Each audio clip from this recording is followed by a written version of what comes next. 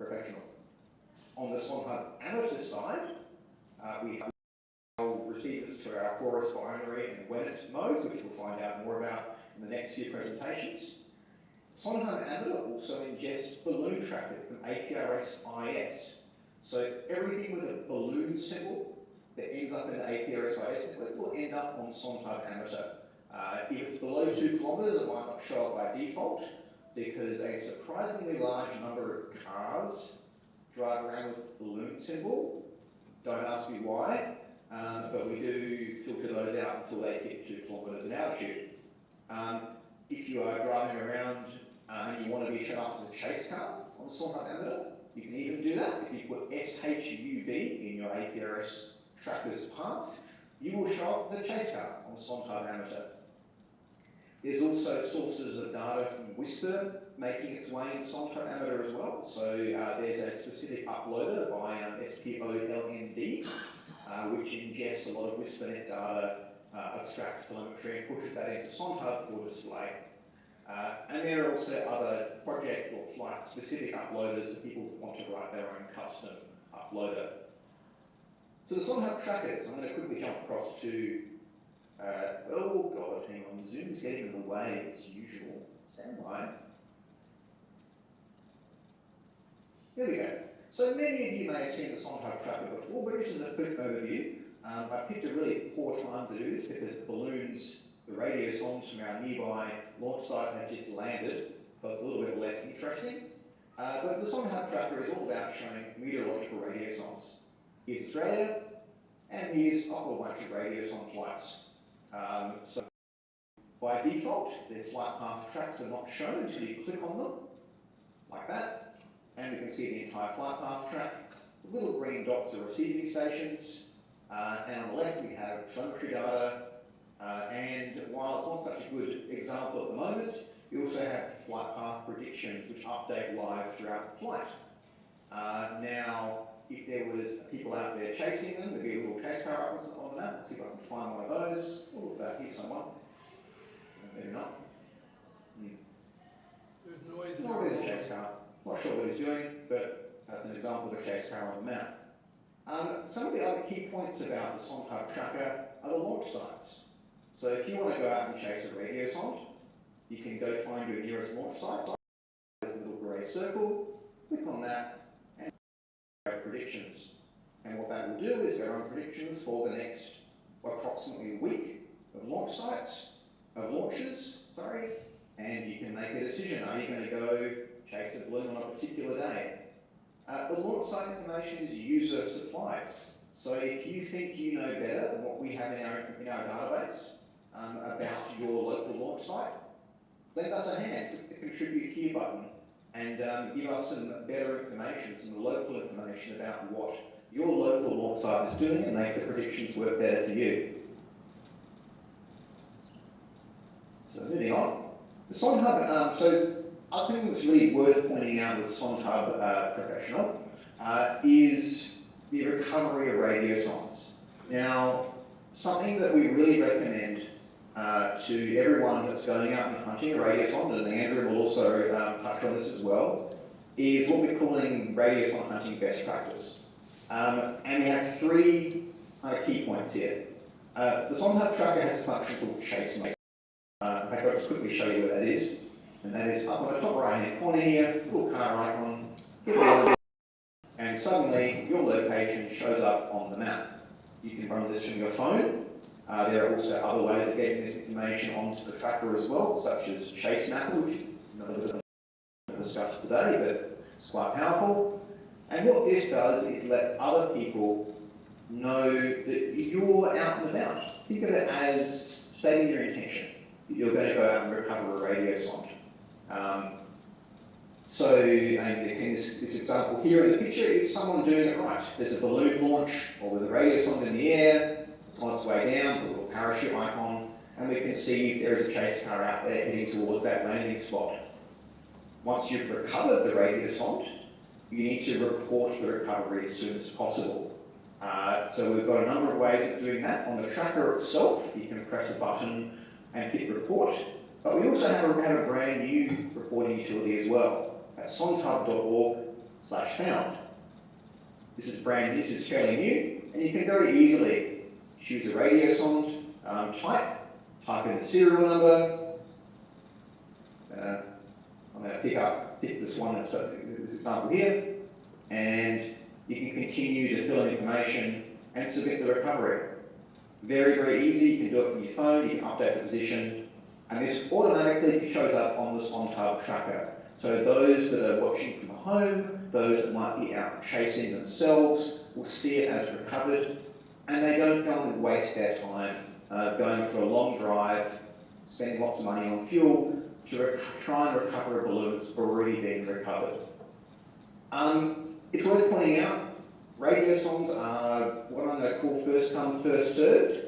If you really want a particular radio sonde, be there when it lands. It's a fun hobby, it isn't a competition. Don't expect a radio sonde that's landed a day ago to still be there, you turn up. Yeah, if you want it, be there when it lands. For the SonTab amateur tracker, looks very, very similar, same interface. This is all about amateur radio balloons. Most of what we see on the SonTab amateur tracker nowadays are whisper balloons. So here's an EOSS balloon, look at that. Where's that been? All around the world probably. So amateur balloons, we can filter these via modulation type. We can choose from, we can filter from just whisper balloons. Well, I'll clarify here on the modulation type that those balloons that are turning up via APRSIS won't show up here. We can filter for just Boris binary balloons, filter for just APRS balloons, etc., etc. If you want to filter down to a single balloon, so let's say your own flight, you can put that in the call sign list at the top left-hand corner. So as an example, I'm going to go bring up a flight of my own from last weekend. Now that was actually last weekend, and the default time history, which is this little drop-down box here, is 12 hours. But if I choose 7 days, I'll find my flight. Here we are. Now, both SonTab Amateur and the SonTab Professional Tracker have Grafana dashboards, and they're accessible from the left-hand side here. This is the kind of information pane for each payload. Click on Plots, you'll bring up Grafana. Give it a second to load.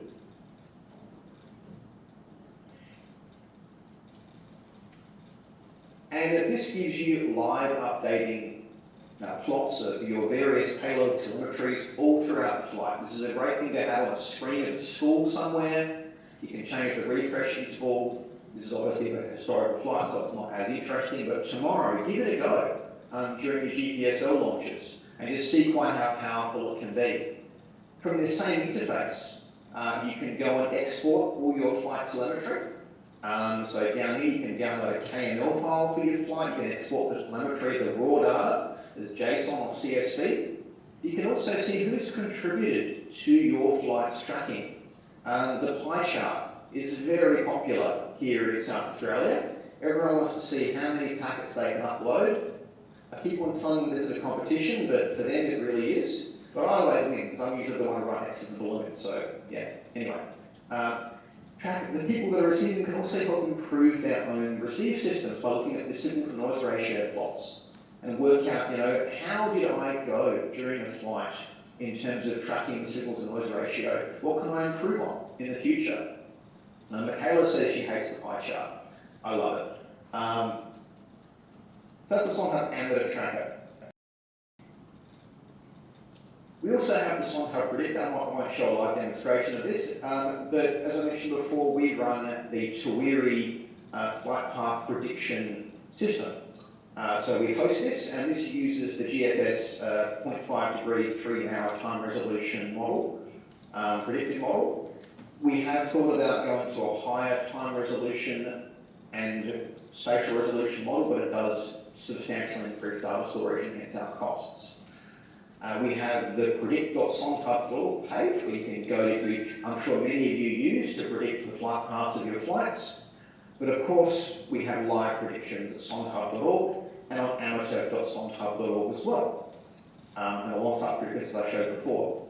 the predictors are also available via an API. So if you want to use it in your own application, you're more than for non-commercial use. For commercial use, we ask that you help support our operating costs. And again, the predictor is also open source as well. On the point of predictions on amateur.sonthub.org, if you're running your own flight, for example, VK5 ARG, and you want the prediction to actually be meaningful, so you know that your balloon is going to burst at, say, 35 kilometers altitude, you can program that into the predictor. Click on the little balloon icon at the top here. I have to log in as well, sorry, forgot about that. You can make an account, or you can sign in with Google. There's no special account required, but you do have to kind of log in, per se. And now what you can do is enter in your payload's call sign, enter in your expected altitude, so 35 kilometers as an example, your expected descent rate. Ascent rate doesn't really matter that much, and hit submit. And from now on, any flight path prediction on SonTub Amateur with that call sign will have the correct ascent rate. So this might be important for your flights tomorrow. So it might be something worth thinking about. Another service we provide on SonTub is the burst calculator. Again, this is based off the Cambridge University Spaceflight Burst Calculator. And this helps you figure out how much gas you should put into your balloon to achieve a certain ascent rate for a certain payload mass. We have data on a wide range of balloon types here, which has been provided or sourced through various sources. Some of it even provided by manufacturers themselves. Kmont were happy and were able to provide us with updated data and some balloons as well, which was really nice of them, so thanks to Kmont. And the same flight path, same burst calculator is also available via the predict.sonthub.org user interface as well, as you're doing your flight path predictions.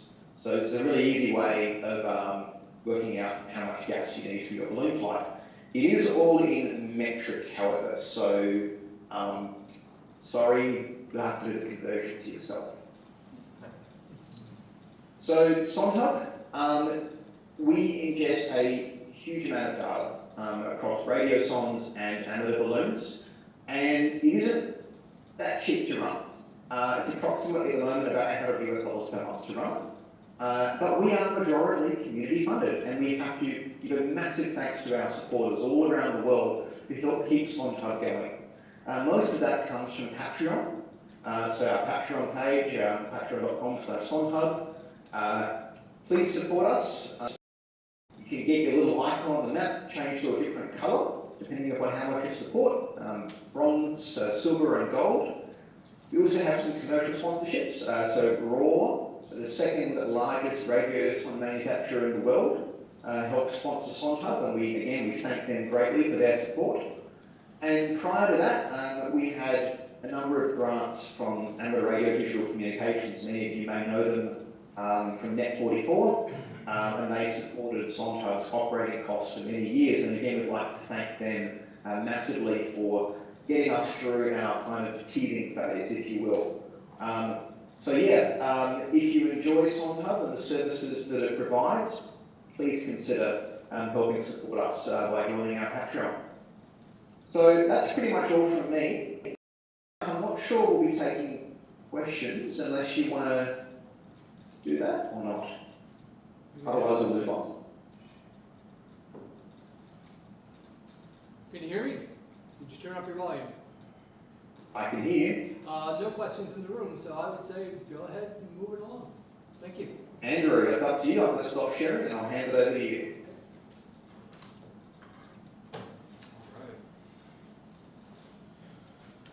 Do you want me to share the presentation so you don't have to? That would be great. Okay.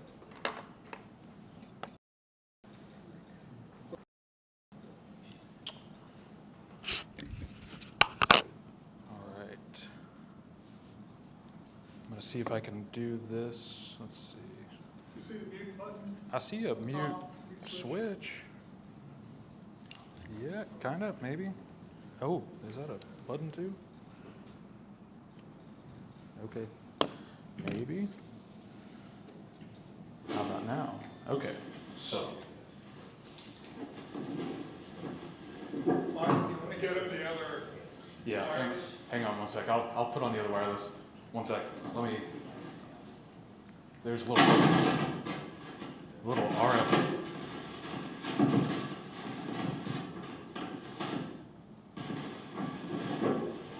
Wow.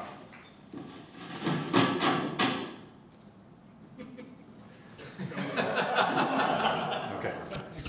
So there was RFI coming off of this one. I'm trying to figure out how to.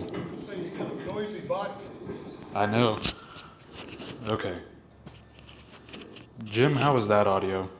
Is that good for you, or does it need to be up higher? Can you? Good for you? Okay. I'm trying to mitigate the RFI off of this mic into the other mic, so let me grab some toys real quick too.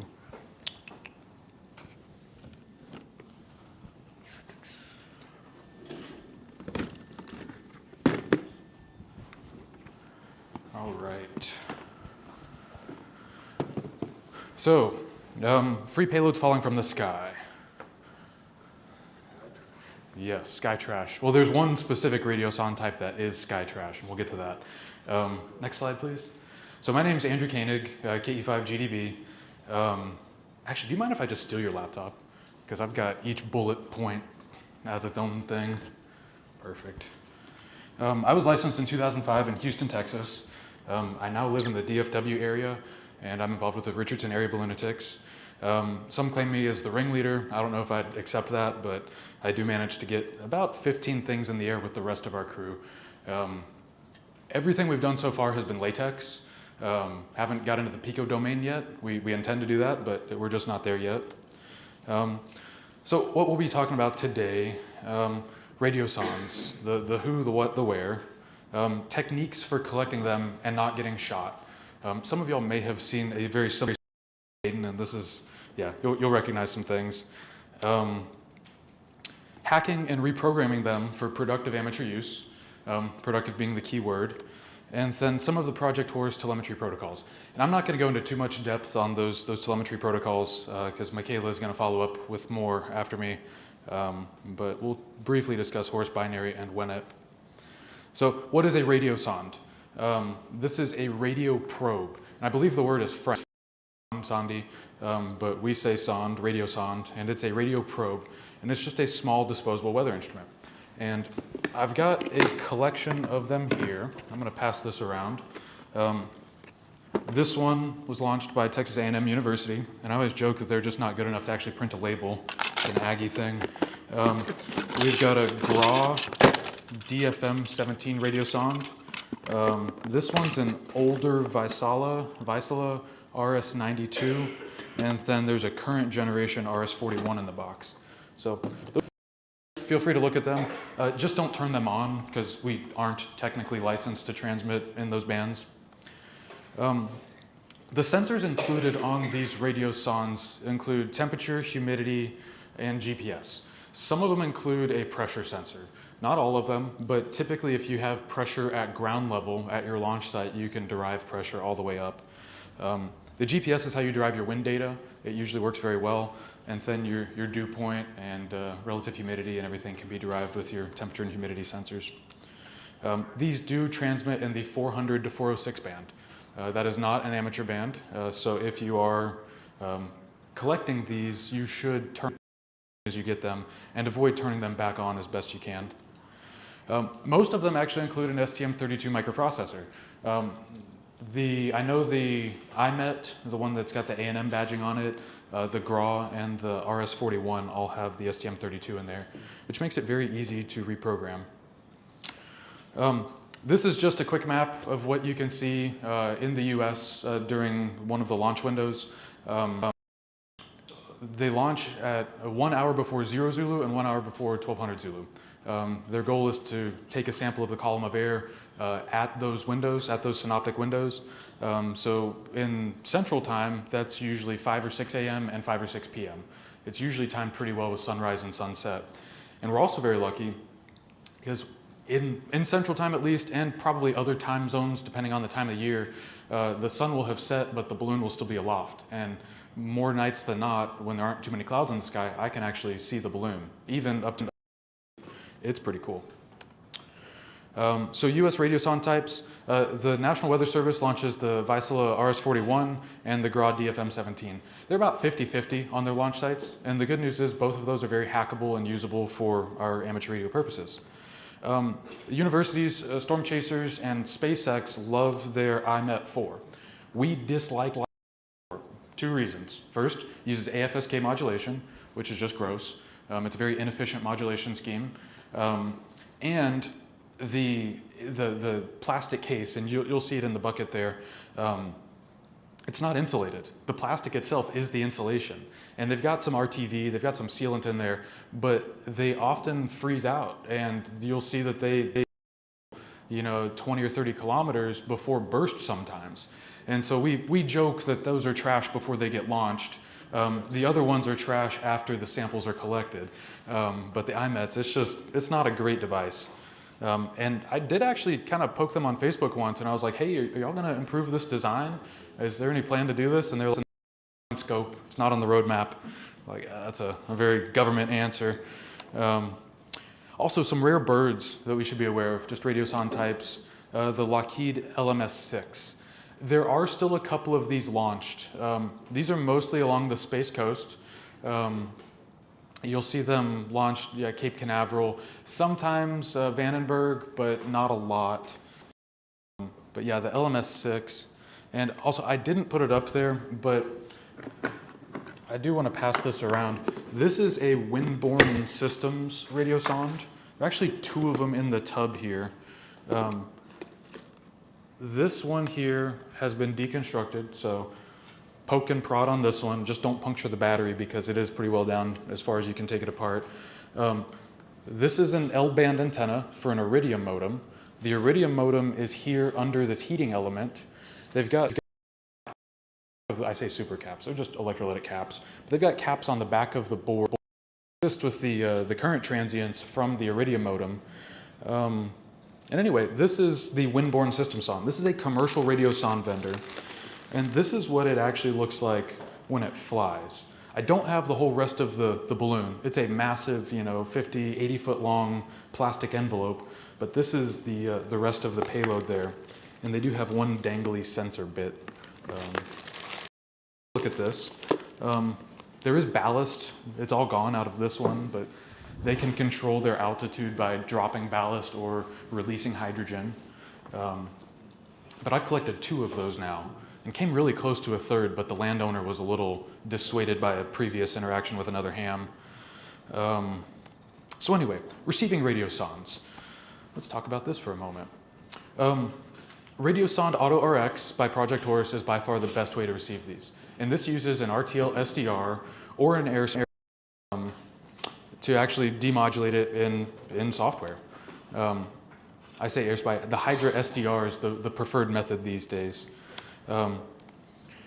You can also do multi-slice receiving with a piece of software called KA9Q Radio. And this will allow you to receive the entire 6 megahertz 403 band and decode as many radio sondes as you have power or gain ability to receive. On a Pi 5 up on one of our sites, it's about 325 feet up above ground level, got a DIY collinear antenna. I've picked up probably 15 radio sondes at the same time. And that's out of North Texas, and pick up Amarillo, Lubbock, Corpus Christi, Shreveport, Lake Charles, Kansas City or Dodge City, Little Rock, Memphis even, some in Alabama. What's your launch site in Alabama, Bill? We've got one out of Birmingham, south of Birmingham, and then the ARM facility that Yeah. we put in Bankhead Forest, Sometimes when they 5 miles west of me. when they head you might be able to pick them up, Jackson, Mississippi. So anyway, with a good receiver and a nice antenna and an LNA and everything up at a high altitude, we can receive packets down almost 7/10 of a degree below the horizon, which is awesome. And that's all with this multi-slice receiving software and radio sonde Auto RX. For tracking on the go, this little device on the right here is the LilyGo TTGo, or LoRa 32, and there's firmware that can run on it called RDZ TTGo Sonde. That's my preferred firmware. It's open source and it uploads to SondeHub. There are other firmware sets that you can run on there that are not open source and do not upload to SonTub, but in the interest of collecting data for the greater good, and more importantly, if you get close but you don't intend to recover it or you can't recover it, this allows us to see the last packet on SonTub. Yes, Bill? Will that also link to your phone, just like the TTGo software? It will link to your phone. The MySonToGo? It will link to your phone, but you access it through a web browser rather than an app. So, you got, yes. Yeah, actually, yeah, I've got your app on the phone, so yes, that's good news. The other thing that's useful to have is Chase Mapper. Chase Mapper is effectively SonTub local. It allows it to run on, I say local, it gives you a mapping interface. It can provide you with real-time local predictions, offline predictions, so you don't need to hit any website or anything. But Chase Mapper is very nice. And it can also provide chase car support. So you can just check a box and it'll upload your GPS data and send it to SonTub or SonTub Amateur. Collecting radio sons. You guys are experts, right? This particular slide was geared towards the Dayton crowd, but we'll still go through it anyway. Use the predictions. Next slide that was geared towards the Dayton crowd. We're very interested in the last packet, and the better your receiver performs, the more likely you are to receive that last packet. If you've got more gain, in my case, if you've got a tracking Yagi satellite station, you want to get the closest packet to the ground to increase your chances of success with actually recovering it. On these two images, this bottom one, you can see the last packet was only maybe 10 or 20 yards from where the actual radioson landed. Or where the predictions thought it should land. This was a very, very low altitude last packet here. On this upper plot, you can see this was the last packet and this was the predicted landing site, and that's probably a half a mile. So having more gain and better reception will improve your ability to pick up these radiosons. It's always important to consider the altitude and velocities. SonTub will give you a vertical velocity and a horizontal velocity, and you can do some kind of mental math to figure that out, figure out how far you should be looking. The predictions are very good, but sometimes the surface winds change, in the 6 or 8 hour window it takes for the models to update. Also, consider the gravitational pull of trees and water. There's something special about trees and water. I don't know what it is, but in a field, right, like we'll take this for example up here, right? You've got all this space. Do you know where this balloon probably landed? In a tree right over here. There's no doubt. Or maybe one of these stock tanks or something. I mean, there's so much empty space, but it will find the tree or water. In lieu of power lines. In lieu of power lines. Yep. The RS-41s have what's called a burst timer. Most NWS launch sites configure that for 8 hours. So after burst, it will turn off after 8 hours.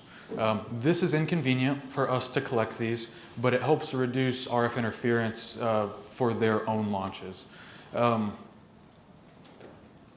gist is, if you want to get that last packet straight from the radiosonde, you need to drive up 8 hours or less after burst. How often do you have competing sondes on the same frequency? We don't typically have competing sondes on the same frequency. I don't know how the GRAW workstation works, but the Gpsl MW41 does a good job of listening for other interference, and it will scan a whole preset list of frequencies, and if it detects a whiff of anything on its preferred channel, plus or minus some window of time, it will actually ask the radiosonde to change frequencies before launch. And so when they've got a cradle, they put it in, they set the radiosonde on there, and it does calibration for temperature and humidity, and in that process, it programs the frequency and verifies calibration data. And so it will QSY the radiosonde if it has detected something. And the most often we see that happen is on critical weather days when the Fort Worth office is launching twice as many as they should. Maybe a noon launch, maybe a 3 p.m. launch. And the 3 p.m. balloon might still be in the air when they're running the calibration on the 6 p.m. balloon. So that's our most likely outcome for this issue. Dodge City, they shifted their morning launch to noon after this last open shutdown. So they have a noon and 6. Noon and the 6:30, 6:30. Mhm. So there's been several times where we're close to picking up the one on the ground Yep. that's still transmitting, and then the next one launches. And- I just have a little comment. They launch 4 a day, sometimes 5, 35 miles from me. And sometimes when I'm chasing a sonde, there's another one in the air. And that TT-Go, the Go Sonde software, if I get close enough to the one on the ground, it will capture it, and then it'll hop back and forth. But I Yep. will see the one on the ground even if another one's on the air at the same frequency. Yeah. My other beef is that New Orleans and Fort Worth both operate on 404.8, and New Orleans is within our range, but it's always covered up by the Fort Worth one. And only when there's an issue with Fort Worth do I hear the New Orleans one. But that's like the one balloon DX bit that I haven't achieved, or don't achieve regularly, because it's the same frequency. And it's just an email away from saying, hey, can y'all change this frequency? We're doing this goofy thing. But I haven't sent said email. So collecting the radio sondes. Step 1, turn on chase car on SonTub. This is the most important step, okay? When you do actually approach the property owner, when you're nearby, when you knock on the door, introduce yourself. And my thing is, I'm an enthusiast, but I have nothing to do with the Weather Service. I know those people, but I'm not an official. I'm just a hobbyist, and I just want to pick up this piece of trash that landed in your backyard. Something landed in your yard or property. I like to show the map of where it landed. Usually they can identify any feature from above. No issues there. Can we walk back and collect it? And then a firm handshake and a referral to sondhub.org. If it's one of my amateur payloads, I'll usually send them to the ssdv.habhub.org site so they can see the images. But typically following these steps, you won't get shot. Steps 2 through 6 are so the homeowner doesn't shoot you, and step 1 is so I don't shoot you. Here are some images of different radio sondes collected in the Fort Worth area. The one on the left is Sean, KF5PXG, and his daughter. This one landed in a warehouse, or in a warehouse parking lot near Garland, Texas. Real nice. The middle one landed in a front yard. The radio sonde was out on the sidewalk, and the balloon was up in a tree. We pulled up around 11 o'clock at night, so this was a real quick hop out of the car, yoink, take the picture, and run type of affair. Again, if they can't get outside quick enough, there won't be an issue. And then the third one here on the right got strung over a power line. This is Encore, so I think that's only 7.2 kilovolts, not a big deal, and it was dry. So just a quick tug on the string, the sonde flew up and over, and we were on our way. What can you do with these? Reprogramming radio sondes.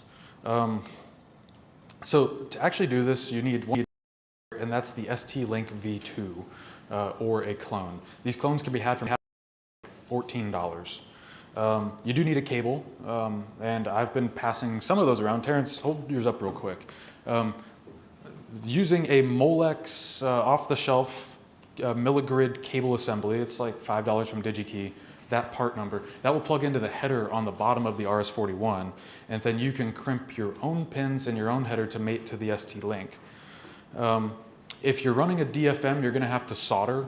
It kind of sucks. There are some little pogo pin things. Yeah, Mike's got one here that do help with programming the DFMs, but it's not as elegant as the RS-41 solution. From the software perspective, there's RS-41NG. This is good for both the RS-41s and the DFM radio sondes. This supports Horse Binary, APRS, CW, and now a Fox mode. In our latest push to add features, we did include a Fox mode. There's also RS-41 Fox, and this is something that Mark put together, and this only supports the RS-41, and at that it only supports the older hardware revision. But that's a very viable Fox platform as well. And also you can see here, we've got the diabolical field day Fox that was in a traffic cone. I did actually cut that piece open on the traffic cone so you could scan the QR code, but Foxes, RS-41s at field day, just like this. Horse Binary. It is better than APRS, just straight up. There's no question about it. I see some squinty eyes here, but yep, this is the way moving forward.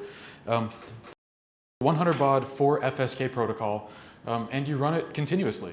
A lot of people like to do time slotting and other goofy things with APRS, but with Horse binary, it's best to run FDMA. You pick a channel, you stick with that channel, and just run continuously. If your call sign is set to a reasonable length and you're not running a bunch of extra telemetry, the packets are 32 bytes, and you can get one of those packets every 3.3 seconds. So rather than waiting for your 60-second window for your APRS packet, you get these every 3.3 seconds. There's a major noise advantage over APRS. It's alleged to be about 20 dB. I personally think it might be a little more, but that's the 4FSK, just kind of raw modulation, as opposed to AFSK, on top of FSK that APRS has. But I'm gonna kick the can to Michaela on the rest of this because she's got a lot more details on this in particular. Let's see, WNET, end-to-end image transmission. This is a really cool protocol. Images via a Pi camera, and real quick, let me pass around my WNET payloads. These are slated to fly tomorrow, so be gentle. In fact, the one I'm going to pass around has a very weak SD card holder, so just be careful with that.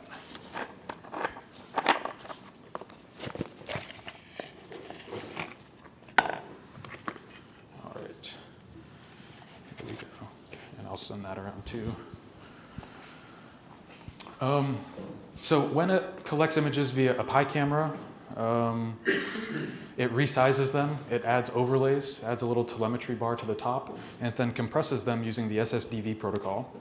And then it transmits them via 96 kilobit per second link. This stuff works very well. We get beautiful images from the edge of space in real time. Again, more details from Michaela. She'll go into some real cool stuff here. These are some images I have received via WNET from payloads I've launched. This was into a storm system. I thought that was really neat. Same thing on this one. These are pretty standard images that y'all might collect, with your standard routine latex flights. But the fact that we're watching these scroll through in real time was very satisfying. And without the sync issues on slow scan, or the missing lines when it fades or whatever.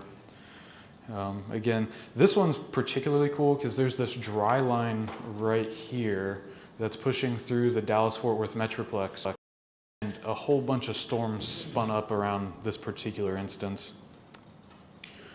From the edge of space, this is what a WNET picture might look like. I'll note here at the very bottom, under the zoom bar, but I'll point once it goes away. That gray bar right there was because the antenna got sheared off in the post-burst chaos. Another payload swung up and hit the antenna and broke some things. And anyway, otherwise, this was a very successful image with a lot of great detail. This is probably one of the best ones we've collected. And this is using the Raspberry Pi camera high quality with the M12 mount and a fairly wide angle lens. That's the other one that's gonna fly tomorrow. But you can see Dallas-Fort Worth, or Dallas in particular, right there. Building your own transmitter, you need a Pi 3 or newer. The 02W works great. Unfortunately, these are out of stock everywhere right now. They're expected to come back in like September. But you look at Mauser and whatnot, and it's saying like 9/16 as the expected date, and that's just gonna kill me because I am out of stock on these. We use an RFM 96 Pi hat. That's a LoRa radio, but we don't actually run it in LoRa mode. Your favorite Pi camera. Mark and I have spent so much money on latex, helium, and hydrogen just trying to get the Pi camera V3 to work. We've had, how many, Mark? Probably a dozen different flights with the PiCam V3. Too many. And the V3 does not focus well.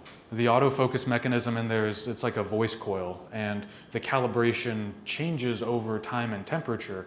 So you really need the autofocus to servo, but that servo just doesn't work well when you don't have an object like right in front of you to focus on. We've tried all sorts of things, limiting that focus range and this and that. And I think the only thing that would work is if you had like a little army man on a stick in front of it and it could focus on that. But I don't want that in my image, just straight up. So we recommend the PyCam V2 or the PyCam high quality. A u-blox GPS is the go-to method for getting position data out of this. And we've noticed that the camera sometimes needs to be shielded. The camera cable needs to be shielded for the GPS to work best. On this payload that's passing around, the actual GPS antenna has a couple SAW filters in it, and that tends to work miracles for reducing that camera noise. And my method is the faucet cover. And it looks like the faucet cover didn't make the trip around the room, but this right here goes over that base. I don't know if y'all want to, well, y'all know what a faucet cover is. This is a faucet cover. So this sits on top of that base, and I've got a nut that threads on there and keeps it all contained.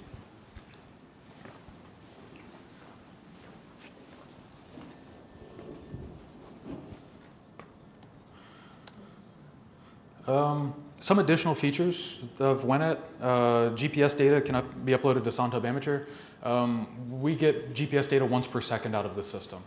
This is by far the quickest updating GPS mechanism that's currently flown regularly. The image data gets uploaded to ssdv.habhub.org. An image is composed of many packets, and this is great because incomplete images can be reassembled on ssdv.habhub.org. So if we are all, say, geographically diverse, say we're all across the state of Iowa, we send the balloon up, and as the payload swings, we all might wander into a null of the antenna. Well, other receiving stations can send the missing packets to habhub.org, and it will be fully reassembled. If you actually look at 2 or 3 receivers in real time, you'll see that exact phenomena. And it's pretty cool. I've watched lines come in on my satellite station, and then I'll get a missing couple chunks. And then another Omni antenna 2 or 3 counties over might have those missing chunks, but miss parts that I received just fine. And so it works out very well. Telemetry aggregation, there is a UDP listener running on that Pi. And this is useful because it will downlink that data you can send to it via UDP over the telemetry link. And where this matters is we can then aggregate data via Bluetooth Low Energy, pipe it through this data link, and have a bunch of student payloads and other small sensors up and down the launch string. Tony back here has a payload that we'll fly tomorrow with a bunch of different, CO2, environmental sensors. And I think I threw it in the box. Let's see if I've got this. Yes, this one.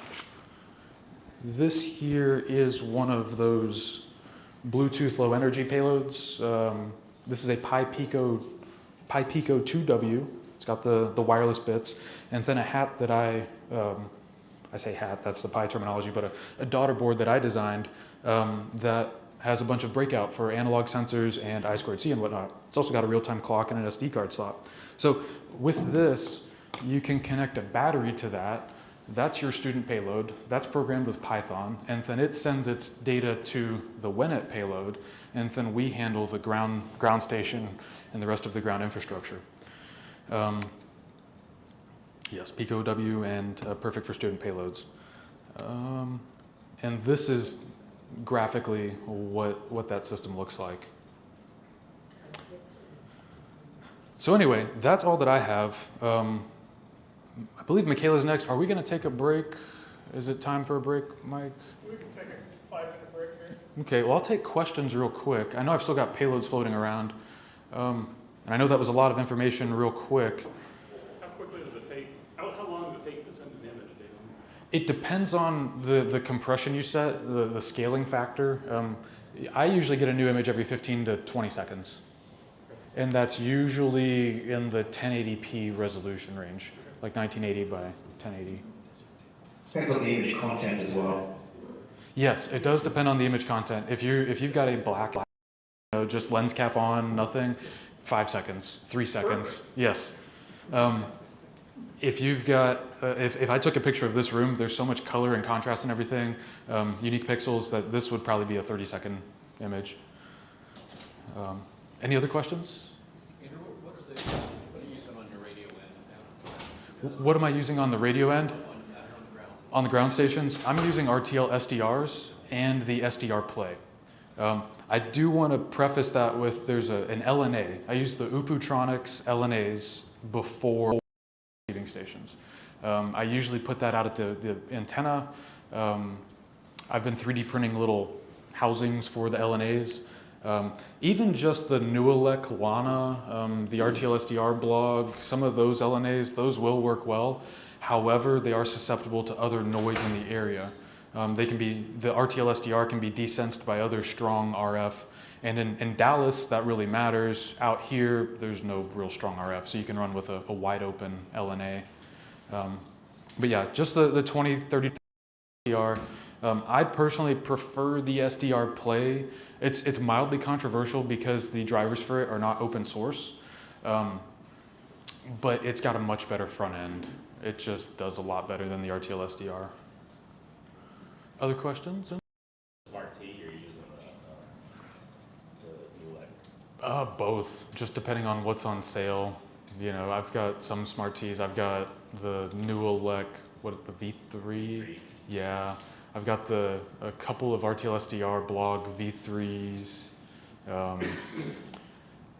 The one thing I'd recommend is look for the ones that have the built-in bias T.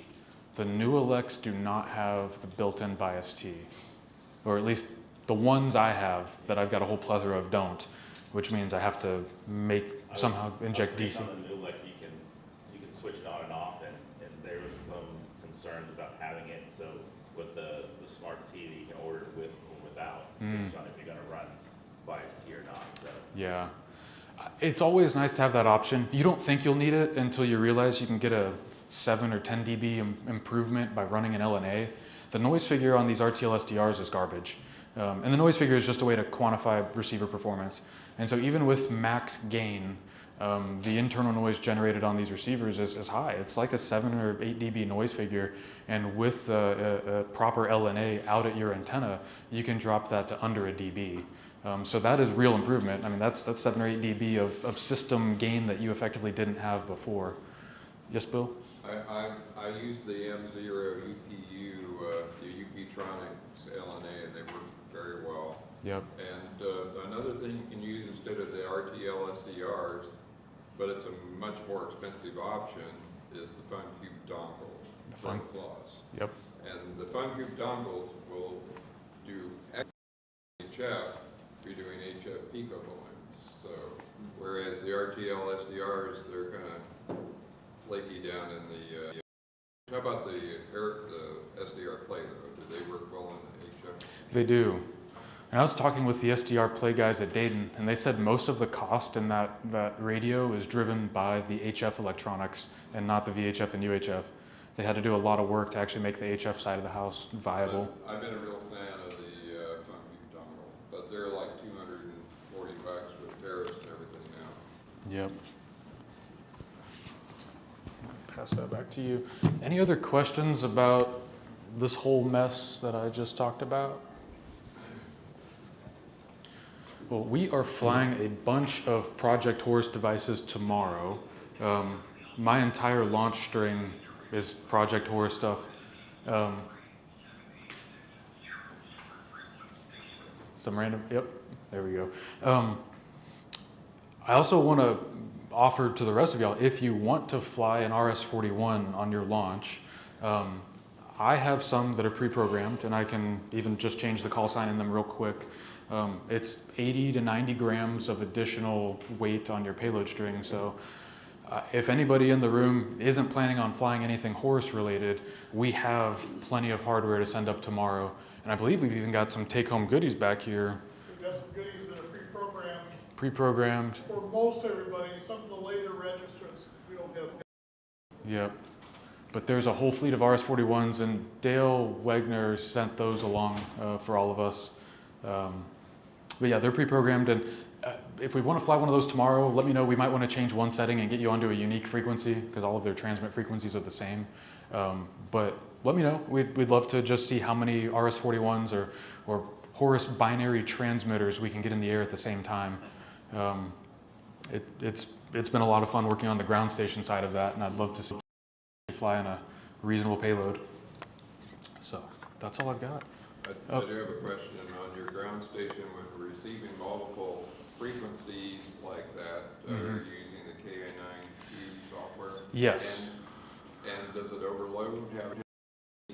How many can you do? So it's all about the hardware. On a Pi 4, you might run into some CPU limitations, but more often than not, I've been running into RAM limitations. Each single Horus binary decoder needs between 80 and 100 megabytes of RAM. And so on a 2 gigabyte Pi 4, I've run out of RAM. Now, I've done a lot of optimizations. And y'all can all, give me shit about this, but I've enabled the swap file and increased the swap file size because a lot of that's not really active. I have an 8 gigabyte. And so that can probably run 30 or 40 of them, no problem. 8 gigabytes. But the smaller memory is probably about, what would be about 10? We are running about, I don't know, after optimizations, I'm running about 25 on a Pi 4 2 gigabyte. But most of my receivers are Pi 5s, and I didn't realize the Pi 4 had an issue until like a week ago, when we started off. The Pi 5 should be fine, right? Yes, the Pi 5 should be in good shape if it's got the RAM. But a laptop, any Nook, mini PCs, those are always a safe bet. But yeah, we are running multi-slice receivers, and that's 3 WENET receivers. That's a Direwolf instance to receive APRS on 433.0, and that's a bunch of Horus binary receivers.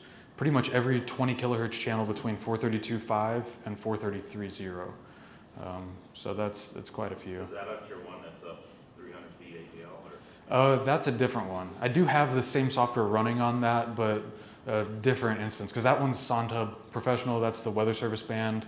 But we have another antenna up there running something very similar to this. It's actually on the same Pi 5. We're running Auto RX and this whole mess on the same Pi 5, and it does pretty well. You find everything's up at the antenna, or it's coming down? Yeah, it's all up at the antenna. Yep. Cool. Anything else? Awesome. Great, thanks a lot. Let me get you the microphones. Okay, Can you fit everybody else in an hour? yeah.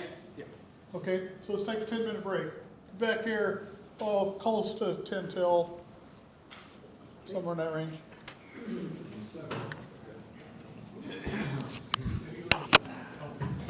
The talking cube. This thing is wild. Yeah. I guess they throw that over to the students. I love talking. On the video, when the video comes down, how many packets does it take to put a picture together? It depends. But let me show you. Actually, I got it pulled up right here. So this particular image, this one's broken because I was testing some things on the payload, but this particular image is about 1,500 packets. And these ones, again, like I said, kind of broken because I was testing some things. But like this one here, that's 1,385 packets. So does it send a packet down every? It's continuous. It's continuous. Continuous It's a stream. modulation. It's a stream. Yeah, and so that's... Okay. That's pretty impressive. We hear you, Miguel. Oh my God. We've got you here on the talking cube. They didn't survive. Yeah, so it's this continuous stream like this. Okay. And so that's the waterfall. And the packet queue will run out and you'll see a little Yeah, blip. see a little blip there. But that's fine. Yeah, that's a big advancement. It's awesome. That's amazing. All SDR driven, all just, this is what ballooning can be in the 21st century. Yeah, yeah. Well, you've been doing it for 5 years, Andrew. Actually, longer than that. Say that again, Mark? Mike, Well, you've been doing that for what, I 6 just wanted years? to introduce Something myself like that. or check in or something. I just, just got in from New York, so. Oh, did you just make it? Yeah, Okay. I just made it. You flying tomorrow? No, yes, I am. Yep, I have everything. You ready. ordered hydrogen? I ordered, Hydrogen gas? yes, yep. You see my email that I owe you $10. 10 bucks? Yes, I got that, no problem. Good. What part of New York? Kingston, New York, so Okay. in the Hudson Valley. Okay. Usually- Well, usually welcome London. to our beautiful day. Yeah, it's actually been a phenomenal morning, and sunset last night too. I was driving out that. The hurricanes actually, the whole hurricanes that came through here, I guess they hit Kingston just before I left. I think, unfortunately, it's pretty hilly there, so there's not much. That's great. I'm glad you made it. So, do we need to check in or anything? I don't know. I got the check-ins there. I'll check you in. Just whenever you have your $10, that's all I need. I can give you $10. I got it here, so.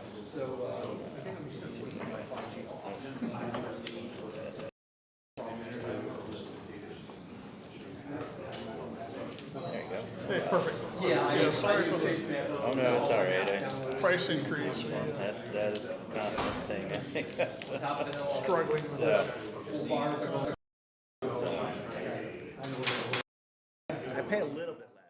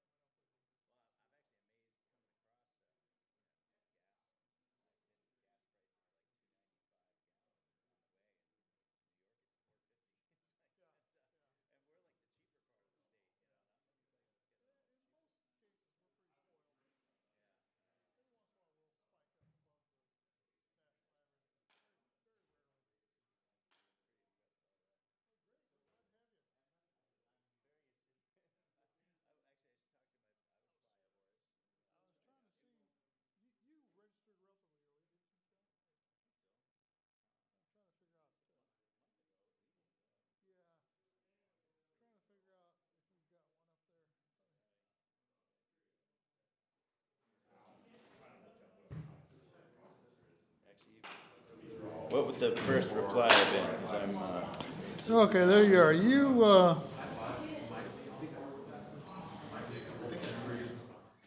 Yeah, you paid your invoice on May 6th, somewhere in that range. So there should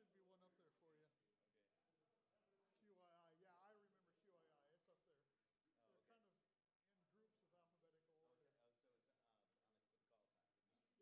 Yeah, there'll be a little call sign up in the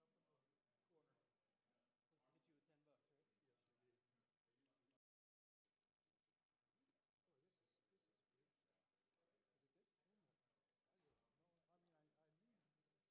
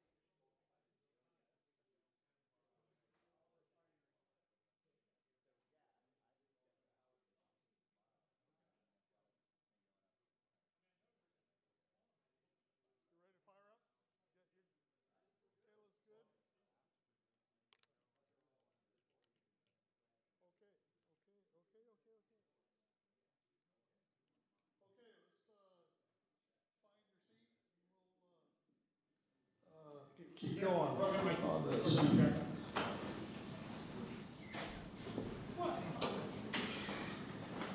Mike, are you gonna introduce Michaela, or? No, I think she's ready to go and she's You're gonna gonna- self-introduce, so. You're on your own. Okay. Hey, so I haven't met many of you before. Hopefully you can hear me.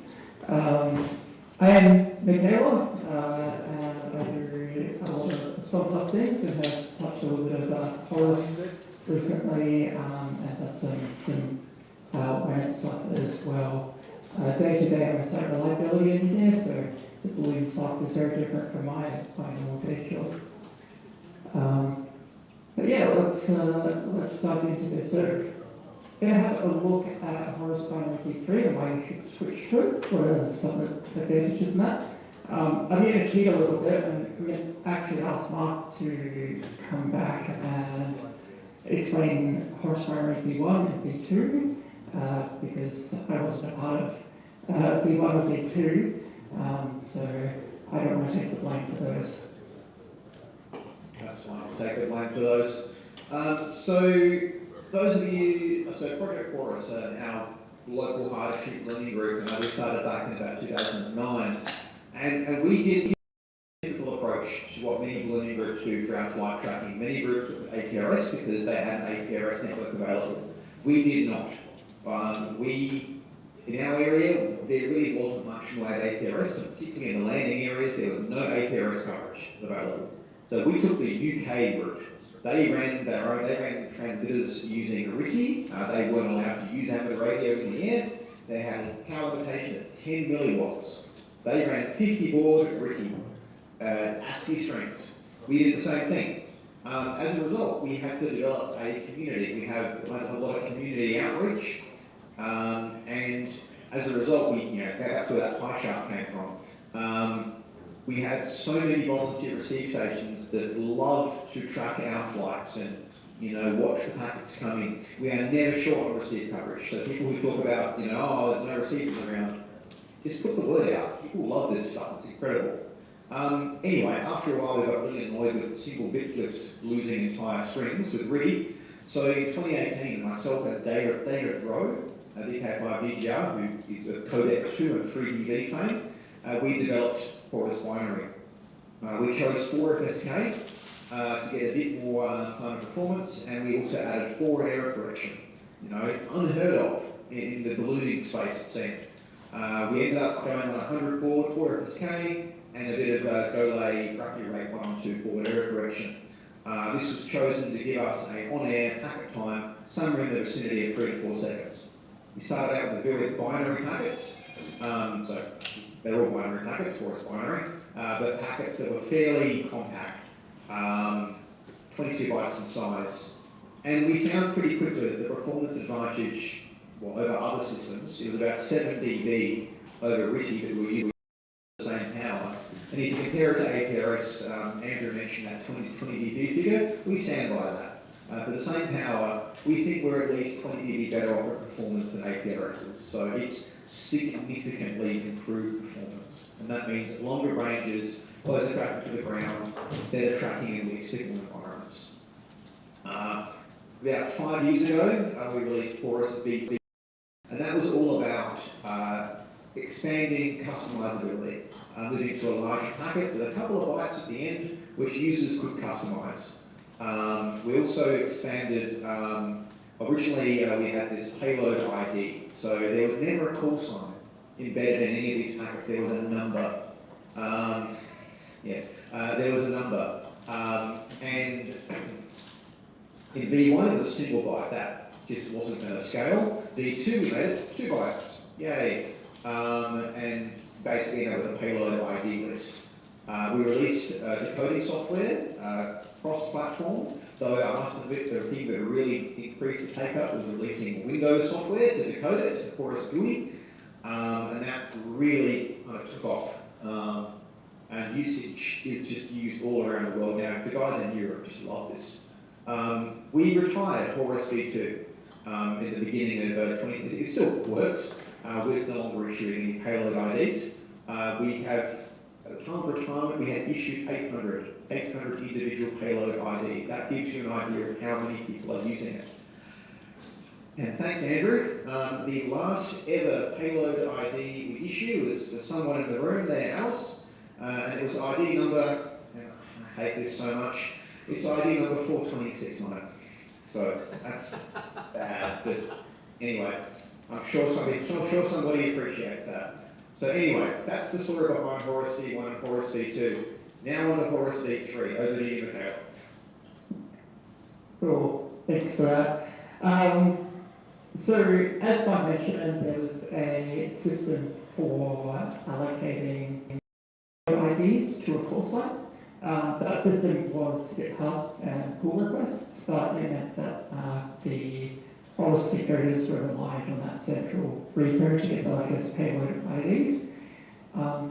There's also custom data in the V2 implementation, but like the payload IDs, it required pulling down a configuration file from GitHub that had all the different data types and how to decode that custom data. So it had this central repo for the config for the custom data call sign. It meant that, Mike is that central authority, approving, not approving. If Mike was away on holidays, the payload IDs aren't going to get issued. Up is down, which seems to be quite frequent lately. You're not going to get the latest payload information to your receiving station. So that's some of the issues that we want to solve, along with trying to enhance the custom data types and what people could use Horus for. Because there have been quite a few requests for different custom data and custom data fields. So if we go on to the next slide, we have Horus binary V3. And it's pretty much the same as V2 in terms of the 4FSK, Golang, 100 baud, all of that stuff is the same. But the things that have changed is that we now have different size payloads. So what we had before was a 32 byte payload. 2 of those bytes were used for checksumming. But now we get 48, 64, 96, 128, which gives us a lot of room to add in custom data. These payload sizes can also change in flight, so you're not stuck with sending the same size packet at the time. We also included the call sign in the payload itself, so there's no longer that need for the central repo. Likewise with the data types, it's sort of a self-defining system, so you don't need an internet connection to be able to decode the data into something that you could read and understand, which we think is quite powerful, and that people can, get started and build something and be receiving it without having to go through some sort of approval process. In terms of how does this magic happen? Using a system called ASN1, it's been around forever. If you're using HTTPS on the internet, the thing that keeps you secure from people, intercepting your data, all of that uses ASN1 to sort of communicate.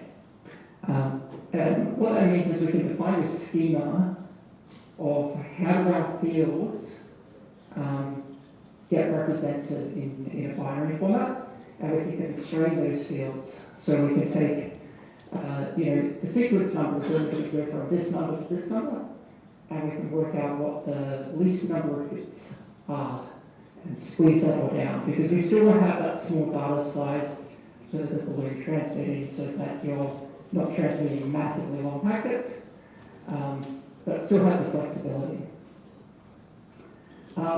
Won't go into this in detail, but the encoding scheme that we're using as part of AS1 is called underlying packet encoding rules.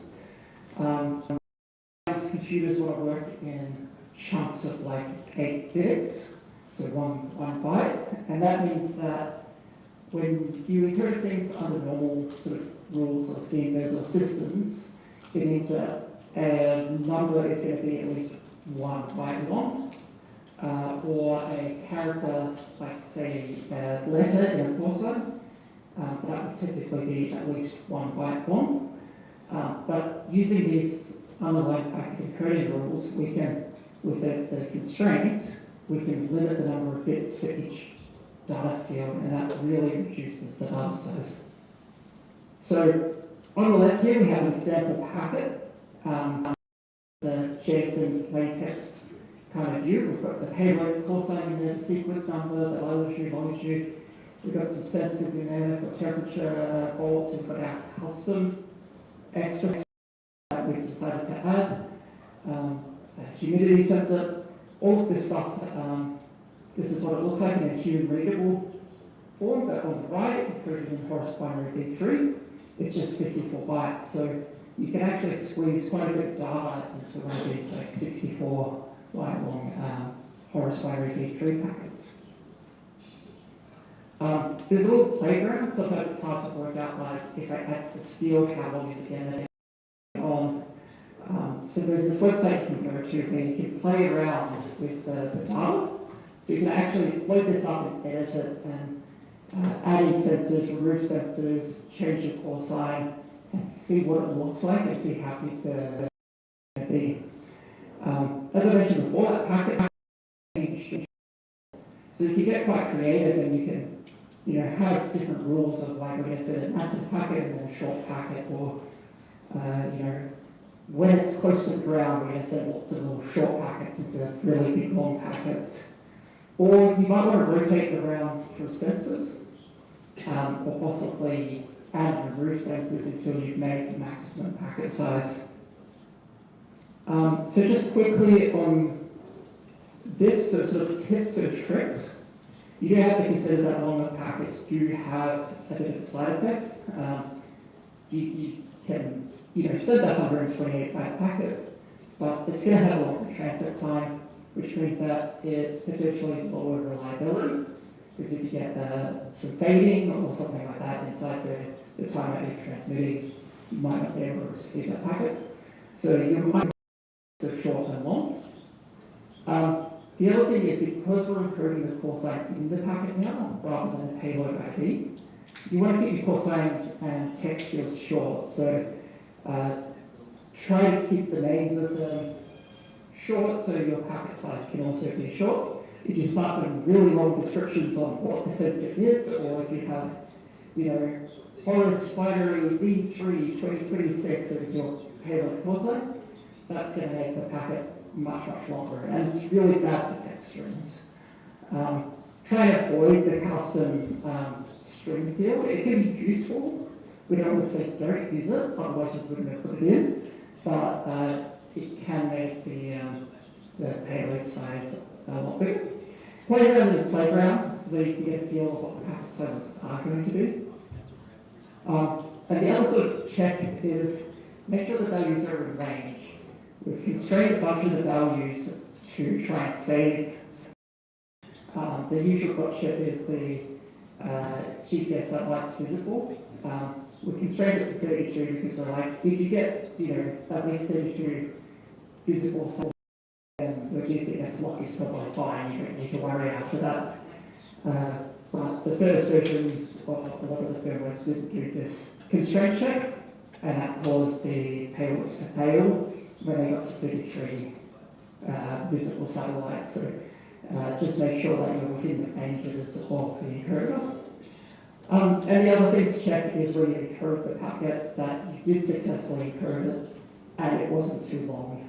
If it's too long, you need to remove some fields. And you can do that dynamically, or you can have a static set that you plug down on the ground.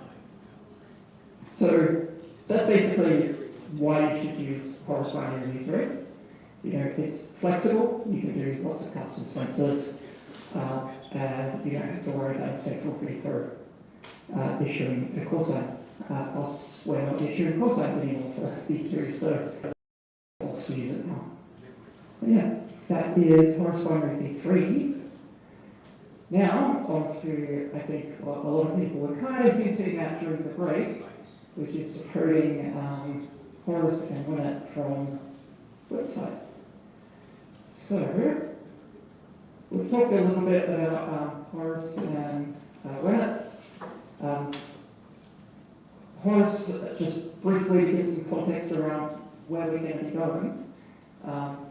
You can decode that using a radio plugged into a sound card and Horus Fury or Horus Virus software. Winnet, RCLSDR is the usual way of receiving it because of the much higher bandwidth. Horus telemetry, Winnet images. But in terms of some of the practical aspects, antenna, radio, Raspberry Pi, this is the way we typically see people receiving Horus, and when you'll have an SDR, Raspberry Pi. We want to make it a little bit easier to receive, because at the moment, the really old way of receiving this was, installing Linux, adding kernel modules, compiling C, all of this stuff, all of this busy work. It did get a little bit easier with like Docker, but you still need to know a little bit about Linux and that to get started. We want to really lower, like you look at this stuff. No one wants to deal with C and Python and C types. So the idea was could we turn this into a web app? Something that's a bit more accessible, something that you can sort of just start and go without jumping into configuring config files and all of that. Originally we made Horus.somhelp.org, and I think Mark and I said, do it for a minute, and I said, it might be possible, and Mark said, no, it was a joke. But we did it. And the idea, as I mentioned, is to just lower that friction, lower the starting point. But in that process, we don't want to introduce any sort of new, because the ecosystem for receiving Winnet and Horus has gone through quite a lot of iterations to get it to the performance that it is. So we don't want to throw away all that work and start again. We want to try and bring all of that code and all of that expertise into our web app.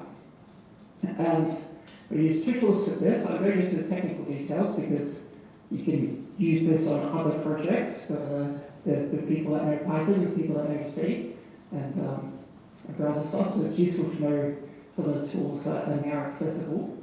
So we use Python CFFI, which lets us get our C library into Python. And we use PyDy to take our new Python library and run it in JavaScript. So this is a browser window running Python. Something that I find really cool that we can do now on browsers. And we built concepts and built this progressive web app, which means it's a website that you can install. You don't have to install it, you can run it just in a normal browser. But the idea is that you don't need much, you just need Chrome essentially to use this. You don't need to install Docker, you don't need to install a virtual machine or install Linux. You can just get going with Web Horus or Web Winnet. And what this means is that you can actually create a link that you can click on that has all the configuration details. So it has what mode it is, so if it's Horus or Winnet, it has what frequency it is, it has the turn spacing, all the configuration details that you need to know to receive your balloon. You can put that on your blog or your notice or your, I think it's ARL newsline. You can put all that information there. Someone can click it and they can get started as long as they have a radio plugged in or an RTL SDR plugged in. So I have a demo. It sometimes works. So we'll see how we go here. I'm going to stop sharing this screen. And I'm going to share this black box. So you should see nothing right now. Alright, and what this black box is that share? I think so, yep, I can see it on the projector, cool. This is my phone. So I'm going to unlock my phone here. And camera app. And what I'm going to do is I have a QR code here. And if we go into QR code, it has a link to forest.sonhub.org.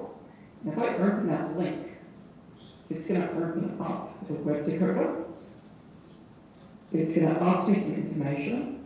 So I want to decode this via an RTL-SDR. I'm going to untick the upload option because I don't want to have test data upload. But if I hit start here, I've got an RTL-SDR plugged into my phone. I can open that RTL-SDR and we can see the waterfall with the telemetry coming in. We can get the GPS information and frame count of that, whether the payload's inside, so there's some GPS. And it's even decoding the SSDB images live. And if I had that option to upload it to SonHub, it'll be going to the SSDB website and contributing to aggregating all of that image data. And this is just running on a phone, not installing anything, just in the browser with an RTL-SDR plugged into the phone. So you can do the same thing on a computer or a laptop. Phone just went to sleep. That's the only problem with using phone is you need to keep it awake. But yeah, you can see the decoding the image there, and hopefully, maybe I should change the resolution to be a bit smaller. We'll get the whole image there in a moment. Yeah, I'll get my next slides up while that's loading. But that's the web system. So I will switch back to the other slides. And you should see that there. So it's not all perfect. In the early days, we had issues where phones were trying to be really smart and filter out audio that sounded like noise, except the modems sound like noise. So we had to work out how to do a whole bunch of tricky things to turn all of that off. It should all be sorted out.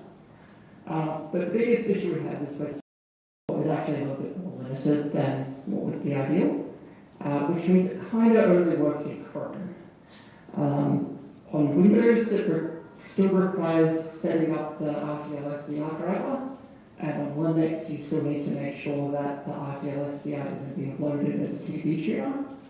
But if you do those two things, then it works beautifully. Like if you already had SDR++ working, it works fine.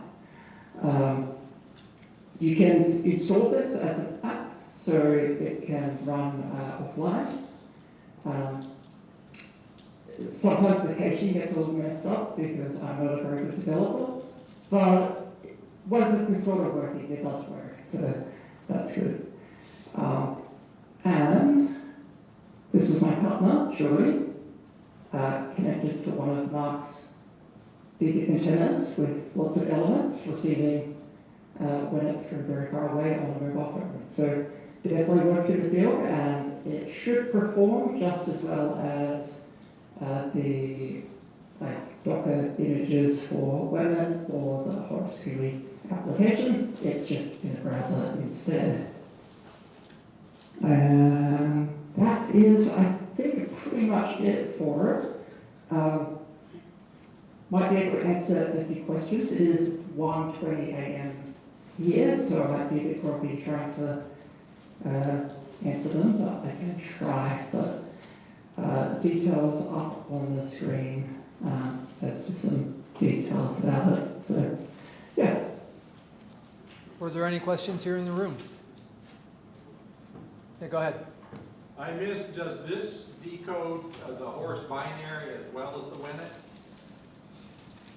Yep, so there is a setting. What I can do is switch back to my phone. So under here, so you can generate a QR code that has that config in it already, but you can manually configure this as well. So we've got host binary audio input and host binary RTRCR.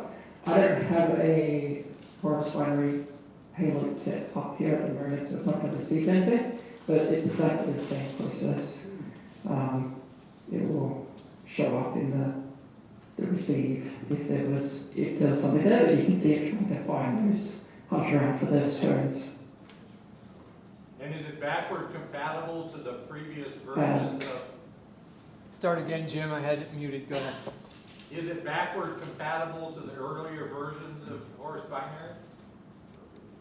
Yep, so go back to version 1. I'm not sure if I personally tested version 1, but it shouldn't have any issues with version 1. It definitely works in version 2. This was actually built before Horus binary v3. Because we're doing this, like take the C library, turn it into a Python library, and bring it into the browser, it uses all of the same code as the original decoders. So everything that works in Horus GUI should work in the browser. Just some of the options we might not have exposed, but I think we've covered most things. Any other questions for Michaela? All right, thanks, Michaela. So our next speaker is Michael, and I'm not going to murder your last name, Michael. You can do your own introduction. Hello, you're on the air, Michael. Hello, everyone. Let's get started here. So okay, yeah, there's no echo. I'll try to get the screen sharing working. Just a moment.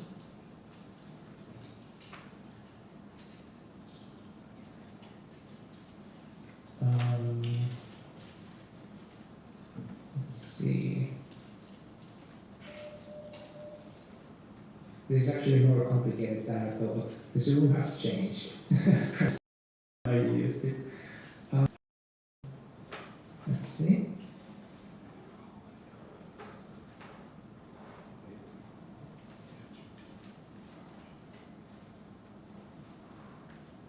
Okay, I should have done this earlier. Now there's some issues.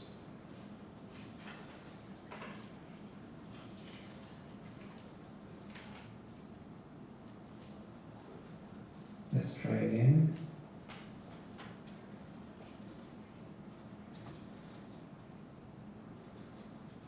Possibly not this one.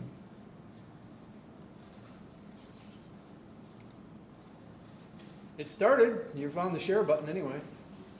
Yeah, I'm just not sure how to share the window that has the presentation for me. So sorry about the confusion here. I'll get this running in a minute. So okay, let's try again. Because I have a second window. Let's see.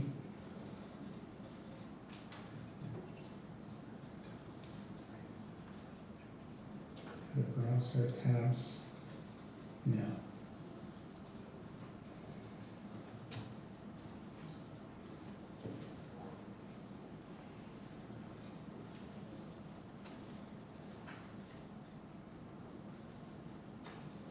It's showing a really tall, narrow one. Okay, yes. There it is. Okay, awesome. Sorry for the delay. I think it's still visible, right? Okay? Yep, you're good. Cool, awesome. Yeah, sorry about the delay. So let's continue with the radio sound theme here. So I'm going to talk about RS41NG firmware for the Gpsl and the DFM radio sounds that got already mentioned by Andrew earlier. So just a quick introduction. My name is Mikhail, Oscar Hotel 3, Bravo X-Ray. I'm from Finland, and the time is 6:30 p.m., so not that late yet. And I'm a software developer, also an embedded systems are tinkerer, so that's kind of more on the hobby side. Yeah, as you can see, I'm into altitude balance projects, radius hunting, all the stuff you see here. And I think I hunted my first radius hunt back in 2019, so like 7 years ago or something. I had maybe like 100 plus RS-41s in the basement, so not like I'm going to need any more of those. So I'm the original author of the RS-41 NG radios on firmware, but Mike and Andrew both have helped me a lot, and there are some other contributors there as well.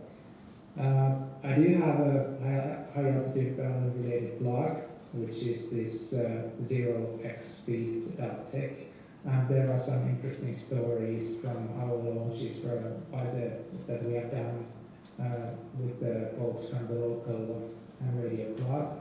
And yeah, just mentioning that the thing with the gravitational pull of water and trees is real. Like there's actually a really cool video about our past payload landing into a river, and we had to go get a boat to get it. But we eventually recovered it. So yeah, if you want to have some fun videos to watch.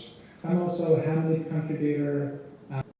My own remote control software for amateur radio stations, so that's kind of on the other side of this hobby for me. So, going forward with the RS-41NG, so this is the firmware that you can program on RS-41 radio sounds. And I have to also mention that Gpsl is a Finnish company, so we get lots of these radio sounds here. Also, some of their own test runs every week, so we get like their newest, let's say, really PCB versions and whatever they're testing sometimes. But unfortunately, mostly they end up in the sea and not where I live. Anyway, so most of this was probably covered by Andrew and the other folks here. So you can use this firmware to turn the radio sound into a hand radio transmitter. You can transmit APRs, all of the Horus binary versions. Well, version 1 was recently removed, but we still support V2 and V3. Then there's a newer mode called CATS, which is like, let's say, modernized version of 8. So if you want to take a look at that, go ahead. The CW Whisper FT8, which you can use with some added functionality. So I started developing my own firmware for this. I think this was also back in 2019, 2020. I saw the original RS-41 custom firmware. I think Mark, the K5 Quebec India had developed it, or at least partially, and I just kind of poured it and started tinkering around. I wanted to support, wanted to make it more modular, to support more sensors and new modes and so on. So that's the kind of the main benefit. There are lots of features here, and we try to keep it up to date after some longer process with the development. So it does support most of the new RS-41 hardware, because there are a couple of versions of the radio sound hardware. And it also works on the VFM17 radio sounds quite well. So just to give you an idea about the sensors that we support, here's an example of what we did with the Bosch DNB 280 sensor. So you get the temperature, humidity, and pressure. That's kind of standard stuff. But we also added like a driver for a board called RadSense, which has a Geiger tube, and it's also a quite interesting sensor to see like the radiation levels when you go up in the atmosphere. Right, so this was just a kind of a longish introduction into what we're going to talk about. We're going to talk about flashing the firmware, or building and flashing the firmware. There's always been a problem, and this was also kind of the theme with Michaela, that like most of these tools used to receive or build or flash or whatever, and to deal with this hardware related to high altitude balance, they're not that easy to use. So it's been almost like a software developer job to do this.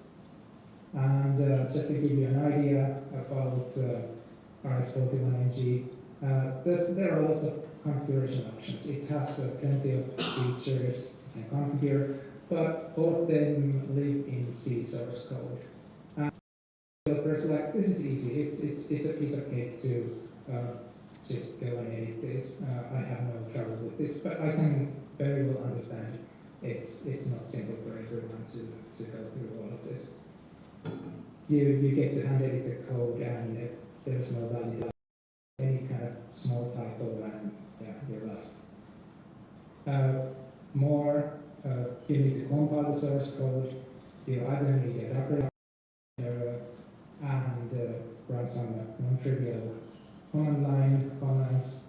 And if you get any errors, then that's helpful. You'll just get this weird wall of text. And finally, once you get as far as compiling the firmware successfully, flashing might not be that simple either. You need to install the flashing tools, or sometimes even some USB drivers, and yeah, again, leading up to some errors. So what can we do about this? There's a new tool called RS41NG firmware configurator. That's again a web application. So we can see the theme here. So here's a quick look into what it looks like, a screenshot. It's a guided wizard into configuring and flashing, configuring the firmware and flashing it onto the radio sign. This all runs locally in the browser, and it works in Chrome and Edge-based browsers because they support the technology called WebUSB. The same technology actually, which was used by the WebNet and I believe the Horus decoders that we just saw. So what you get, you can configure the firmware features in the browser. You get a kind of a guided build. There's just one command. If you download your configuration from the browser, you run one command on your local machine, and then you upload the compiled binary to the browser, and the browser flashes the JSON. So no more anything source code, no more compiler errors, hopefully at least, and you don't get you most likely don't need to install any kind of USB drivers. It just works out of the box.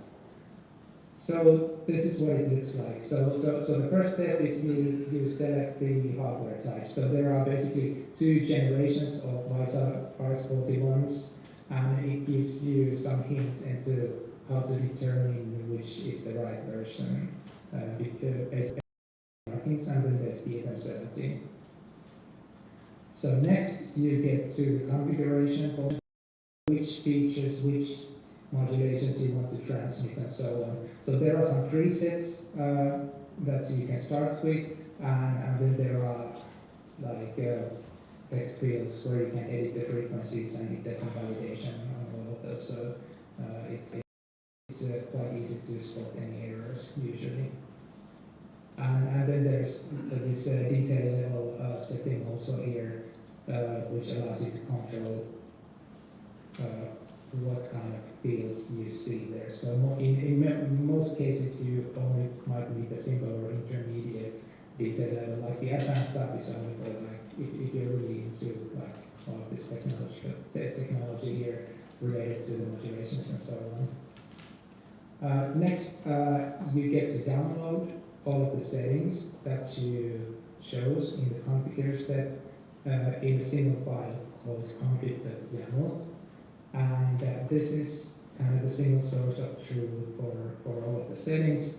You download it and run the build locally on your computer using this script. So there's also there are instructions for getting the source code. You still need to kind of download the source code, but you don't really need to do anything with it. So there's this prerequisites which actually tells you how you get the source code on your computer, and then you just run this one command. It should do everything for you. And you can even select which operating system, Linux, Mac OS, or Windows. So it will slightly alter the commands that you need to run. And finally, you can do the flushing in web. You basically just connect your ST-Link USB dongle, then click this Connect ST-Link button. It gives you a list of devices, or it totally detects your device there. You select it, and you select the binary file, the firmware binary file that compile, and click flash. And it takes maybe a minute to flash it. And yeah, here's just here are some photos and screenshots of what the USB dongle looks like, and as you can see, you can even deal without the proper pin headers here. So, and this flushing step also includes a wiring diagram, so it kind of reminds you of how to do the connections here for each of the radioson types. So for anyone interested in how it's this configurator is implemented, it's a client-side web applications. Like I mentioned, there's no server, nothing is uploaded anywhere except for the web browser running in your computer. Flushing happens via web USB, so only Chromium or Chrome-based browsers really work. So Microsoft Edge is one of those. So Firefox and Safari unfortunately don't work, but yeah, that's how it is right now.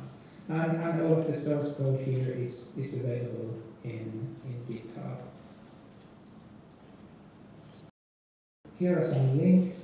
This is the last slide that I have here. There's a QR code which you can scan. It takes you to the configurator, and you can save the link there. There's the blog and the source code links there, and Master on X, and so I'm also in the what's it called, the project owners Discord. So there's a channel called RS41NG. So come meet me there as well. Thanks everyone, and if you have any questions, I hope I can hear them here as well. So, are there any questions for Mikhail? Go ahead, Bill. Will the configurator work with the software that Andy and you have been modifying off of his software?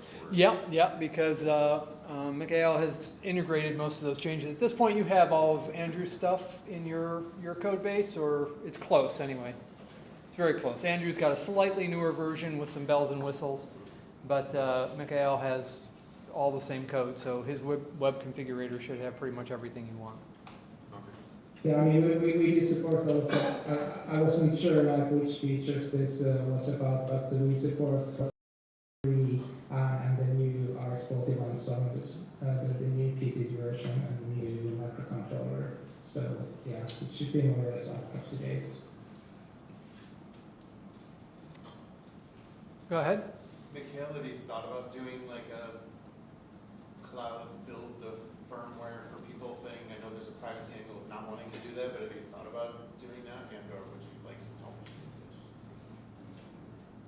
Sorry, there's some echo here, so I have trouble here. Can you maybe repeat? Have you thought of? We're getting a microphone. Can you hear me now? Yeah. Have you thought about doing something that builds the firmware on a server somewhere, and or would you like some help? Oh, that's an interesting question. Yes, this is something we have been thinking about. So the next step might be that we actually do have a build server somewhere, because we actually originally thought that we could do the build in the browser, but that's very hard and it consumes lots of resources. But I heard that you also maybe offered something. I don't know. So yeah, we're definitely interested in supporting that. And I know there's another RS-41 firmware called RS-41 NFW, where they actually have a build server, but they didn't support this flashing functionality, or not yet at least. But yes, that's something we're looking into. But yeah, please do contact me or any of the here, Mike or Andrew, related to the firmware. So. Yeah, there is a Discord server, a SoundHub Discord, and we all watch that, and so if you could hop on there, that would be awesome. We would love, that's the next step we all thought would be the right thing to do, is just do the build so that you didn't have to install Docker and figure all that crap out on your own. And then, yeah, you just download at that point you would just download a hex file and run the web loader, and the hardest part is just making the cable at that point. Anything else? All right, the room looks silent here, Mikhail. Thank you so much for your presentation, and I think at that point that wraps up all the Project Horus stuff that we bored you with for the morning. But Well, thanks so much. Oh. Yeah, let's give Mikhail, Michaela, Mark, Andrew, and Michael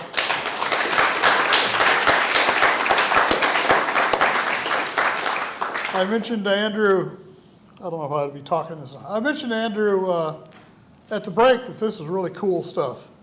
And I think this is going to be a big part of our future as we move forward in the video that options that are being developed, and who knows what else is going to be developed that we as high altitude and pico ballooners can take advantage of and have fun, not just for ourselves, but hopefully for the students and everybody that we help out over the time. So great stuff. Thanks, Michael.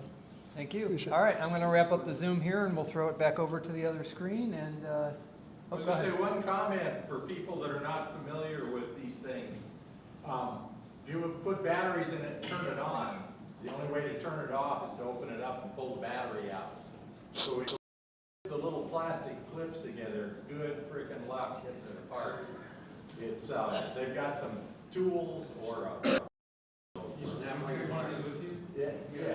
I can never get it to work, but they've got some 3D printed tools to snap. We did, by the way, in the latest fixes that Andrew and I, Mikhail, and everybody were working on, we did finally get the power button working in the latest firmware. Oh, really? There is a switch that basically defaults, I think, to don't honor the power button, because we've had people notice that when the sound lands, it manages to hit that button somehow and turn off the sound after it hits the ground. Ooh. So by default, we don't turn that on. But it is possible, but you're right, yeah. I never use that. I always open up the case and turn off, unless I forget, in which case you also get to see the track all the way home. And if you want to play with it at home, you can put a RTL SDR and plug it into your phone, and then use the, what is it, SoundHub? WebHorus stuff that Mikhail was talking about. Website, and it'll decode it online. So that actually gives you a receiver that you can play with this thing at home. And since it's on the ham frequencies, we're legal. So that's me. Yeah, so there's a bunch of them still up there. Dale had made one basically for every call sign that registered, so that he donated his conference swag, and they're all set to the same frequency. So again, if you pick up one of the ones in the back there, please don't fly it tomorrow unless you talk to Andrew or I, and we can get you your own frequency. But he set them up so people could take them home, and they'd just be all set to go if you wanted to throw on a payload. Yeah, and we want to throw out a thanks for Dale. He's KB3ZOX, is that right? Sounds right. Yeah. Yeah, so I think it's Zulu Oscar X-ray. Dale put a lot of hours in getting these things ready to go and programmed and shipped to us, and we had all kinds of problems on shipping. The original box that had all of the ones that he'd done got crushed somewhere in the mail system, and they just kind of, what we surmise is they threw everything in, taped it all up, and kept it going. Well, they lost like 13 of them in that exercise, so Dale had to go back and reprogram, get new ones, reprogram them again, and ship me another box. So what looked like was going to be a really cool thing turned out to be a lot of work for Dale. So we sure do appreciate his efforts to give us a little bit of swag for the conference today. I just want to mention, for most of us, this was really cool. For some of us, I'll just say I gave a presentation a few years back to the community, people in the community, about how gasoline and diesel's made. That's my life. And I had a guy come up after I was all done. He says, I really, really enjoyed your presentation. Have no clue what you're talking about. So I'm sure there's one or two of us in the audience that might have had that feeling too. So thanks again, Michael, and everybody that participated and contributed. The Australians already ran off the bed, but they said, thank you. So we're going to move on to Jim.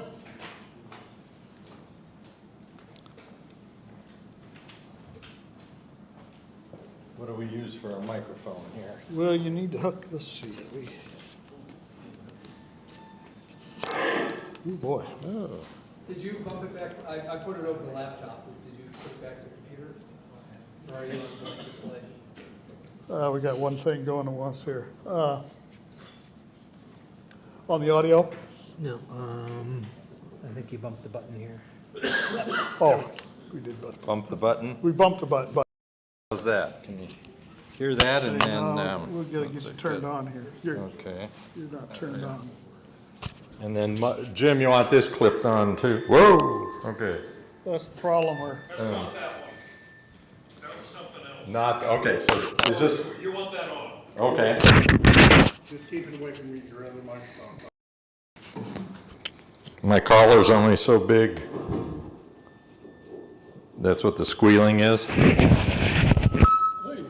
How's that? There we go. Space button. Maybe? Space Okay. F4 to start things? Or no, is it? Oh, I'm full size already. Okay, we're going to shift gears now and talk about pico ballooning before lunch. So this will be a little painful. But, excuse me. What Mike asked me to talk about was Edge of Space Science's adventure into pico ballooning. We've done about 400, and this will be 403 latex balloons. That's been EOSS's claim to fame. And we started pico ballooning. We did one back in 2017, and we've been pretty successful. So he wanted me to talk about how we were so successful and how you could get going in pico ballooning. So the answer on how to get going is ask Bill. And that's the sum total of my talk. Okay. But essentially what Bill provides is the sky tracker, and it's the whole package with instructions that just about gets you started without any additional assistance. And if you need additional assistance, Bill is happy to talk to you about it and get you going. But you can see the picture there of Bill back quite a few years ago. That's one of the older balloons that we don't use much anymore. But he has developed this sky tracker, which is a small circuit board with the plastic solar panels on it. And he provides you the antennas and packages it up and sends it to you with instructions, and about all you need to do is figure out what balloon you need to use, and if you can read his handwriting, it's not too tough. But let me tell you what we have done, EOSS has done, our experience has been, and then we can talk about some of the elements of the program. In 2017, and Gpsl in Boise, Idaho, we decided to launch a Pico balloon. And what we did is we used the balloons that were current at the time. We used one of the Pico trackers, and it was pretty successful. It launched from Boise, Idaho. It flew up over northern Canada, came down along the east coast of, what are we doing here? Okay. turning down the Okay, audio. there we go. Flew along the east coast, got into the Caribbean, ran into some thunderstorms in the, what I call the Bermuda Triangle, and died. The balloons that we were using at that time were kind of the next generation beyond the Walmart party balloons. We were buying them from some scientific supply, but had to put two of them together to get enough lift. The 15-gram payload and antennas. And it flew down into the Caribbean, and you can see what the weather looked like in the Caribbean. Thing actually circled around, came down, disappeared. Next morning it was back up at 30,000 feet, and then it circled down and never did come back. So that was EOS, that was back in 2017, and then just last September we got things going again. Actually, I won a Sky Tracker as a door prize here at Gpsl one year. Sat in my shack for about 3 years, and then we finally got it going. And now we have 4 Pico balloons flying around the world. EOS P2, which is the one up there over the over Turkey right now, that was launched in September. It has flown around the world multiple times. 3 and 4 were launched together at the Rocky Mountain ARRL convention in October. And then EOS P5 over there, over Mexico, was launched for a school in Colorado back in May. Okay, EOS P2 has been our most successful one. The balloon we used was a 36-inch balloon. CY Mylar is the name of the balloon. Comes from Amazon, 2 for $10. And they have been pretty successful. In fact, successful enough that EOS P2 has gone around the world 18 times and is still floating. It's been about almost 274 days at this point. So we've been real pleased with that. In the winter, it goes up north and doesn't get enough light for the solar panels, and that's an issue. Okay, EOS P3, we used a balloon that came from Scientific Balloon Supply. That's a $169 balloon, and at one point that was the state of the art. And so we bought one of those. It sat in my shack for 2 years, but we got it out. We filled it up with air and pre-stretched it. We'll talk about that a little bit. Flew that one, and it's been flying for 237 days. It's been around the world 13 times and is still going. And EOS P4 was another one of those CY Mylar balloons. And what I'm showing you here is a piece of software that I had Claude write for me. It's actually a script, or no, what is it, a VBA program on Excel. But every time it goes around the world, I download the data from amateur.sonhub.org, run this script, and it calculates when it crossed the longitude where we launched it from, how many days it's been, what date and time it actually crossed. So saves me a little work. And that balloon's been up 14 laps around the world. And then the one that we launched for the students has been up there for 46 days. It's been around the world twice, and is cruising along. they're all flying on the order of 45 to 49,000 feet. This balloon is the only one where we've used helium. The other ones we use hydrogen. We use hydrogen for the EOSS balloon, so we have tanks rattling around in people's garages. So didn't do hydrogen, and that's worked. Unfortunately, what's happened over the last week is 2 of my balloons have disappeared. Number 5, which is over Mexico, I haven't heard anything from that in 8 days. We're in the summertime now. This is my first experience with summertime, but I think we've got more storms going on in the summertime. Central America is a pretty stormy area, so that may be the end of 3. In the winter, I've had experience where it's disappeared for a couple of weeks and then has reappeared. But that was mostly when it went up north, got far enough up north that the sun angle was not sufficient to charge the solar panels. But I have a feeling number 5 may be gone. And then number 3, which is over here in Southeast Asia, I haven't heard from it in 11 days.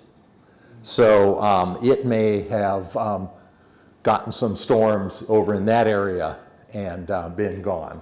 So, you know, I'll give it another couple of weeks before I really, well, we'll just keep watching and see. But 2 and 4 are still cruising along. I've gotten reports from them in the last day or so. Notice how 2 goes along and then all of a sudden there's a big jump in where it is. Turns out when these GPS systems get over into the war zone, there's some GPS spoofing that goes on. I'm not sure exactly what country is doing it, but lo and behold, every time our balloon comes over there, it ends up sitting on the ground, it reports itself as sitting on the ground at the Queen Aliyah International Airport in Amman, Jordan. And it'll sit there for 2 or 3 days, and then all of a sudden, blink, it'll show up over central China again. So somebody is spoofing the GPS. Balloons need a coffee break too. Yeah, needs a coffee break, sure. Anyway, at one point I thought it was hanging in a tree, maybe there near the airport, but in Jordan there probably aren't many trees, so that's probably not what happened. But anyway, that's been our experience. Yeah, Bill. The Israelis jam, the Russians jam, and they often make it look like the Israelis in particular try and have you either in Jordan or Beirut. So if somebody tries to attack them, they get guided to those 2 locations instead of Israel. I actually saw the pattern on a recent Pico balloon draw a Star of David out just west of Israel. Oh. In the flight path. And we had one day that was going along kind of between Israel and Turkey, and all of a sudden, blink, it would be down at Amman, Jordan, then blink back up here, blink, blink. And I think that was probably somebody new sitting at the jamming desk that was learning how the system worked. The Polish hams are very upset with Kaliningrad, Russia, which is a little tiny port isolated right next to the Poland, and they are the worst spoofers of all. And they completely wipe out GPS on the eastern portion of Poland. So the balloon folks in Poland are having a real rough time with that. That port is a major submarine base for the Russians. Okay, so a lot of military sensitivity that they're worried about GPS transmissions. I've actually seen the Sinaloa cartel jamming going across Mexico.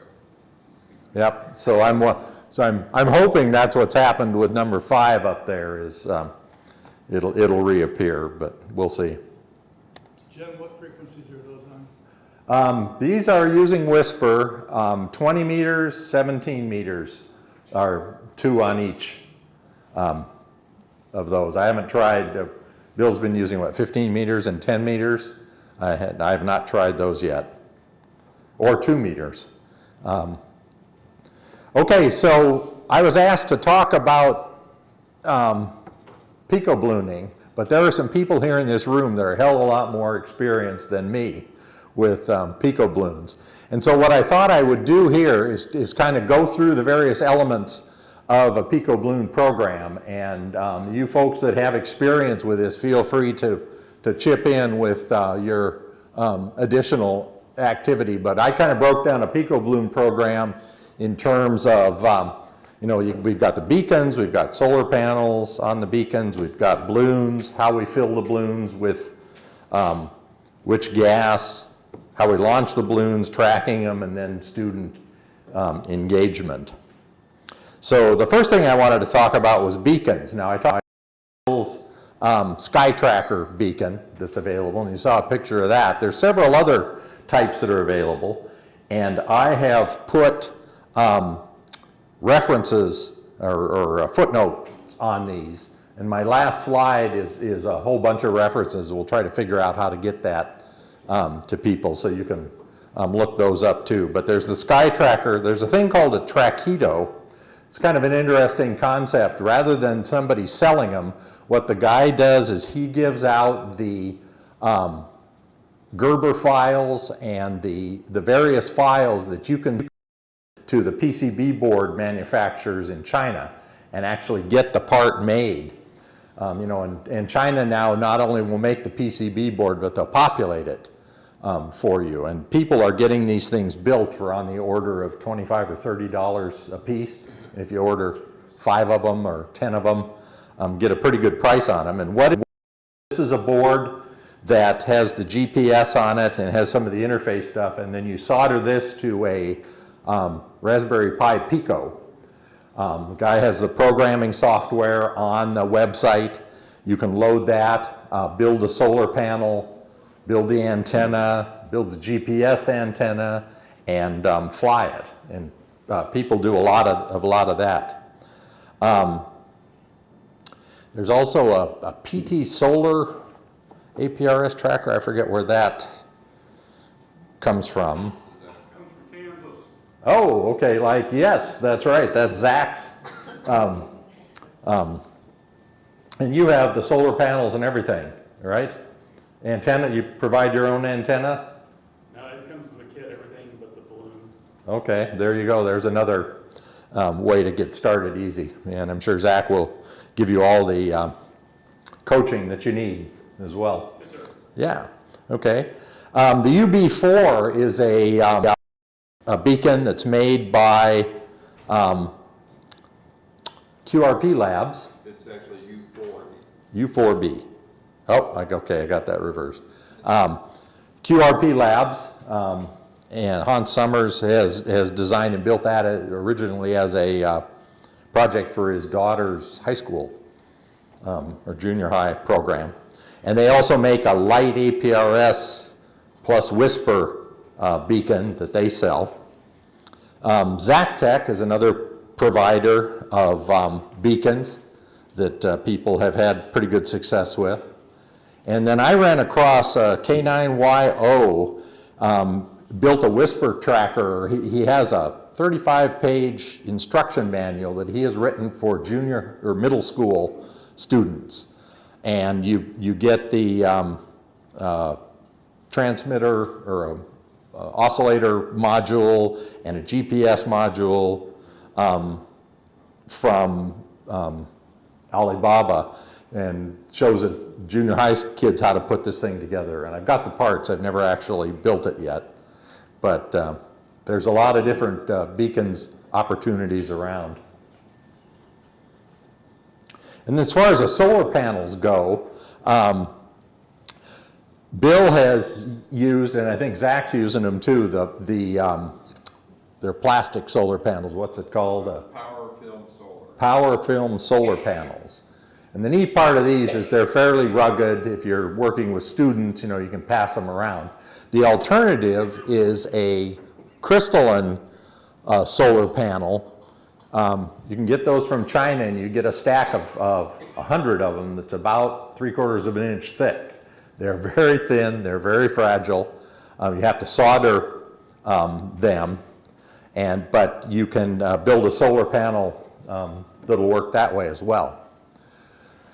The solar panel angle is an interesting issue. In the winter, if the beacon gets too far north, the solar angle is not adequate to charge the system well enough, and it'll disappear up to the north for a period of time, wander around up north, and then it'll come back down south and reappear.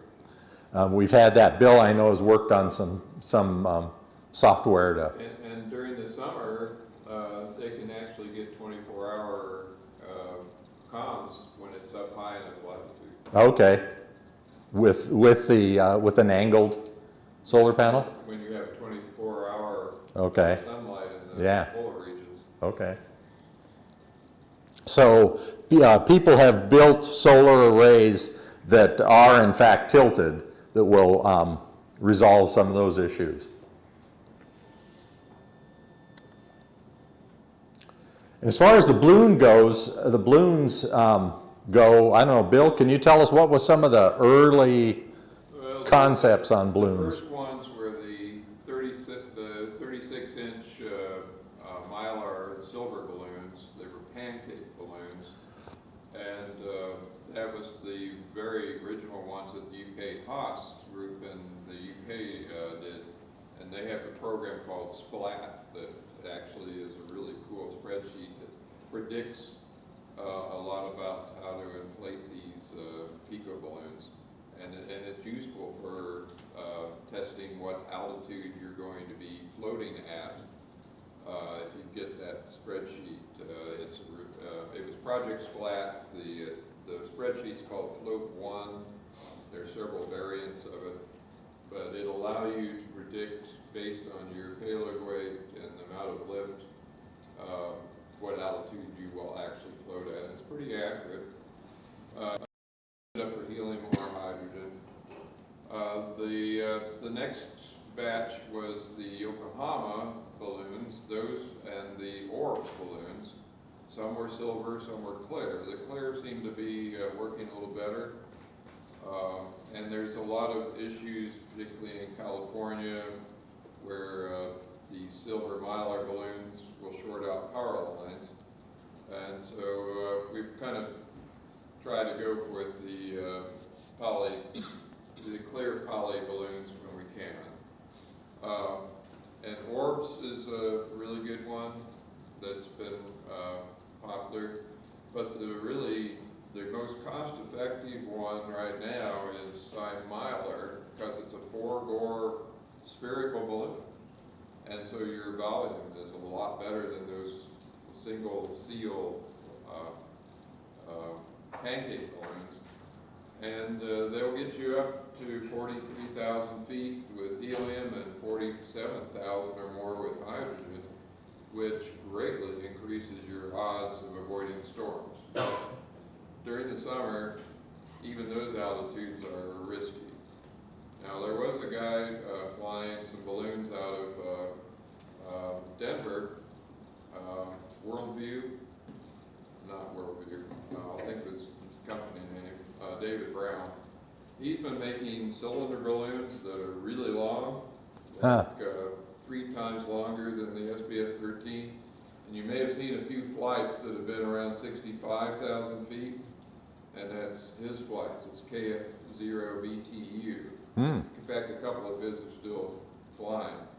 And I want to point out on your Edge of Space EOS SP4, you noticed it went to the southern hemisphere. And once you get above about 45 to 50,000 feet, that transition can happen more frequently than at lower altitudes. But the Mylar is one of the most popular ones at the moment because they're $5 a piece. You have to check them though. Some of them have pinholes, some of them have bad seams. You just have to pressure test them to about 0.4 to 0.5 psi. I wouldn't go much higher than that. The other day I was watching the conjunction of Jupiter and Venus, and I had one being pumped up in the bedroom, and all of a sudden the whole house shook, and I was outside. I heard this loud boom, and the house shook, and it was, I've gone above about 0.455, I estimated. So keep it under 0.5. It turns out, if you look at that spreadsheet, that the volume of the balloon is one of the biggest issues about how high you'll get the balloon. So the bigger the volume, the better you can do. And it turns out you can pre-stretch the balloon and get about 20% increase in volume. And I got the pre-stretching protocol that I use from Mike and Jim. And they've got a protocol. I take one of those balloons and I fill it up to about 0.1 psi. Turns out the balloon floats at about 0.1 psi or something like that. But what I do is I take the balloon and I pump it full of air with a couple of aquarium pumps. Do I have a picture of that? Maybe a little bit later, I think I do. But I pump it up to about 0.1 psi, sit it for an hour. Then I pump it up to 0.2 psi and I let it sit for about an hour. And then I let it collapse back down and then pump it up to 0.3 psi. Now, I'm not sure how these guys came up with this protocol, but you spend a whole day doing it. 0.3 psi, and then collapse it down, and then bring it up to 0.4. It starts to get exciting then, because what you're doing is stretching out. And you know, if you've got pinhole or you've got seams, you're going to start to seam problems. You're going to start to see that. And then finally, I bring it up to 0.5 psi. And I think, Jim, you popped one at Popped two of them at 0.5. The seminars, I usually try to just go to, well, actually, I quit measuring and I quit listening to my air pressure, and I started looking at the seams and the wrinkles that are in there, and I go until that goes smooth, and when that's smooth, I'm done. Okay. Yep. Yep, you fill them up and they do have wrinkles right along where the seams are, but you can stretch them and finally get it tight. And it's fun, it creaks and pops, and I keep thinking of Bill's. Now the amount of pressure to get it to no wrinkles varies on humidity in your house. So at low humidity, it takes more pressure to get it to a no wrinkle. I actually leave a few wrinkles right in about a third of the center, because once you get it to no wrinkles, you're pretty close to getting it to go kaboom. I won't go above 0.5 though. No. Yeah, I generally do not go above 0.5. You have to get close to that when it's about 30% humidity, but when it's in summertime, 0.4 to 0.43 is fine. Mine popped at 0.48. Yeah. Okay. Now being an analytical guy, what I do is I try to measure the volume, and the way I do it is I've got some soft string and I kind of put it around the hemisphere or the center and measure the volume or measure the circumference, and then I can measure the circumference as it changes. But the final thing that I do is once I get it, 0.5 and I leave it there for an hour or two, then I collapse it back down to 0.1, and then I compare the circumference of 0.1 when I first started versus after I've stretched it. And that's where I'm seeing about a 20% volume. And the string method is very cumbersome, and it's tough to get it around and accurate. K6STS, Doug, told me what he does is he gets one of those digital $20 laser rangefinders. I got mine from Tractor Supply. And you just put that on top of the balloon. Your surface is reflective down below, and it's very accurate. And then you get your diameter, so you don't have to do the string. It's just a real quick That'd be slick. Yeah. laser shot. I shoot for about 121 to 123 inches circumference, which is right around 38 to 39 inch diameter. But some people have gotten them over 125 inches. Okay. What is that? What you've seen?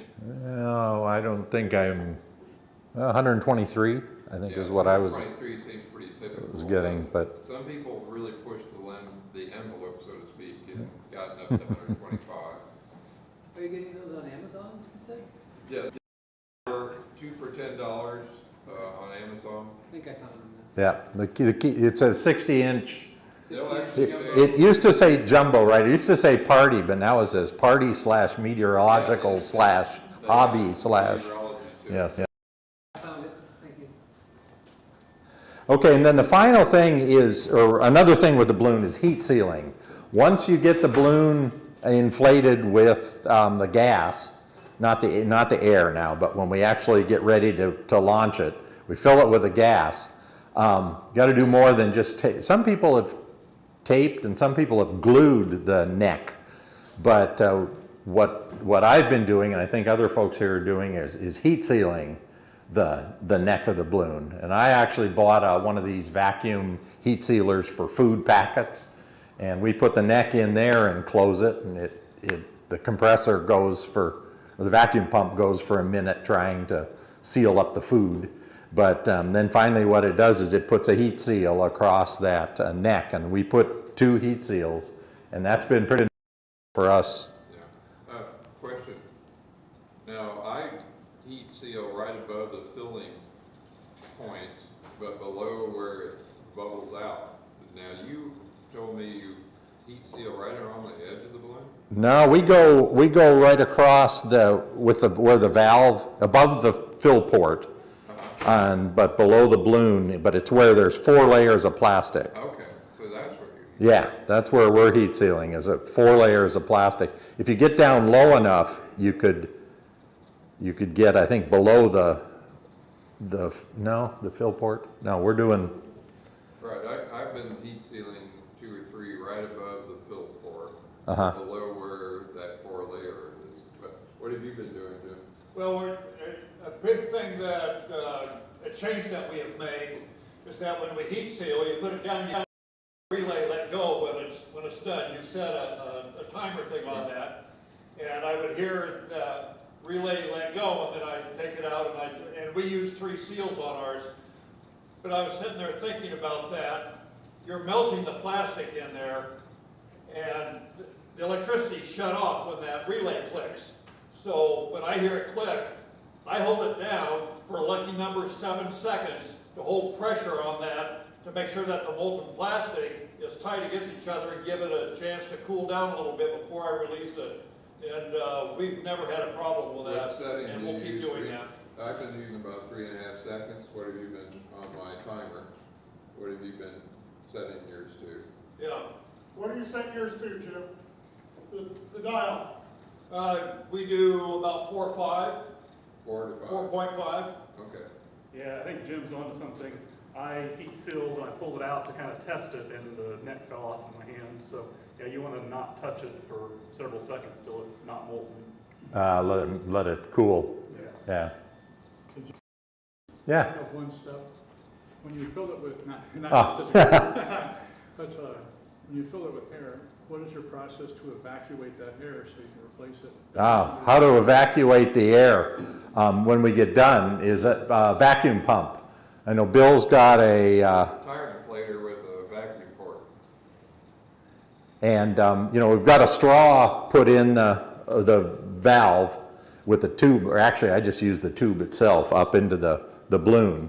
And I've got a 12-volt vacuum pump, and put that on and just suck and bring it down, and it collapses the balloon completely. Because you want to get all the air out, so when you put hydrogen or helium in, you don't have it mixed with little air. I got a question for Jim. Where do you heat seal the neck? Basically, we're right in the middle of the neck. But not the 4 layer? Or? No. Right. We go right in the middle of the neck. Okay. Yeah, I don't have a picture of the neck. There's a difference between the way you and I have been doing it and the way you did it. But obviously yours works. So far, so good. Yeah. That's cool. That's good to know. Okay, and then as far as fill gas, we've used hydrogen on 4 of the 5 balloons that we have flown. And helium is another option, and in fact, that's if you're going to go to school or do it in a hotel room or something like that. If you use hydrogen, don't tell them. But if you use helium, and Bill has advised that you need to be careful what helium you get. If you go to Walmart and buy the helium, you can read on it that it's environmentally friendly. It's 20% air, 80% helium. So you're buying 20% air. Yeah, right. This is 99.9. I did a test of balloon time from Walmart and Dollar General, and I did a test of this stuff and another one called Great Whip. The Great Whip and this is on Amazon. This was 99.9. Great Whip's about 98. It's pretty close. But boy, avoid the balloon time because you're going to float thousands of feet lower and probably not stay up very long. But this is really good quality. Yeah, it looks like this stuff. Yeah, so party factor you can get on. It's $50 for, and you get 14.1 cubic feet. Enough to do about 3 or 4 people. Okay. And another key thing, filled in Germany appears to be the pure stuff. And so watch for that when you're buying it through Amazon. Okay, when it comes time to launch it, uh-oh, how do I back up with the arrow? Yeah, there we go. When it comes time to launch it, you need to have a long enough runway or a long enough field for the thing to take off. One of the things that, you know, the less gas you put in it, the higher it's going to go because that gas will fill the balloon. You know, we're talking about a super pressure balloon where it fills up till it's tight.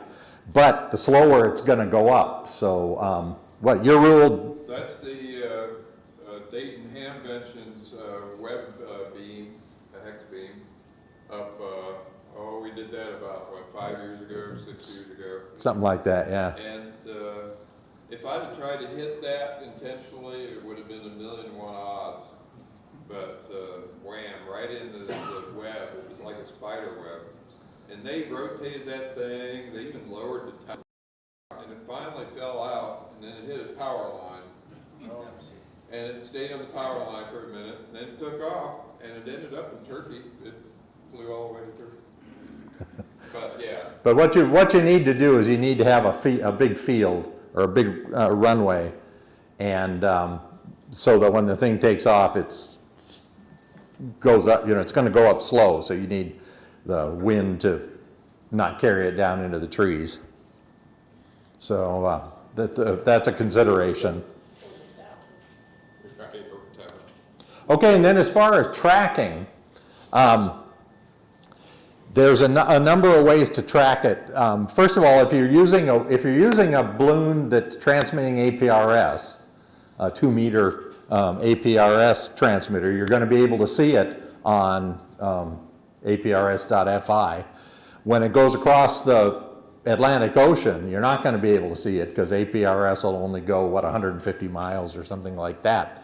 But if you use HF Whisper, there's a number of websites that will track Whisper, and you can use one of those, or as Bill does with his Sky Trackers, he's got a Python program that you run on a computer, and it will scrape the Whisper database and then create an APRS packet and put it out on APRS.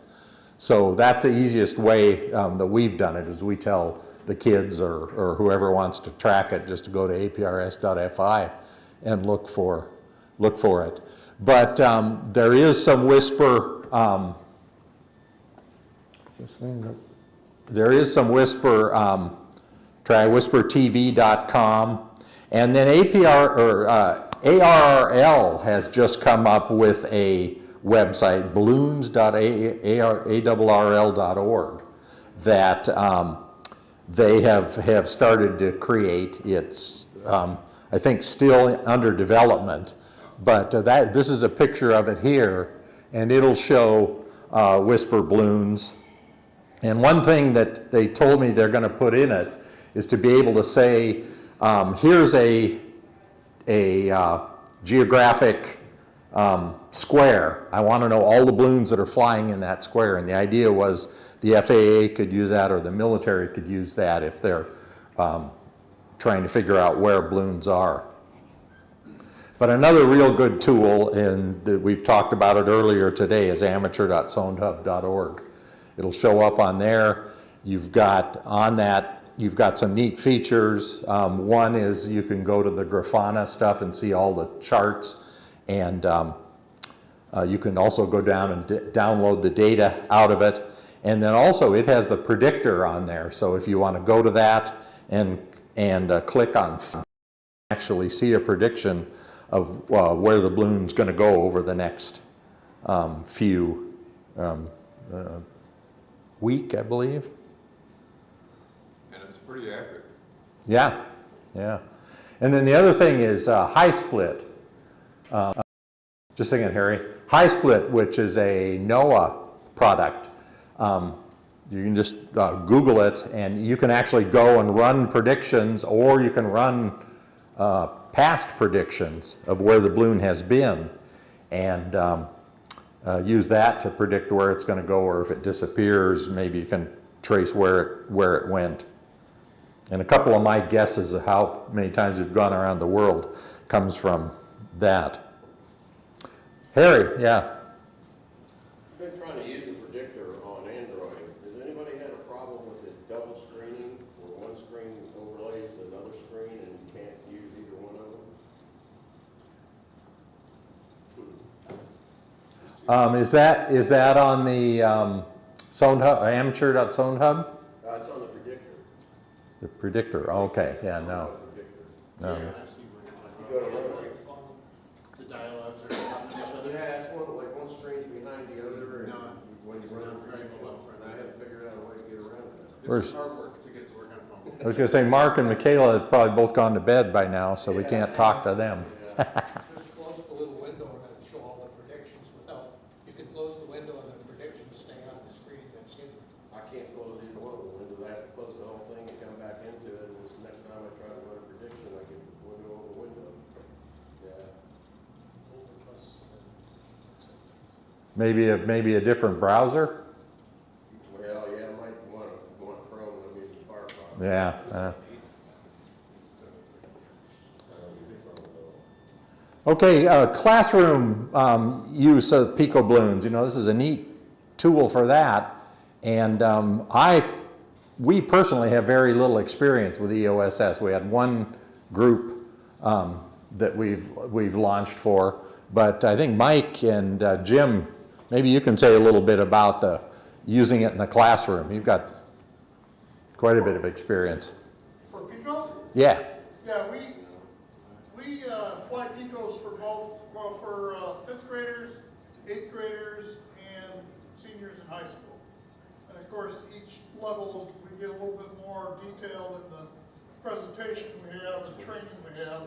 Seniors in high school, we go all through the physics of lift and all the things that happen with balloons and track. But with the 5th graders, you know, they're more excited about watching it go up in the air and watching it on the computer and stuff, so we kind of tone it down. But yeah, we've flown 31 balloons, Pico balloons, for those three levels, and had a lot of success with building some interest and excitement about science and STEM type activities. We still have 2 balloons in the air right now, and even last night at Thursday night at the park, I had both kids and science teachers come up to me and say, we're still tracking them, we're still watching them, and they're on summer vacations. So yeah, it's been a pretty good program. I will add that the fact that you can engage the students on their smartphones, that's where one great way of hooking them, because they can track it every day. And I know the one we did for Florida, that school, they talk about it just about every day in their classroom of where the balloon is, and the kids are tracking it at home, and so if you're trying to get into schools like that, one of the things that helped us sell it more than the STEM side of it is that because these are potentially around the world type things, Jim sends out little blurbs about what countries they go over. Right. Their geography team grab a hold of that and use our balloons in their classrooms to help them learn about geography. They've had other English teachers that had them write reports about the balloon. So it's kind of filtered all through the school system. Wow, that's neat. Even though our brains are focused on STEM, the teachers have taken it and run with it. Yeah, I do know the difference between Kazakhstan and Uzbekistan now. That's You know, and another thing to mention is that this can get kind of expensive if you start going into different schools and launching for kids. But we found out here that if we've got a city and county community foundations, plus some pretty big industries here.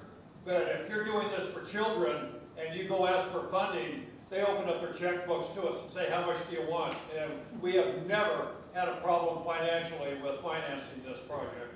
wow. Now, we're more worried, we got so much money in our bank account now, we're worried we're gonna die before we get it all spent. So we've called off trying to go for more money for a while. It's a mini ADRC. Okay, so that was kind of my run through of a PICO program.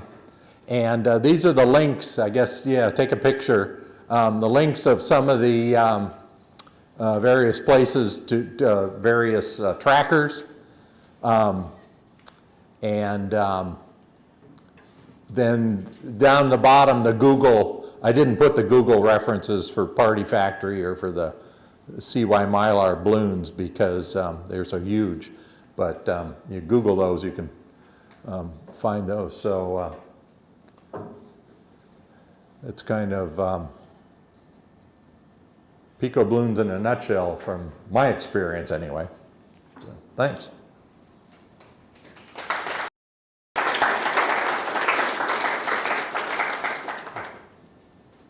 Guess we've been talking with questions or whatever, or grab Zach or grab Mike or Bill, to chat about it. But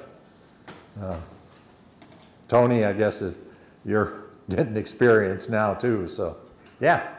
The GPS spoof is the only way you can tell the spoofing's occurred is by the nonsense of the location.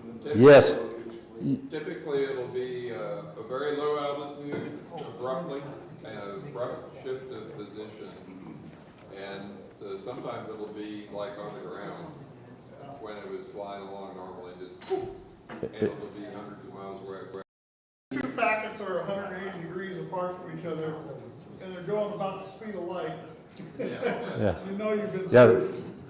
Well, I was thinking about, is there a workaround? Is there an equivalent of dead reckoning? But the balloons rely on the GPS to give you the data to do Well, the dead reckoning. one way you can know that it is spoof and not the balloon coming down is look at the temperatures. If it's still like minus degrees and it's over the Sahara Desert, then you know that something's being spoofed. Yeah. And a related question, you were talking about the path prediction.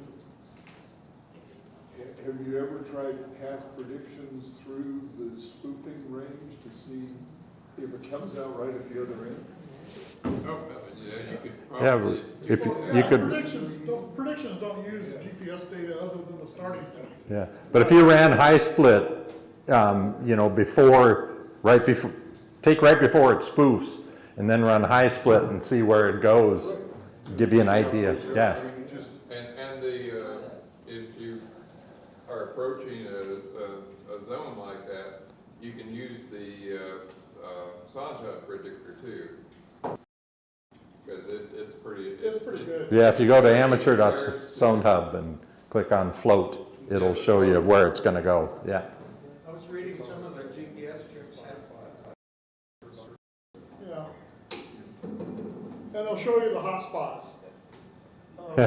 Where the hot spots are for. There actually is a website called GPS Jammer, I think it is, and it'll show you the zones where the actual jamming and spoofing occurs. See if I can find it. We got a few down in Arizona once in a while. Yeah, every once in a while you see You it. see them down there. So you don't want to do Mark's. Do you want to do that before? Yeah. We've got 15 minutes. Okay. I Want can. to get started then? Yeah, I can try to get.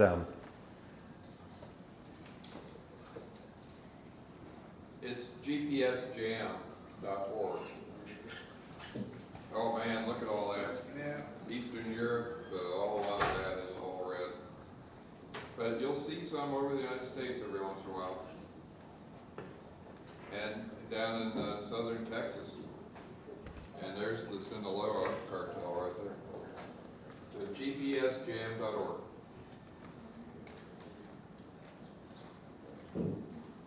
Okay, I guess you don't get rid of me that easily. But what I'd like to do is give a quick talk on a wireless release that we've developed at EOSS. Now this is for latex balloons. And we fly a lot of big latex balloons, which are big enough that they are non-exempt from the requirements of 49 CFR 101.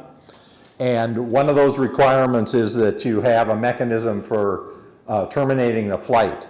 And so we've gone through a number of ways of doing that.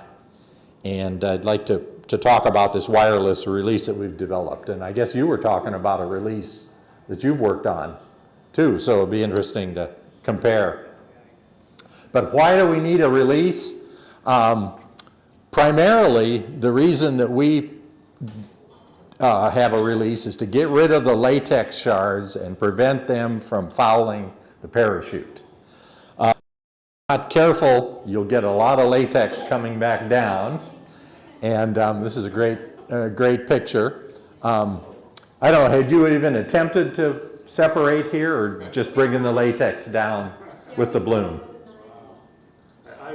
In my presentation later, I'm going to talk about one of the parachute lines that we had to cut, and that might have been because of okay. But if the latex comes down with the balloon, it can easily foul the parachute, and then things come down a lot faster than you want. Here's a classic picture of the balloon bursting, but if you look carefully up there at the parachute, which is we have a spreader ring for the parachute, and above the spreader ring, but below the parachute, you can see that the latex has actually gotten in to the parachute already on the burst, and is going to potentially foul the parachute at this point. And here's a picture of that the students took from a payload that was further on down the payload string, and when the balloon burst, there's pieces of latex that have actually come down below the parachute and below the down into the payload string. So the potential for fouling there is still there. And we think that when the balloon actually bursts, really big pressure release and the blowing of latex shards. So the idea would be to get rid of and then if you're flying a non-exempt balloon, this is a balloon with a payload string that weighs greater than 12 pounds, you have to have at least 2 payload cut-down mechanisms or devices to operate independently of each other. And we say one of the mechanisms for terminating the flight is the balloon bursting, and then the other one would be a device that you could send a radio signal to and separate the balloon from the payload string. So this is kind of the driver for developing a release. Now there's a number of ways that we've tried releases over the years. The first one is a mechanical release. And picture this, if you took a pair of pliers and put a string up at pliers are facing downward. You put a string on the handle up here between the two, and then you lift it up by the center. It's going to pull the pliers together. And if you put a ring in the bottom here with the then take the whole thing, turn it over, the balloon is going to pull up on the ring, and the payload string is going to be down below. Now when the balloon bursts and this whole thing releases, the pliers are going to open up and let the ring go separate. So at one point we had a mechanical release, and it was a little bit sensitive. As the balloon went up, if you hit a turbulent section, it could pull enough to release the thing. So what we did, or one of the smart engineers in our group did, was put a mechanical barometer, essentially a bellows in there, that held the thing together until it got up over about 70,000 feet. So we get up through turbulence, then let it start to hang there and release if need be. But the problem is that doesn't solve the problem of terminating the flight. So we had another device on there with a nichrome wire and a batteries and a relay, such that you could send up a signal, heat up the nichrome wire, and melt the line, electrical thermal setup. The problem there is that it won't release on its own. You send it a command, it takes a while to heat up, and by that time the shards have possibly fouled the parachute. And the other problem was it needed to be rebuilt each time. You melt the nylon wire, you got to open the thing up, you got to take out the melted wire, either come up with more nichrome or clean it up. Turns out nichrome wire used to be tough to find. Harry was just saying he would buy, well, you were saying hair dryers, and use the nichrome wire out of the hair dryer. That's an ingenious approach. And then apparently you can get nichrome wire from the vaping business now, replacement nichromes. I have 10,000 feet of it. I bought it from a NASA auction, so if anybody wants some. Okay. I just buy it in spools on Amazon. You can get it off Amazon now. Really? Yeah, Okay. you can buy spools and gauges. Okay. Maybe it's 28 somewhere. Yeah, just look for foam cutters. Foam cutting, okay, okay. I think the guy that built it, he didn't like rebuilding them, so that was the big deal. So we need to come up with some sort of a mechanical or electrical setup. So what we've come up with is a release. We named them Abel, Baker, and Charlie, Adam, Baker, and Charlie. But the gray box up there is the release. It's above the parachute and it's below the balloon. And then down below the parachute, we have a beacon. That's called our top beacon. And that has the GPS and an accelerometer in it. It also has a receiver that we can send DTMF signals up to.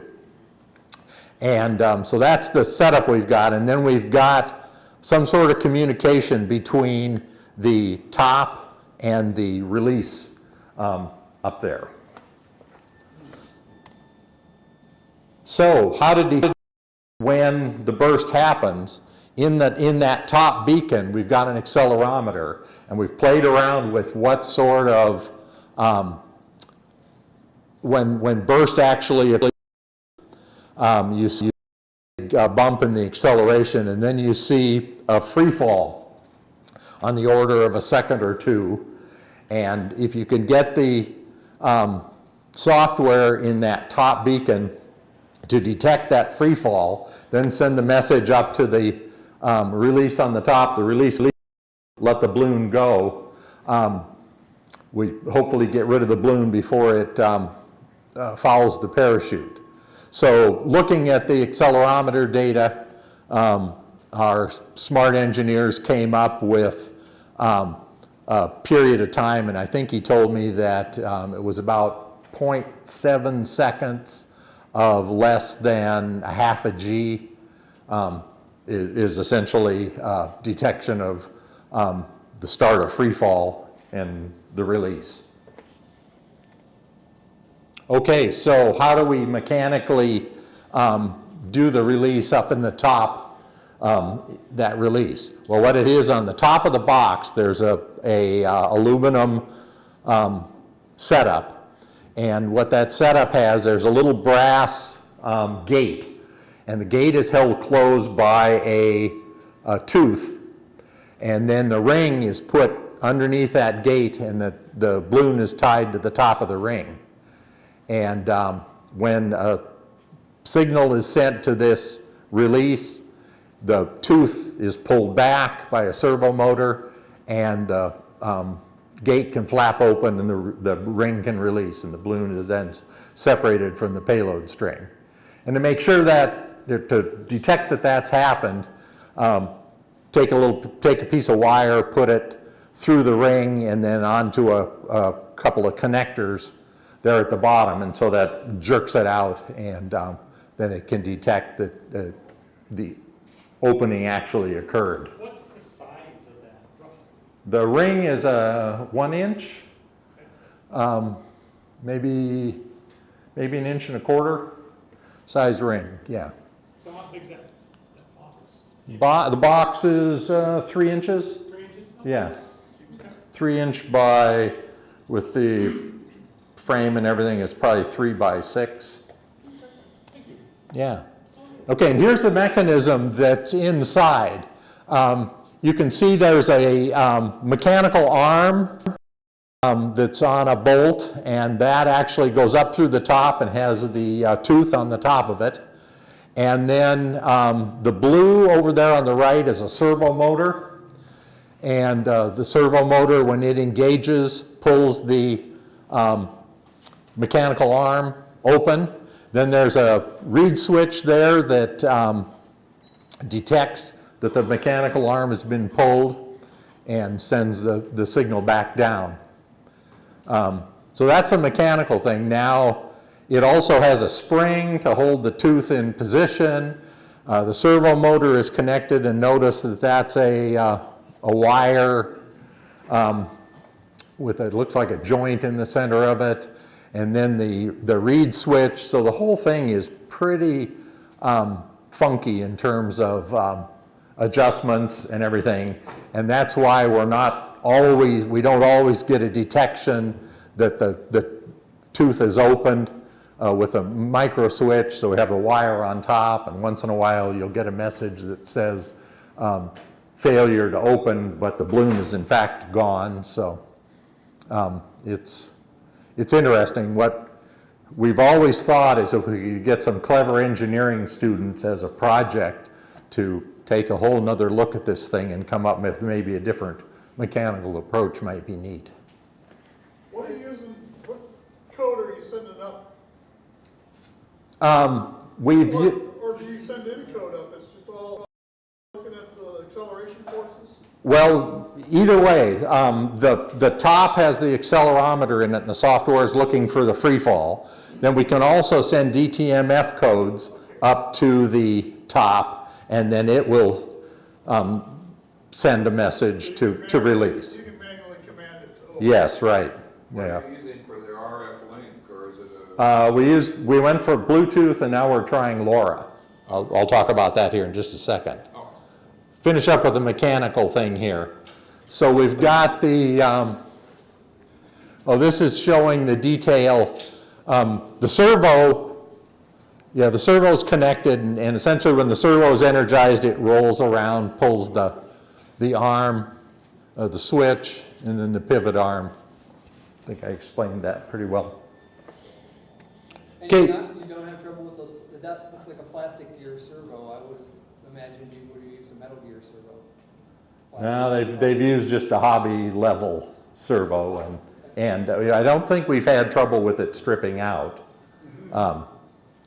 Servo is kind of interesting. It does draw, when it initially fires up, it draws like 2 amps. And so the power supply that has been built for this thing, you can see on the back it's got a couple of big capacitors on there to give it enough juice. Over on the left-hand side, the round thing at the bottom there is actually a inductor for a, is it a boost converter to get the 5 volts up enough to run the servo processor and some interface hardware. And then the circuit board that's plugged in there is a Bluetooth radio. And the idea is talk Bluetooth between the top payload and the release. And it turns out the Bluetooth has not been real successful in that the Bluetooth does actually fade in and out. And so we're trying LoRa right now. But one more slide here on the mechanical. Essentially, it's got a frame. It's got an aluminum frame to hold the arm and everything, and the servo all in position.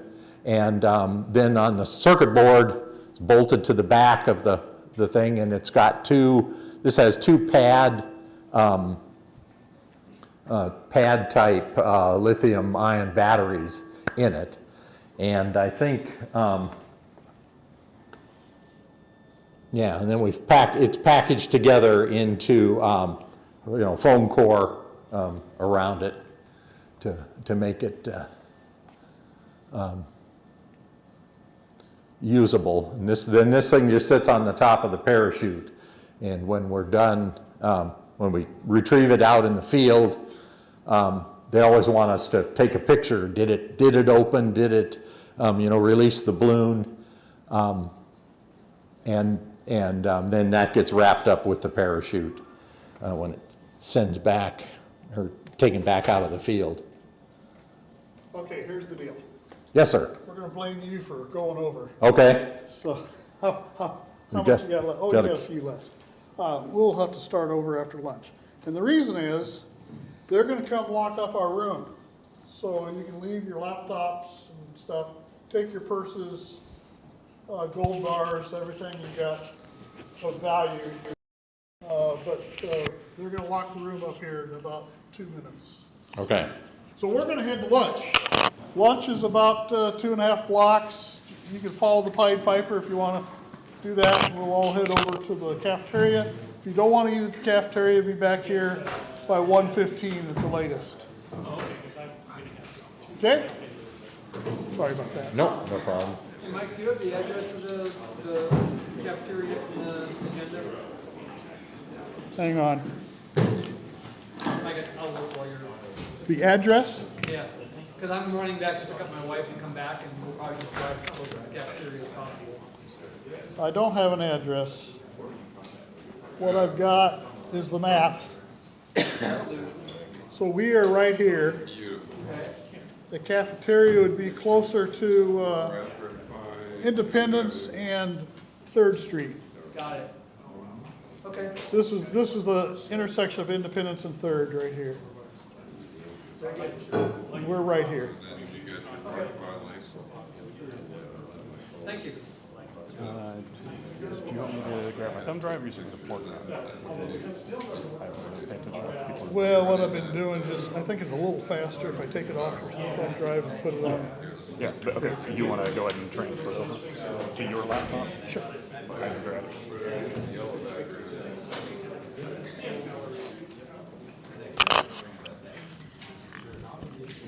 Shut that down.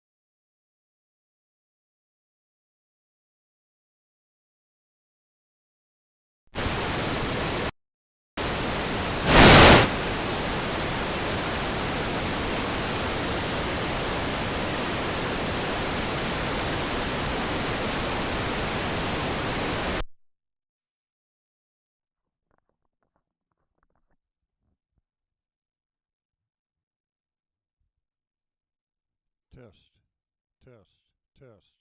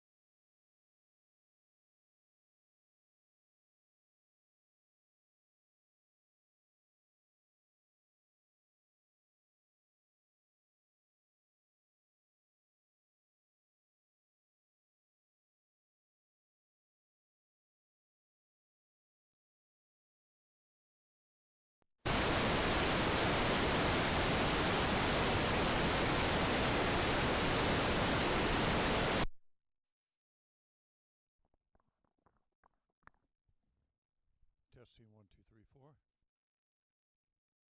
Check test.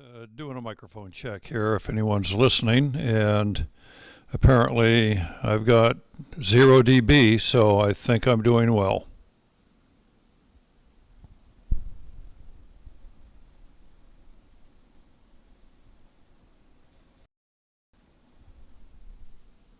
Check 1, 2.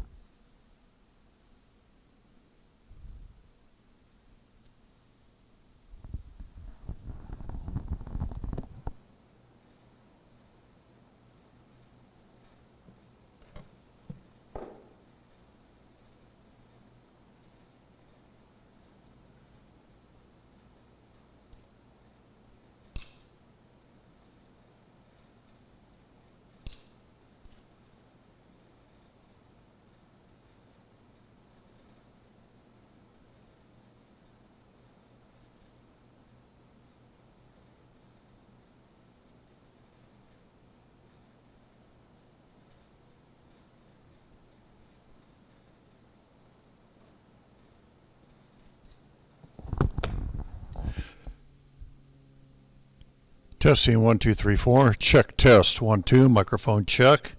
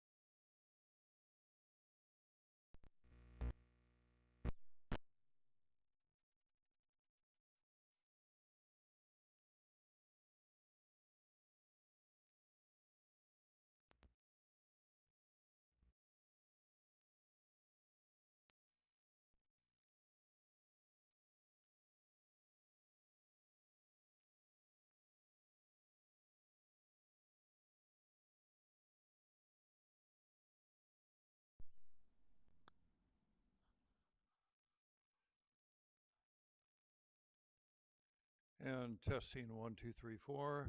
Checking 1, 2, 3, 4. This is another microphone check. Different wireless lapel. Testing 1, 2, 3, 4. And this is microphone number 1.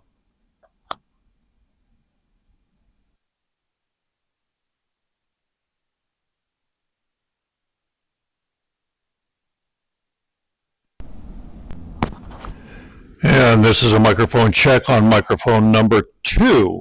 So this is what this one sounds like. End of test.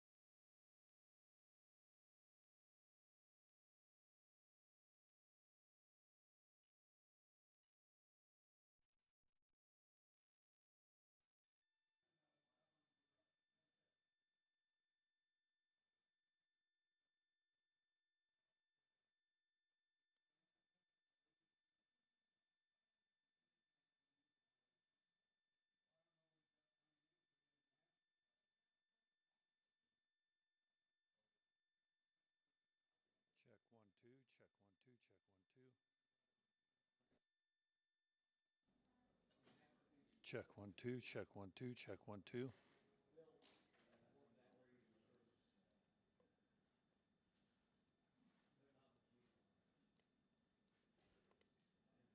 Testing 1 2 3 4. Testing 1 2 3 4. Testing 1 2 3 4. 1 2.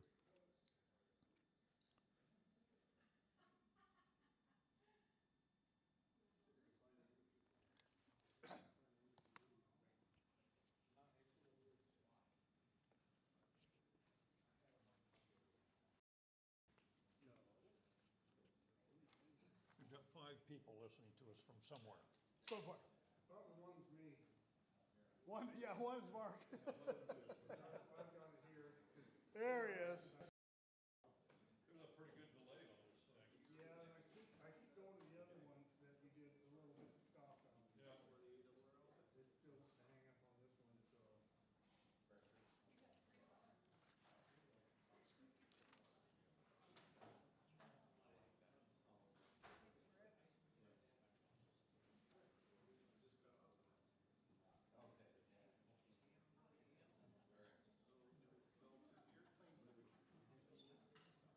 We did? I got it around and good. Well, I'll bring him during your break. Did you see Beth? She was crawling out to go get you. Well, she said, you got a whole bunch of stuff in that truck. Just help call me. I got one. Oh my goodness. Hey, Mike?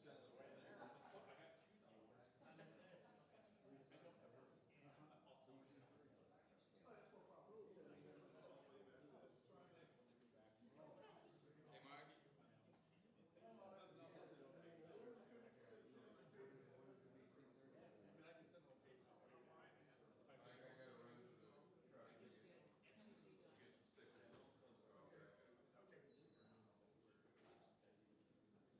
I'll be about 3 minutes.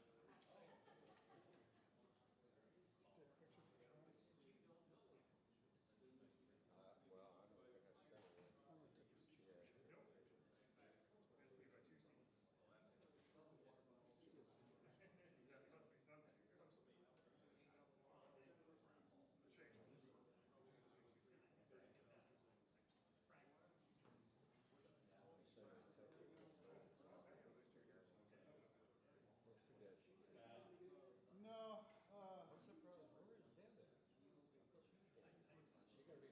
she's coming tomorrow for lunch. Yeah, she's got her, well, they're flying for her. She's got her daughter and two grandkids. In fact, she might be for dinner. She might be here for dinner. We'll catch up. Be good to see her. We'll catch up with her. Yeah.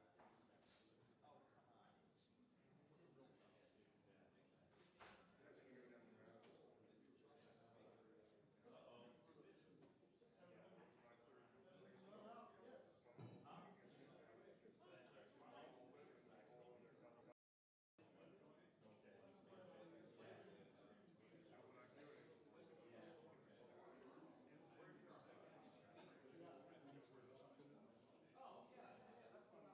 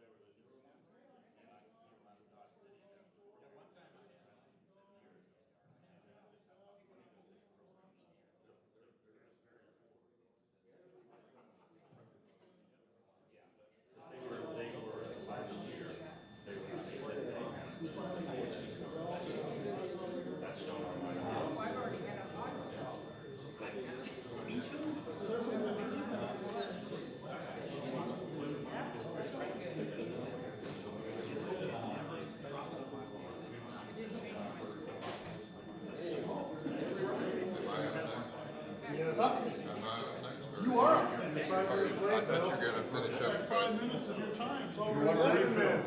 Okay. we did so well this morning, so you gotta keep on. Can I put my laptop on? You should.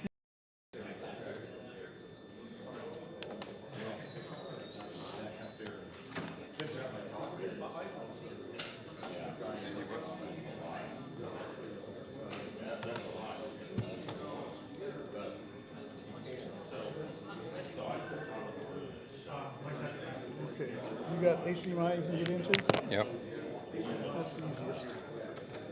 Am I done then? We'll go on. Oh. He's gotta do his thing for the finish of his. Yeah, Maybe we'll keep back on schedule. squeeze you in somewhere. I think it created quite a bit of interest. Yeah. Uh-huh. Yeah, I think so. How's Mark doing? Pretty good. Yeah, he's Got a hold of his own? yeah, he's kind of frail and not willing to even travel out here or anything. Not a lot of like that. energy. Yeah, he doesn't go out on chases or anything. And is audio coming through? Let me try this. You should.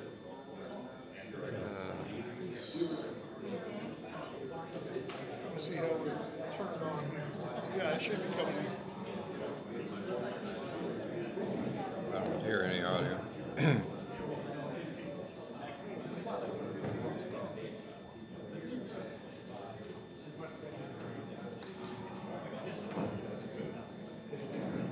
I'll use the wireless.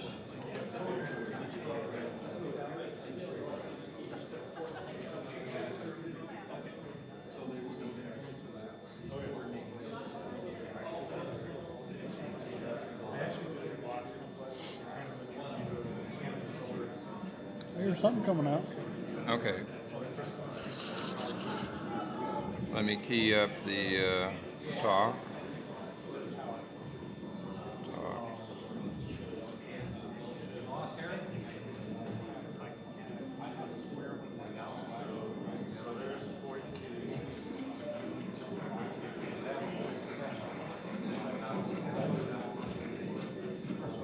Okay. All right. Yeah. You got audio? I think I heard it. Yep. I think you did.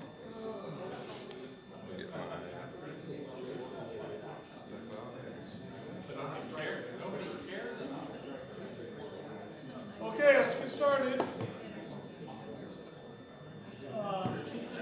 I've got Bill Brown on the list right now.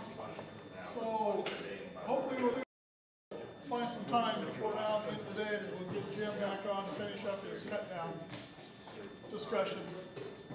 But for now, we'll have Bill show us all his toys and his stories over the last year.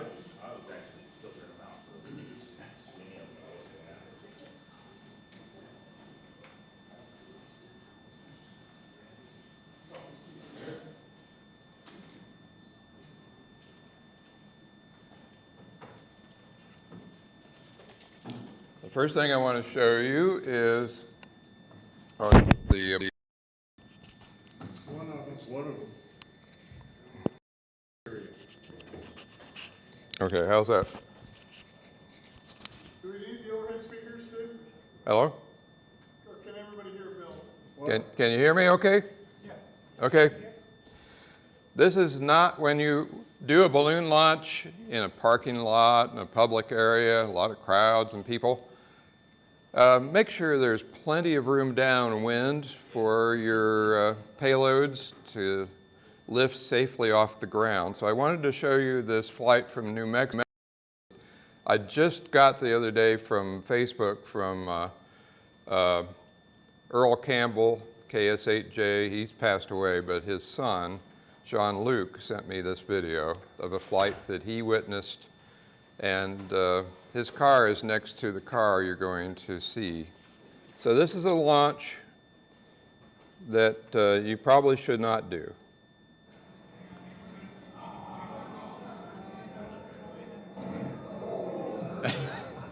Do you hear that clunk?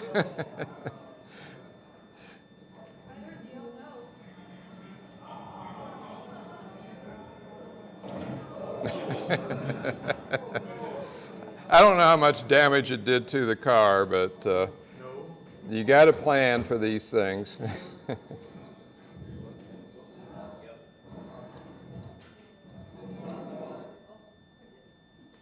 Okay.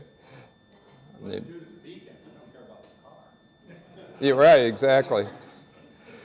All right, I'm going to talk to you about a variety of topics, some of which Jim, during his great talk earlier, he has covered.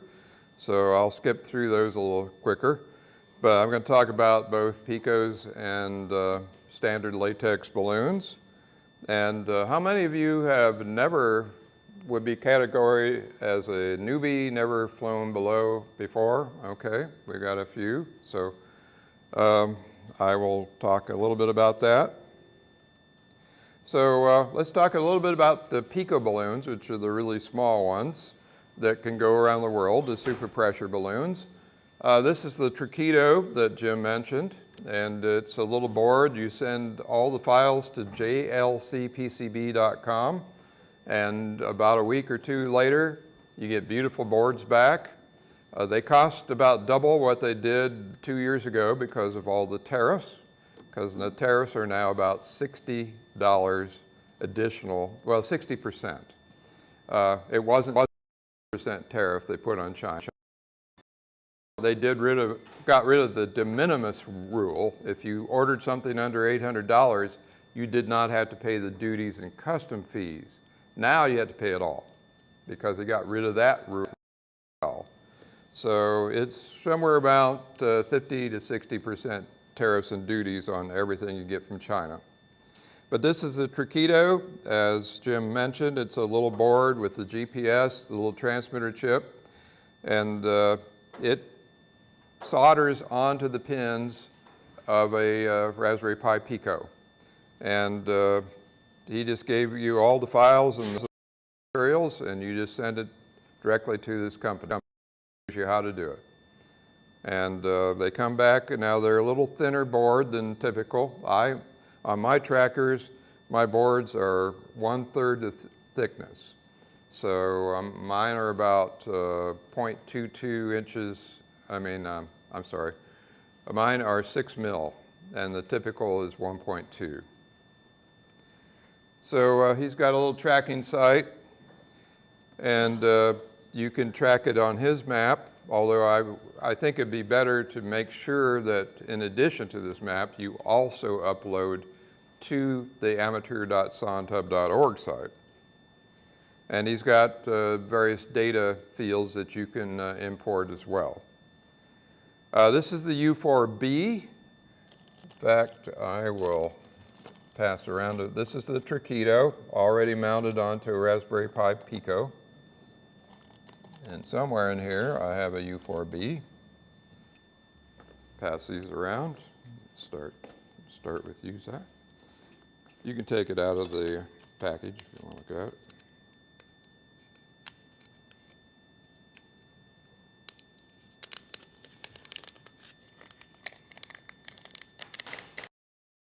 Now he has recently, that's Triquedo and that's SkyTracker.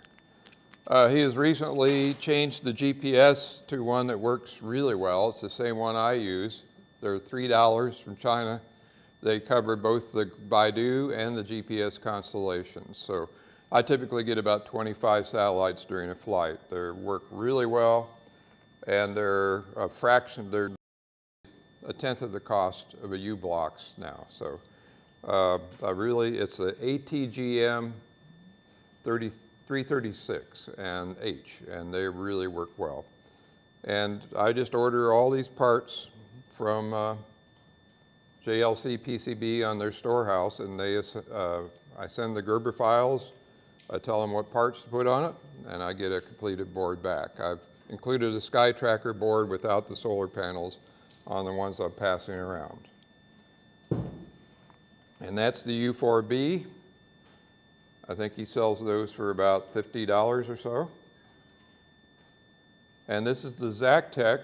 Now the U4B and the Triquedo have a particular way of encoding the telemetry, because you only get a 4-digit grid square and a power field on Whisper.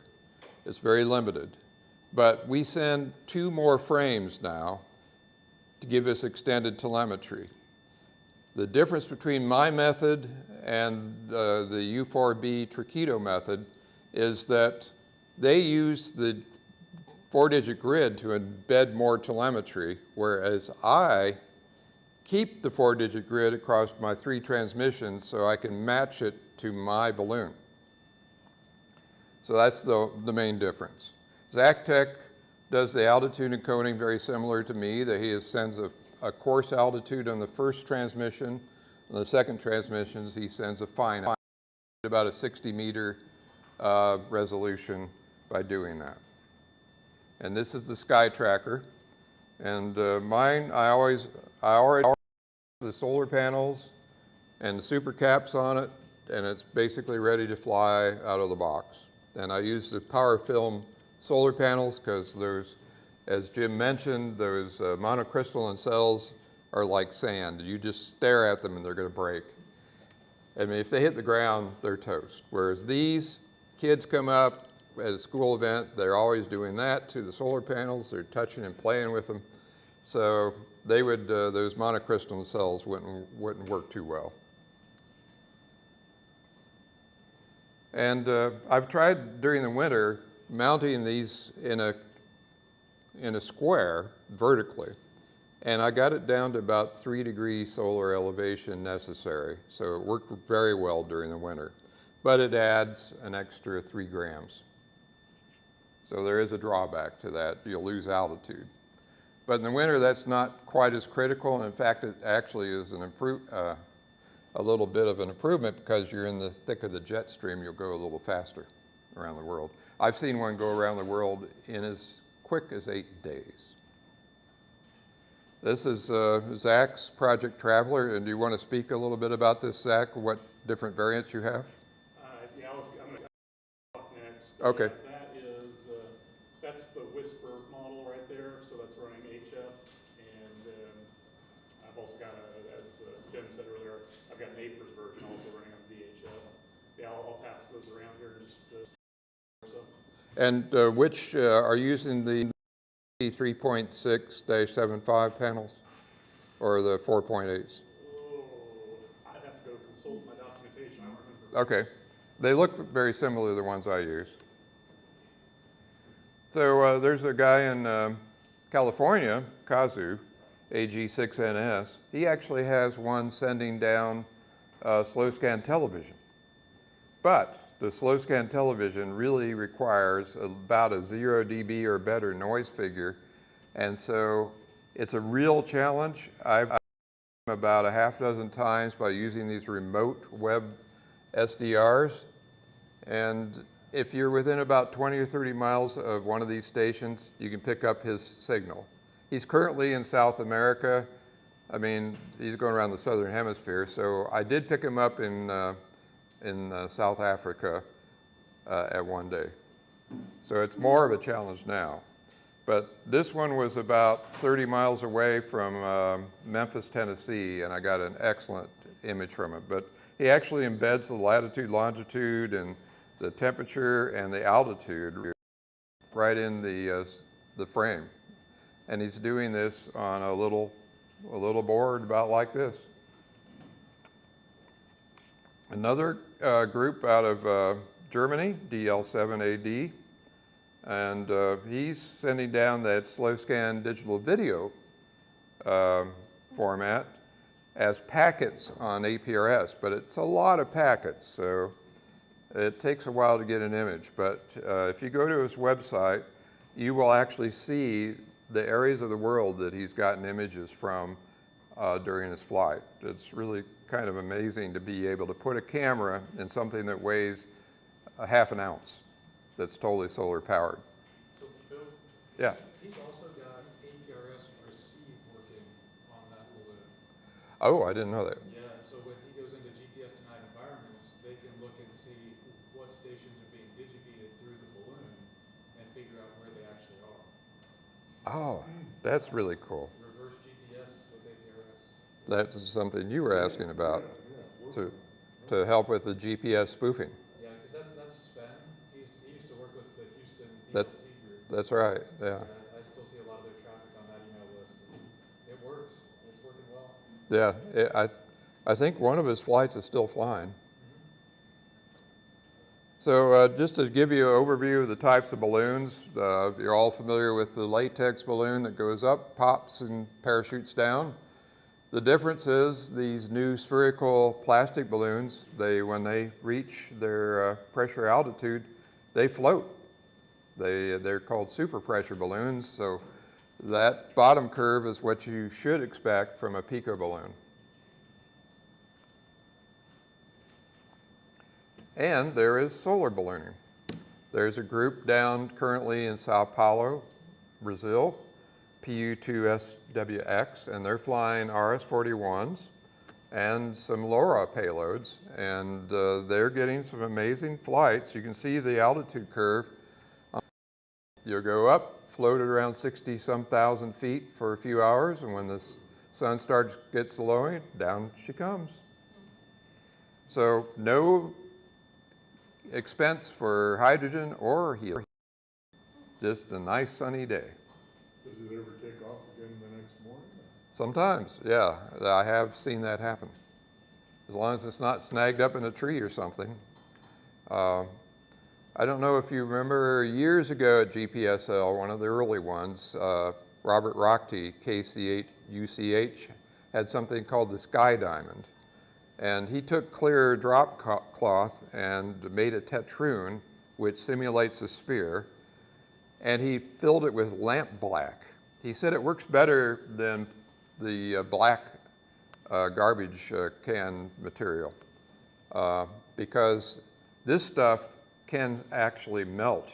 It gets so hot up there at 60,000 feet. He did many flights out of Michigan, and he just taped the seams with Scotch tape. He had his students build these in their gymnasium, and he would launch them. So, what's that? This is just black plastic drop cloth. Oh, the other one was the very thin, clear drop cloth, but he would fill it with lamp black powder. That's what I'm gonna try tomorrow. And it works very, very well. It's the best way to do it. Oh, good. We're gonna have one going up. Will it be carrying an RS? DFM. Okay. The DFMs tend to drift about 5 kcs, so. Not anymore. They don't? Not anymore. Oh, good. We've got that fixed. Oh, good. Yes. Because I know Luke did a flight AE5AU, and I had to track it for 5 kcs, whereas the Gpsls go about 300 hertz is about all they drift. He's got a temperature-based lookup table that compensates for that, and then I've been playing with GPS disciplining it, and that's also working. Oh, good. So there's two approaches that are both very viable to make this not drift. Yeah. That's fantastic. Well, that's good to know because the DFMs are everywhere. Balloons should drift, transmitters should not. That's a good motto. I like that.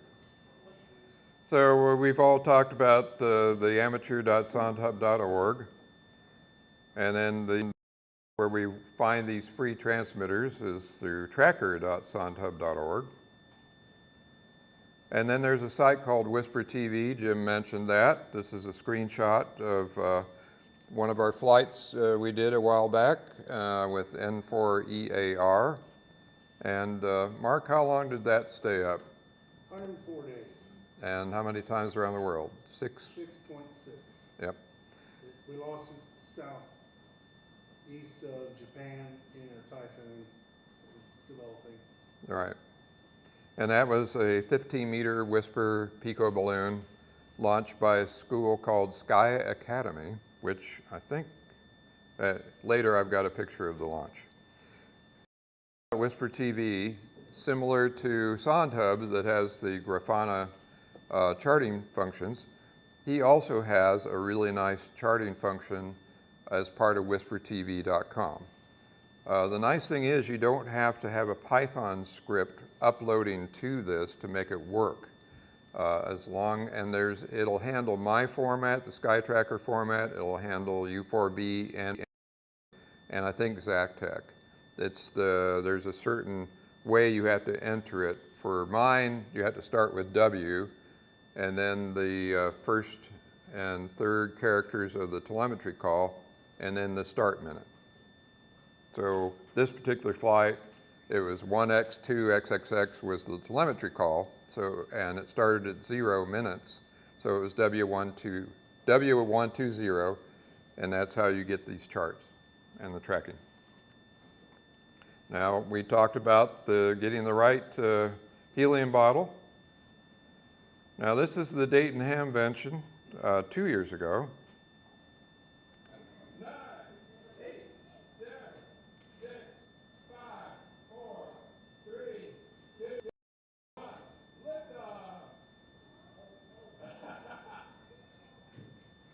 We did bounce off somebody's head.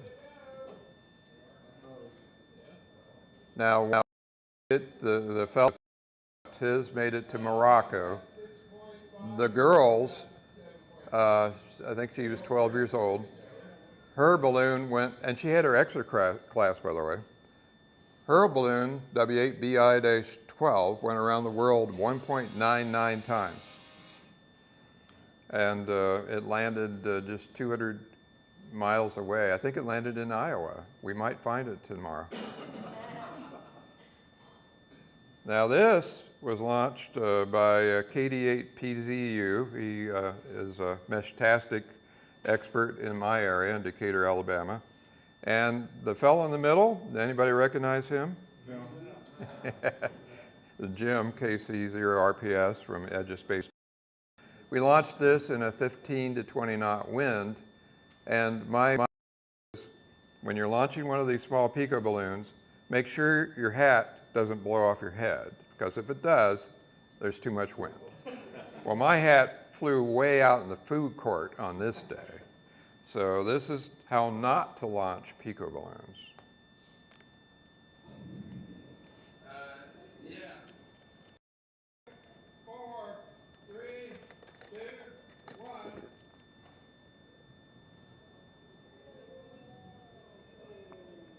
I didn't know you could run that fast, Jim. Go, Jim, go. We hit a picnic table, somebody's hat on a picnic table, and we hit one of those electric carts. But it cleared the building, and W8BI, that's the DARA call sign for the Dayton Amateur Radio Association. W8BI-11 ended up in the Atlantic. W8BI-12, well, it went around the world, I think, twice. And the league, we did one for the league. That's W1AW-11. He is 9 years old with his XZ. And his ended up in Japan.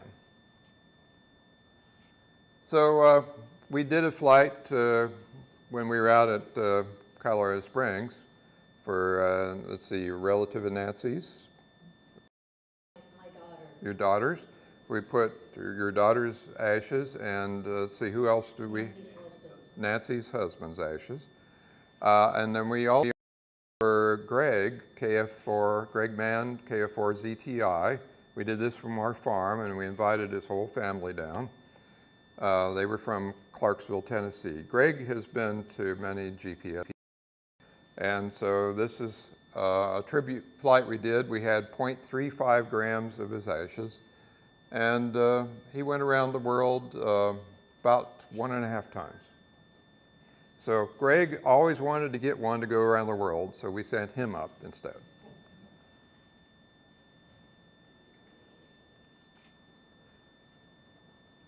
"34 days, he went around twice, and then he was, I think we maybe got shot down over Ukraine.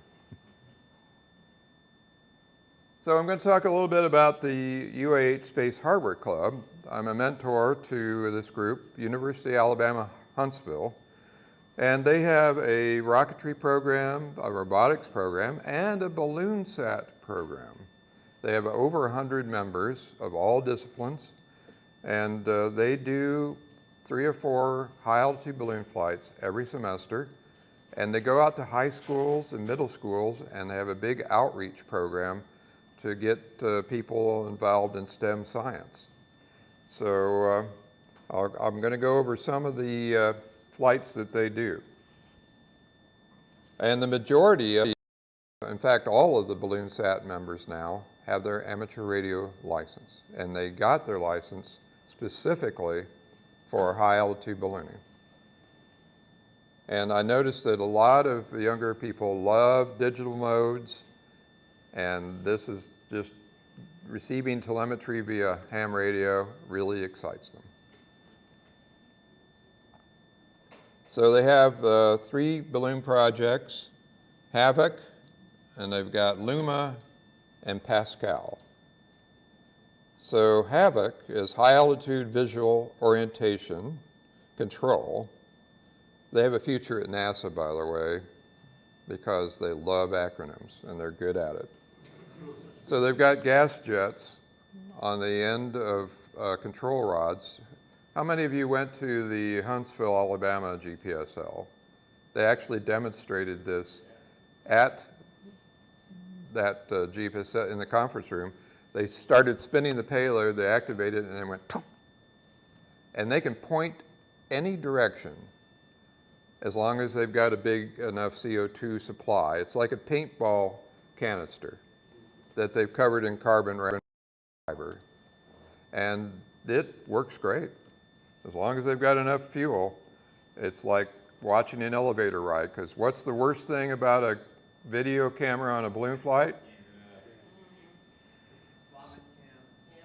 And you can see the upper left-hand picture shows the 2 gas jets, and they can send the gas jet in either direction through little solenoid valves. So, and their algorithm, they've worked on that quite a bit, their control algorithm, and it works phenomenally well. They've done a lot of these flights. Called this is Luma. And this is Long Range Universal Mission Administrator. And this one I've actually funded an add-on to this project. What's the biggest problem with a high altitude latex balloon flight, besides getting it off the ground? Finding it in a good, having it land in a good location. Now I can have a 1,000-acre field, even in Colorado.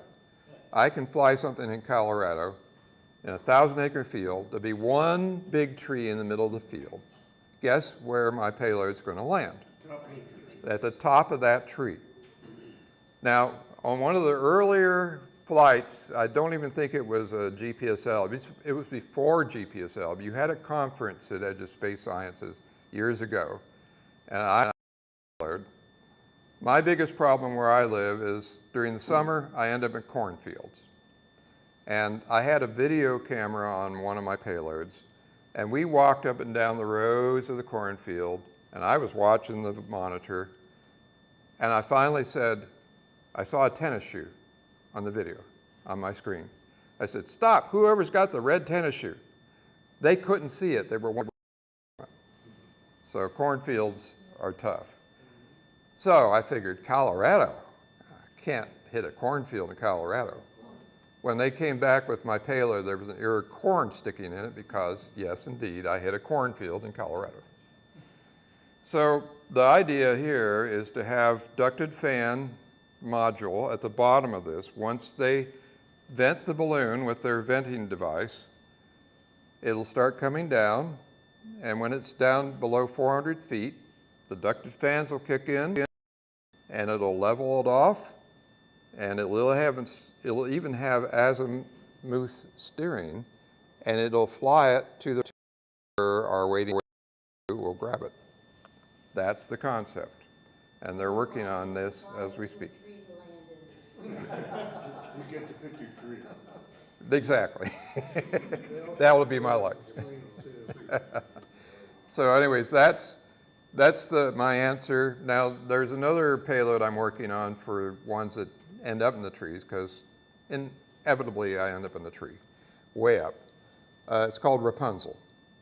And the payload will drop a line and a weight out once it's landed in the tree. Bill,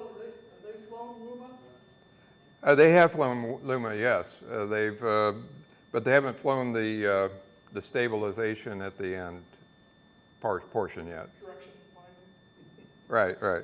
The valve system works very well, and it has a cut down as well.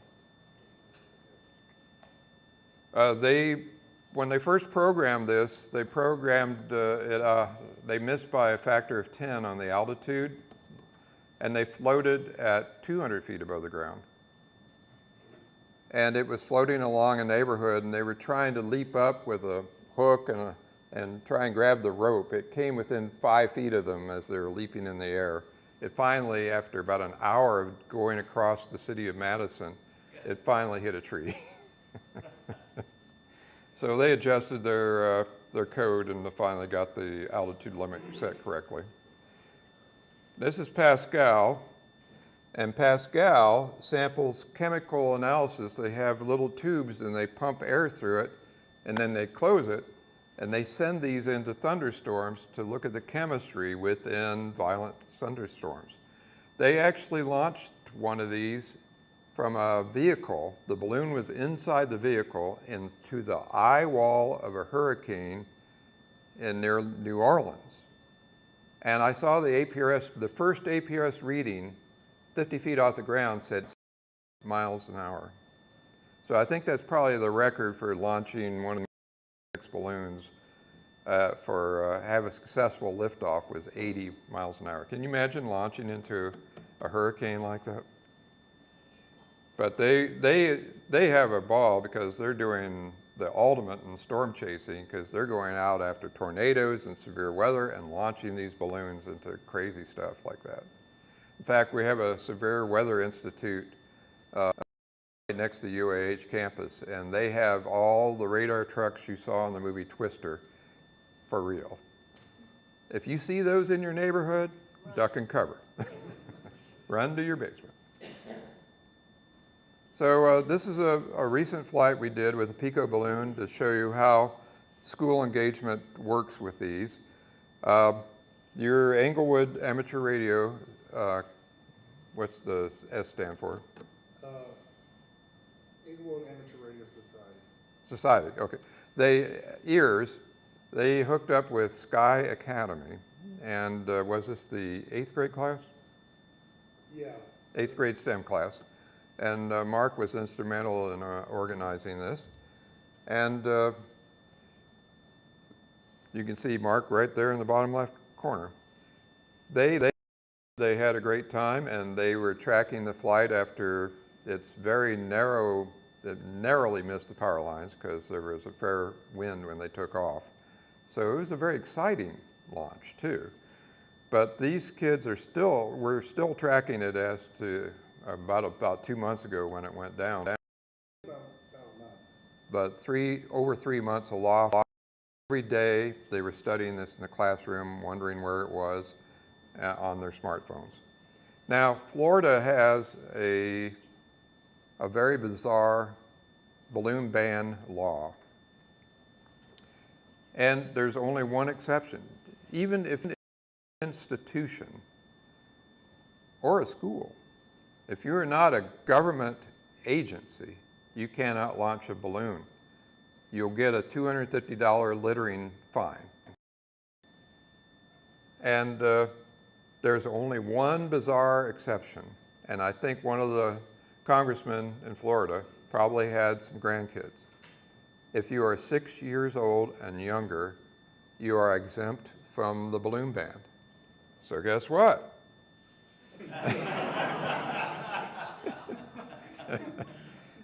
We found a pair of 6-year-old twins, and Mark handed her the payload, and she launched the balloon.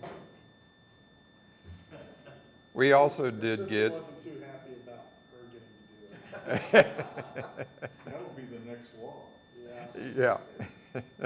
So we did get a letter of support from Florida Space Grant, which is NASA, and so it was a government institution. So if anybody really created a stir, that helped too. So they were covering their bases either way. And this is the flight from that that occurred. That's the Whisper TV plot or flight path from start to finish.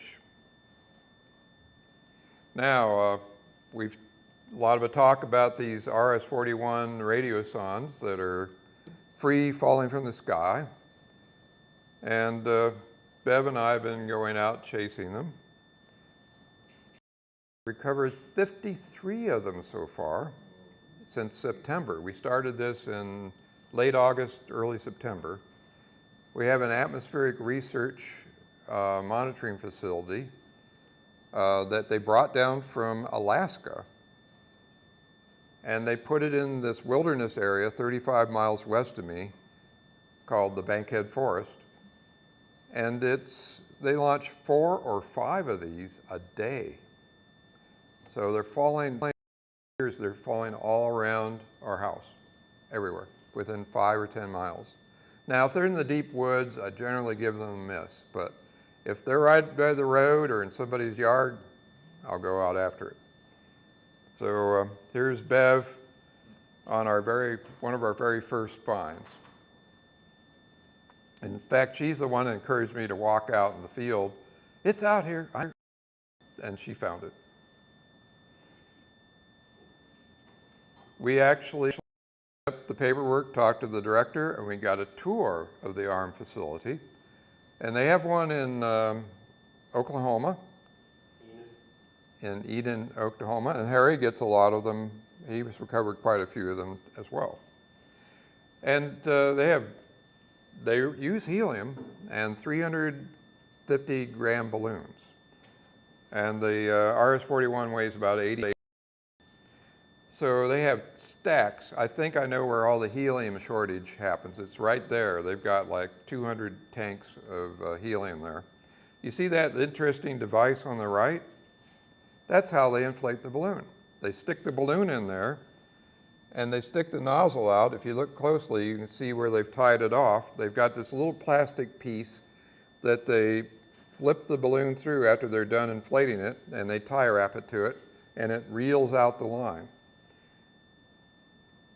And they let Bev launch it. So we had a big tour there. They have all kinds, millions of dollars worth of atmospheric monitoring equipment, solar equipment, atmospheric particulate matter, LIDARs. It's a huge facility that they brought down from Alaska. I'm very blessed to have it right there with all these wonderful payloads falling around me. Interesting things I've been finding on Amazon. That's an RT880G. You can set it up as a crossband repeater just by a menu command. UHF to VHF, both ways. So you can go in UHF and come out VHF and back the other way.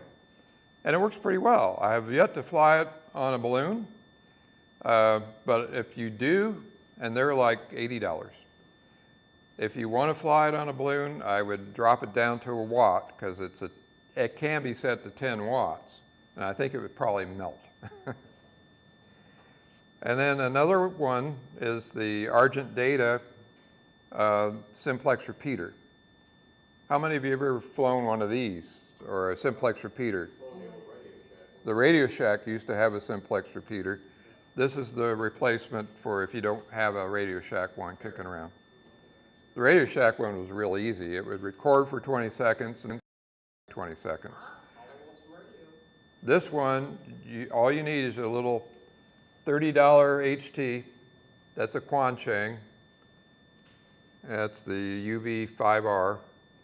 And this is a wonderful radio in that you can convert it through the chirp accessory to receive sideband.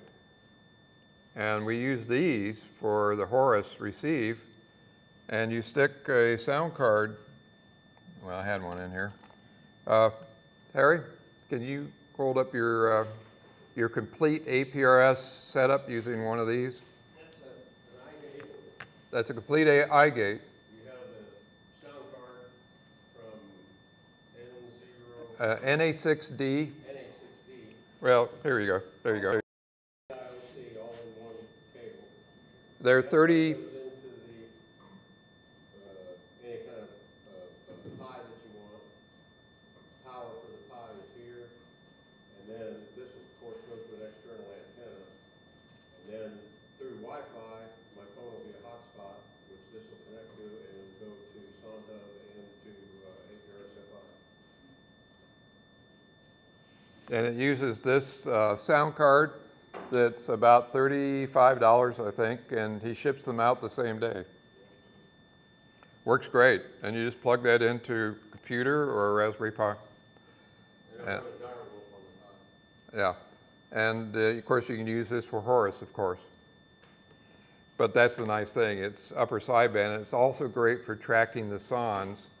I've actually, when I didn't have a LilyGo with me, my TT Go, and so I took the antenna off and I body shielded and I found a SON that way, and it'll do the SONs too on 401 megahertz. There's a guy in Korea, I think, who wrote firmware for the UVK5 that will decode RS-41 telemetry in the radio. Oh, wow. It gives you a QR code on the front panel with a link to the map. I'll I'll have to go find that. Yeah, it exists somewhere. Do you remember seeing that? I browsed it. It's out there, yeah. I'll see if I can find that. No. Also, is that the TNT or is that just a sound card? That's a sound card. Right. But it's really amazing how small it is. And in fact, it plugs right into, it'll plug into a Baofeng too. Yeah, you can buy them for $25, $30, or he's also got all the stuff up on JLC PCB, and you can order like 10 of the boards for like $60. Right. And then you just, break them off, and you've got 10 of those things for $60, like $6 a piece or something like that. You can get them with the plug soldered on or not soldered on. There's two different prices on it. He has a little jig that allows you to precisely solder the connectors on as well. And that case, this little... He also sends you I didn't think he did, but you can 3D print it because it's out there on printables. Yeah, he's got a 3D case out there you can find too. But like I say, he sends... The only other downside of those is if you use it for the UV5R Mini, I discovered, because we're going to make a SSTV payload using that, is that the Mini has sort of a tapered entry to the Kenworth connector. Oh. And those big round barrels on the end of the connectors would hit it. So Dremel tool fixed that. Whack it up. Oh. Oh, here, yeah, this is the Mini right here. I haven't tried the Mini, but this is the K1. Is that the one you're talking about, the K1? No, the UV5R Mini. Oh, okay. Well, this is the Quansheng K1, which is a mini version. The only reason it's, I got a big battery pack on it, but if you take that off, it's really tiny. And this is about 30 some bucks. I know I paid 32 for that one. So really nice, handy to have. Who makes that sound card? The slide that's up there right there, NA6D. I think if you just type in NA6D sound card, you'll find it. Because there's a guy on YouTube temporarily offline who sells those built and everything. I don't know if that's his call sign. But it was very prompt. When I ordered it, he shipped it out like the next day.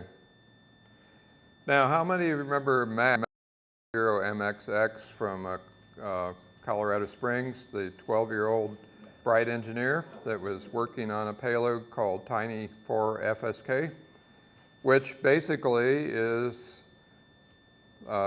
his own version of an RS-41 SON. Well, he now has them available, and I'll pass one around here. So I got this from him. It runs on a single, it can run off of a single AAA. You put the battery clip on the back here. He programs it, and you can break this away. But he's got a GPS antenna, receives And he uses the a NatMel chip and a 4063 transmitter chip, SI 4063. And it can go up to, it's a D21. Anyways, it can go up to 100 milliwatts. I've got one set up for 20 milliwatts. I'm going to fly tomorrow under WB80LK-. So I'll pass this around. Well, 100, but I'm going to set mine up for 20. I think it will do 10 as well. Yeah, with one battery at 100 milliwatts, the lifespan is just about 3 hours. Right. So that's, you know, you got to get ready to recover. But Right. yeah, I've dialed it down with a AAA battery to like 20 milliwatts or so. I didn't measure what the output was, and I increased it from like beginning every 3 seconds to every 6 seconds or something, and had over 8 hours of battery life. One AAA. Well, I've got a AA on mine, so I'll probably get double that. So it'll be almost 16 hours. He's got a nice little feature. Anyways, his website's called habtronics.com. And he's got a shield that goes on top of it for data logging and control. And you can add various sensors. So he's got a pressure sensor on there, and temperature, and battery voltage. And this is a picture of it all mounted together. So for those doing a latex flight, this would be a real nice little data logger and telemetry transmitter. And it's very lightweight. With the single AA or a single AAA battery, it'll probably weigh, I haven't weighed it, but it'd probably be less than an RS-41. Yeah, certainly. Well, obviously, because it has 2 batteries in it. So we'll try flying that tomorrow. So I showed you the secret slide last year, but for those of you who haven't seen it before, I got this from the Air Force, and I got their secret anti-balloon weapon because they spent $1 million worth of Sidewinder missiles to blast one of our ham radio balloons out of the air during the China balloon crisis. They blasted the North Illinois balloon over the Yukon out, and they used about $1 million worth of missiles. And they spent an extra $1 million to search the Yukon in the winter in the mountains to look for it. Now, if you blow up one of these with a Sidewinder, how much of this do you think is going to be left? So they came up with a more cost-effective way.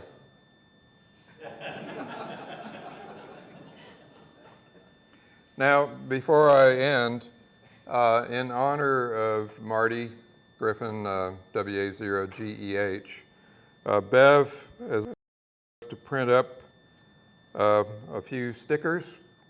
And how many would you like for the Edge of Space Sciences payloads?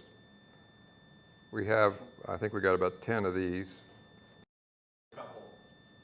You want 2, 3? 3, okay.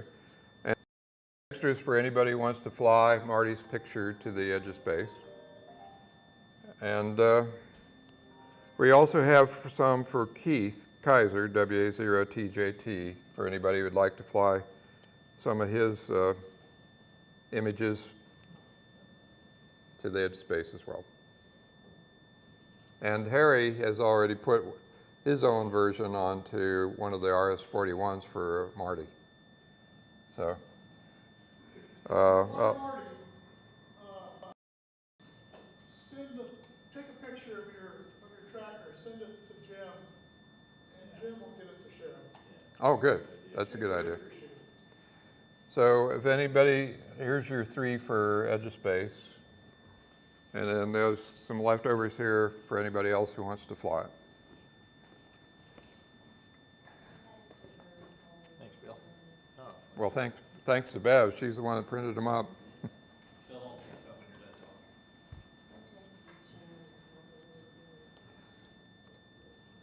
With that, any other questions?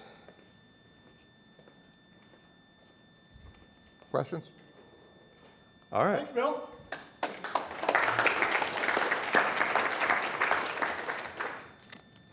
We better move right on. Yep, yep. Oh, here's my clipper.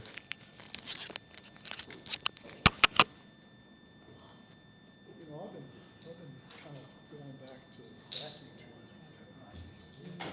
I can pick you up. Could you get me a tracker set up? Yeah. That's Bill's I got laptop, isn't it? it's on the Mark gave me that's all that.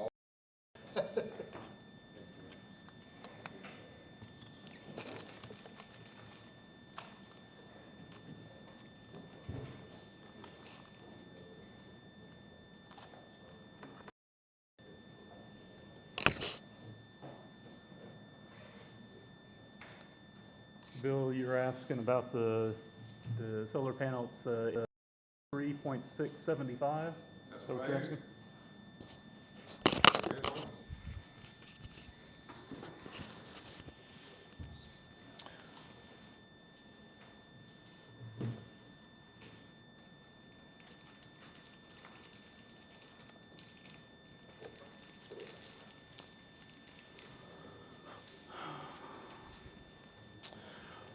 All right, so I agreed to put together a presentation, and as I was putting it together a few weeks ago, I realized that it's been a quarter century, which was kind of startling, but here we are. Back in '99, I met this guy here in the lab coat. Some of you may recognize them, Paul Verhaeg. He had come to Hutchinson to do a balloon launch with the Cosmosphere. I wasn't really planning on chasing the balloon. I didn't even really know what it was at the time.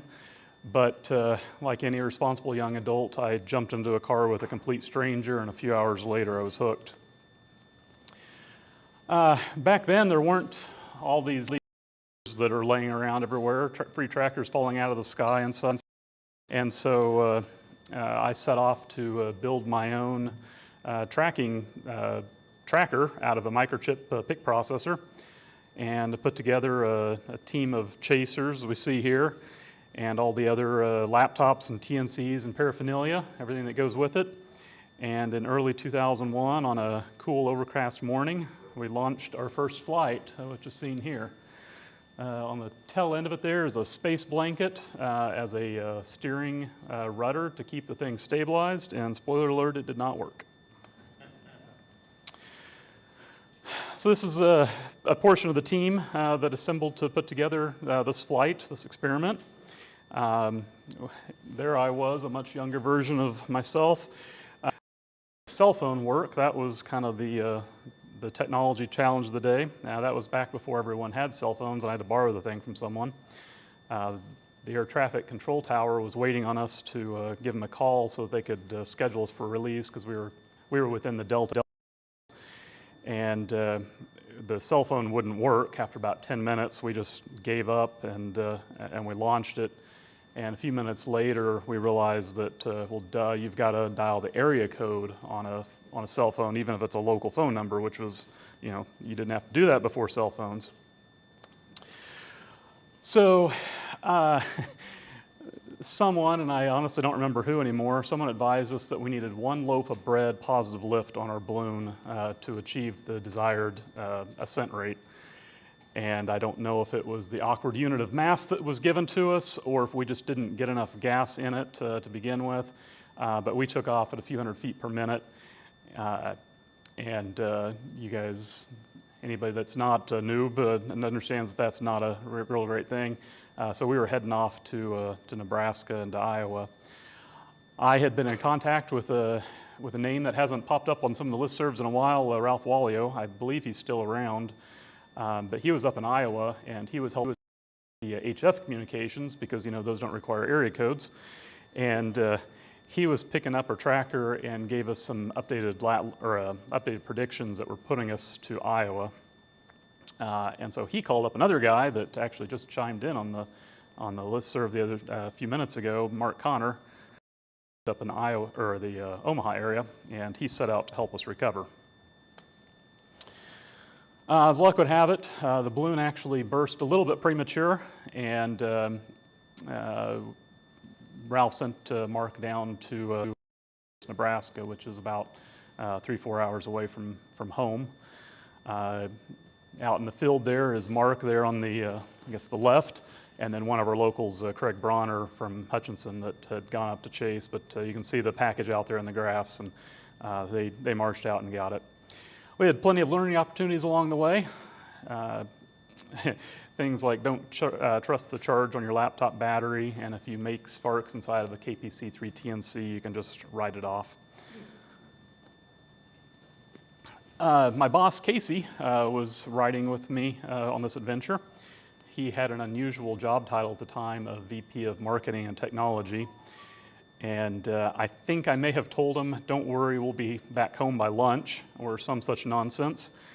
And after winding up about 4 hours away in Nebraska, he basically called me a liar. A few days later, he brings in a CD-ROM to work, because everyone has CD-ROMs back then. And he hands this to me, and he tells me, Zach, don't forget to turn up your volume. Maybe I have volume. We'll see what happens here. But he brings the CD-ROM to me and says, your name and your logo. And I don't have audio, but that's all right. Oh, yeah, I do. So, and that is how Project Traveler's name was born. Because the boss is always right. The boss is always right, yes. We'll double play that just for good measure.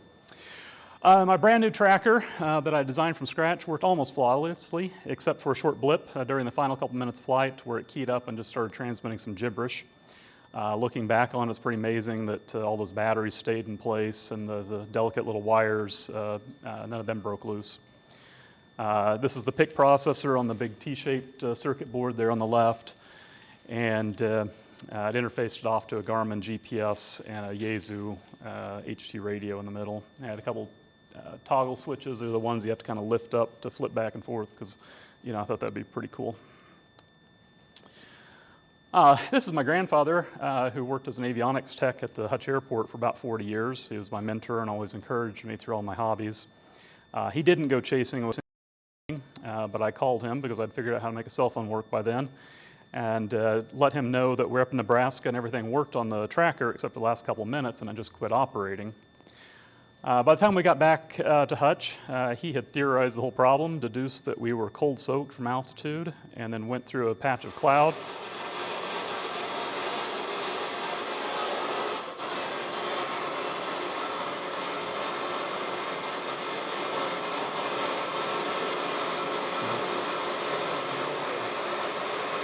Any idea?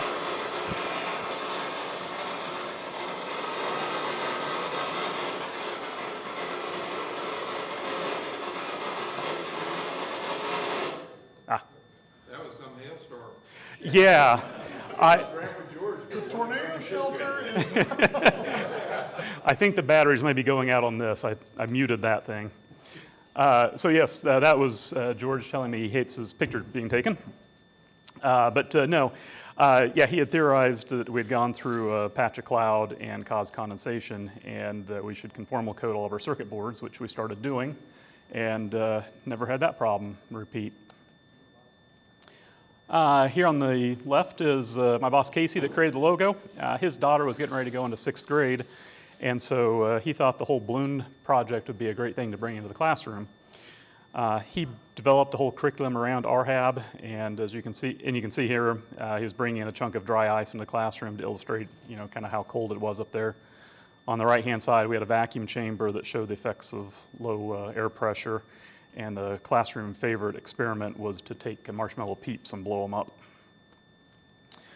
He created all sorts of collateral to help explain, kind of science of ballooning, and some of those we're still using today in various variations. Back in the day, you had to print everything off on a big poster printer to bring it in because projectors hadn't been invented yet. With a measly 3 flights under our belt, we decided that we're going to go bring this into a classroom. And so they brought out a couple hundred kids to watch us attempt this crazy stunt. This was from our 4th flight on May 2nd, 2002, and you can see some of the kids lined up. And I was trying to find, I think I still have the original newspaper. It was like a almost full page, I think front page, if I remember right. That led us down a path of a whole bunch more flights over the years. We learned a lot about ballooning and thought we pretty much had it all figured out.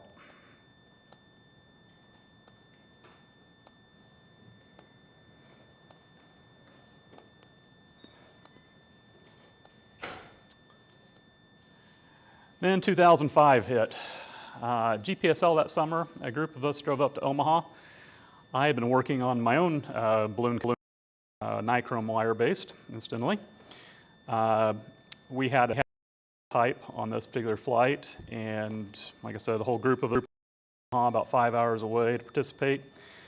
We launched that Saturday morning, and about a minute or so into the flight at 3,000 feet, the cut down mistakenly fired and dropped the payload back across the road from us, basically. And that resulted in a whole lot of understandably frustrated members of my group. Did use nichrome wire, and I was thinking about that as Jim was talking this morning. The circuit board, I had inadvertently coupled the antenna ports on the little receiver back to ground, and so when I had it sitting on the bench, it worked great. But you went and put 30 feet in the trigger device, and it never heard the trigger device, and it had a fail-safe that if it lost communications, it would cut. So yeah, that's what happened.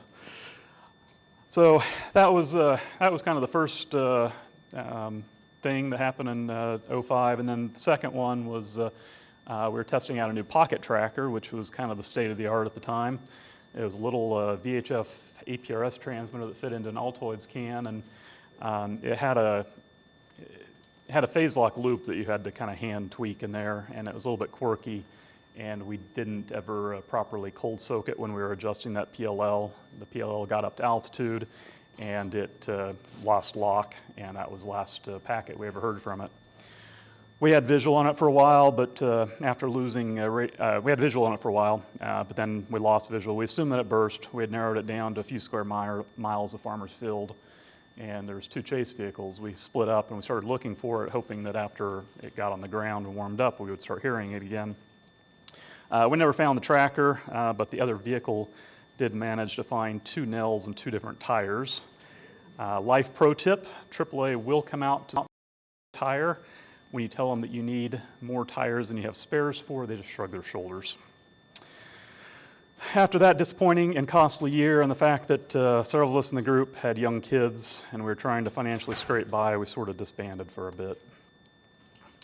But about 5 years later, in 2010, I started getting the itch to play with these new Arduino things that had come out.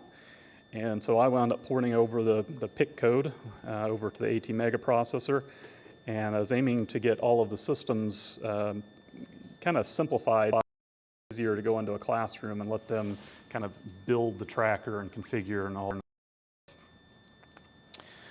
It took us a few more years to get restarted and work out all the bugs of everything, but in 2015 we got back in the classroom. I actually got about 6 more classrooms over a few years, plus a couple of air shows, and momentum was really picking up until COVID hit.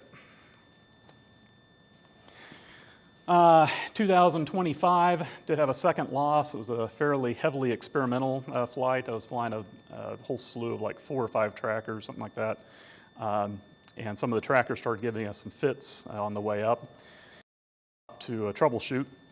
The balloon burst about 56,000 feet for whatever reason, and that left us kind of behind the curve. We got to a few miles out when it touched down, and we drove to the heard the packet about 1,000 feet up. Extrapolating for winds, we think that touchdown was in the middle of that yellow circle there. And yeah, that's not a good sign. We pulled, and that's a view of the Nenaska River that we were dealing with that morning. We circled the area. I think I had a wedding or a graduation or something I had to get to, so I said, Joe, you're in charge. Joe went swimming, and he tried his hardest. He was out there for 3 days walking around. He didn't really do that think it might have been 3 minutes. He's like, Zach's gone, I'm out of here. But we went back out about a week later. We never found any of it. I think that was our one and only splashdown. Was this last like August? Yeah. I remember seeing all those flights on Sonda, a bunch of trackers just all strung together. Yeah, that was probably it. I was testing some of the balloons, and so I had battery-operated Picos that I was flying, and yeah, I can't remember what the problem was. I think I had a firmware glitch that was kind of giving me some weird stuff, if I remember right. So anyway, Project Traveler statistics, 25 years of experience, have 44 latex flights with 95% recovery. 2019 Gpsl, that was Pella, right? Yeah, so according to my notes, that was our top flight was 121,000 feet during that Gpsl. I've got 11 Pico flights, and the most was about 6 circumnavigations. I have a hell of a time actually counting how many times it goes around because it'll get a little eddy current down there in the Gulf, and so did we really pass? And so I'm going to say circumnavigations on a couple of them, and I've got 2 flights that have been up there for about 15 weeks as of last week when I was putting all this together. Done 3 air show launches, which is our Hutchinson air shows, so not Thunderbird, but hey, we still call them. And did 6 school launches, and there's actually a 7th school that I went into which didn't do a launch. We estimate about 1,500 kids impacted over those years. You know, all this brings a certain level of prestige and you know, stardom. You know, I'm pretty hot stuff now. I've got it all figured out, and so, you know, here's some AI generated glamour shot of me and my stylish sunglasses and my wife. This is really creeping her out. So I'm going to move on to the next slide. That was actually a photo of us in Virgin Islands, but that was not us. So, you know, all the stardom, hosted Gpsl in 2004 and 2010, 2014, 2017, and then again in 2025. I even had a couple magazine articles over the years about some of these crazy activities that we've done.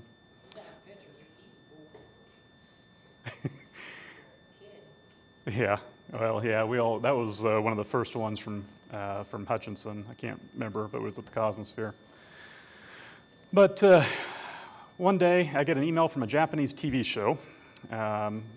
It's best I can tell, it was basically the Japanese version of Unsolved Mysteries, if you guys remember that show from around here.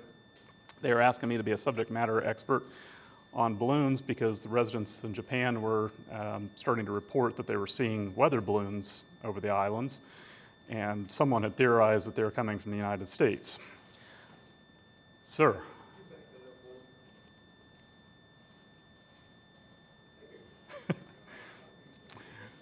And it might actually be on the Super Launch website. I can send it to you if you want the originals, but. I'll give one more time. And then, okay. Back when they were kittens. Bill, you should smile when you take the photos. And this wasn't even AI. Yeah, this was not AI. There's Mike Manis there reading his magazine, not paying attention to the photographer. But When was that picture taken? I'm guessing it was either the 2004 or 2006. I'd have to get my notes. So anyway, Japanese Unsolved Mysteries, I rebuffed their argument that our latex balloons would not in fact be likely to go 2/3 the way around the globe, Japan. But nevertheless, they did this thing. The audio really isn't all that important. I don't know if I can turn it up at all or not, but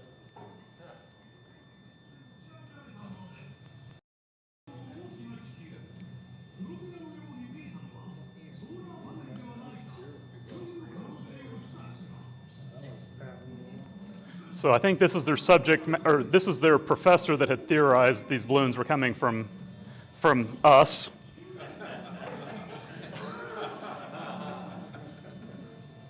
And I tried to, you can hardly read it, but I tried to say, no, you need to talk to Bill. And apparently Bill ignored him. I never They called us too. Did they? Yeah, we had a balloon going over northern Japan, they got interested in it. Free press. So they unveiled the surprise guest speaker. And there I am. Got interviewed. This was an interesting experience. Yes, speak very well. Terrence, you sort of made it into the video, but they blurred you.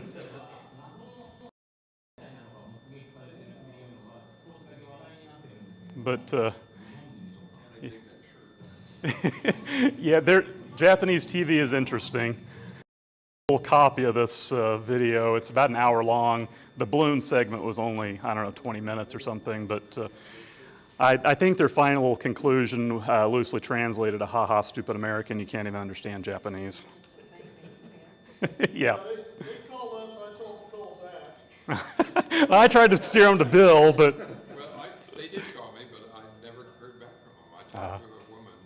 Yeah, it was a woman out of, I think, and she was coordinating it, and she was real nice. They actually sent me a check. They chose you, so Yeah. there you go. Yeah, they sent me a check. I don't remember how much it was. It was like $200 or something. It's like, well, no, well, it cashes American dollars. They thought that it was one of our balloons that went over northern Japan. So I spent hours convincing them it wasn't our. Well, yeah, and I sent them back and forth a bunch of emails, saying, hey, these are latex balloons. They go up, down, all this sort of thing. And finally I said, she asked if I'd get on TV and talk, and I think she was translating, I can't remember, but yeah, we were talking with these guys, and anyway, that's what it was. While I was on the show with them, it popped into my head, the Japanese did get pretty good balloons across the ocean, and I had the self-control to bite my tongue at that moment. And after the interview, the lady called me up or something. I said, I did have this thought about the Japanese sending balloons our way, and I said I wasn't sure how that would go over. And she's like, yeah, you shouldn't have mentioned that. That was a good thing.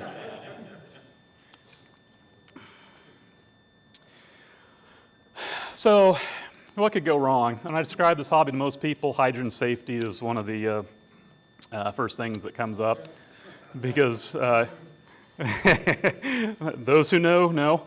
Hydrogen is flammable and accidents happen, smoking accidents especially. This next video I showed a couple years back at Gpsl, just kind of clipped a short little bit out of it. Basically, hydrogen takes a lot of air to mix with it to actually cause combustion. This video, I took a nichrome wire. Yes, you can get nichrome wire back whenever this was. I put it inside of a bag full of hydrogen. I took my super safe pocket knife on a stick, on a piece of EMT conduit, and I ruptured the bag, and it's really hard to get anything. And then all of a sudden it kind of popped and opened up, and then of course you start hearing or seeing the red hot. So hydrogen, as I found, really isn't the most dangerous part of this hobby. Back in about 2015, I started kind of mentoring a group out of Dodge. And we traveled out there a couple times to do some joint launches with them, but it was time for them to launch out on their own. The forecast out of Dodge City had the forecast trajectory coming back to Hutch, so we basically loaded up in the car and we waited for it to drop in our backyard. We started receiving packets. Once it got a few thousand feet up in the air, but pretty soon we heard a burst. The computer does its chime and says, the thing burst. So we headed west, and we met outside of a town called Kinsley. Western Kansas, as many of you know, is astonishingly flat, but we started hearing the 1-watt transmitter from miles away, which is never a good sign. We pulled up to the and we find it hanging from a high voltage transmission line. Children, don't try this at home. Their payload had come separated from the parachute around 50,000 feet and had free fallen back to Earth. only to be broken the fall, had the fall broken by the one and only thing sticking up in about 2 square miles. It's like an aircraft carrier. A resting hook. Yeah, a vertical resting hook. Yeah. So as it hit. Your connection to the ground is rubber tires. It's not as bad as your suggestion. Yeah. Yeah. So what? The stick, is that? It's a stick they found in the ditch. Oh. Yeah. Nice wet. That's okay. Yeah. Find handy. Yeah. So the load line, the line broke the fall, but the load line went and wrapped around as it was coming down. So there was no way this thing was coming out of the power lines. I pull up.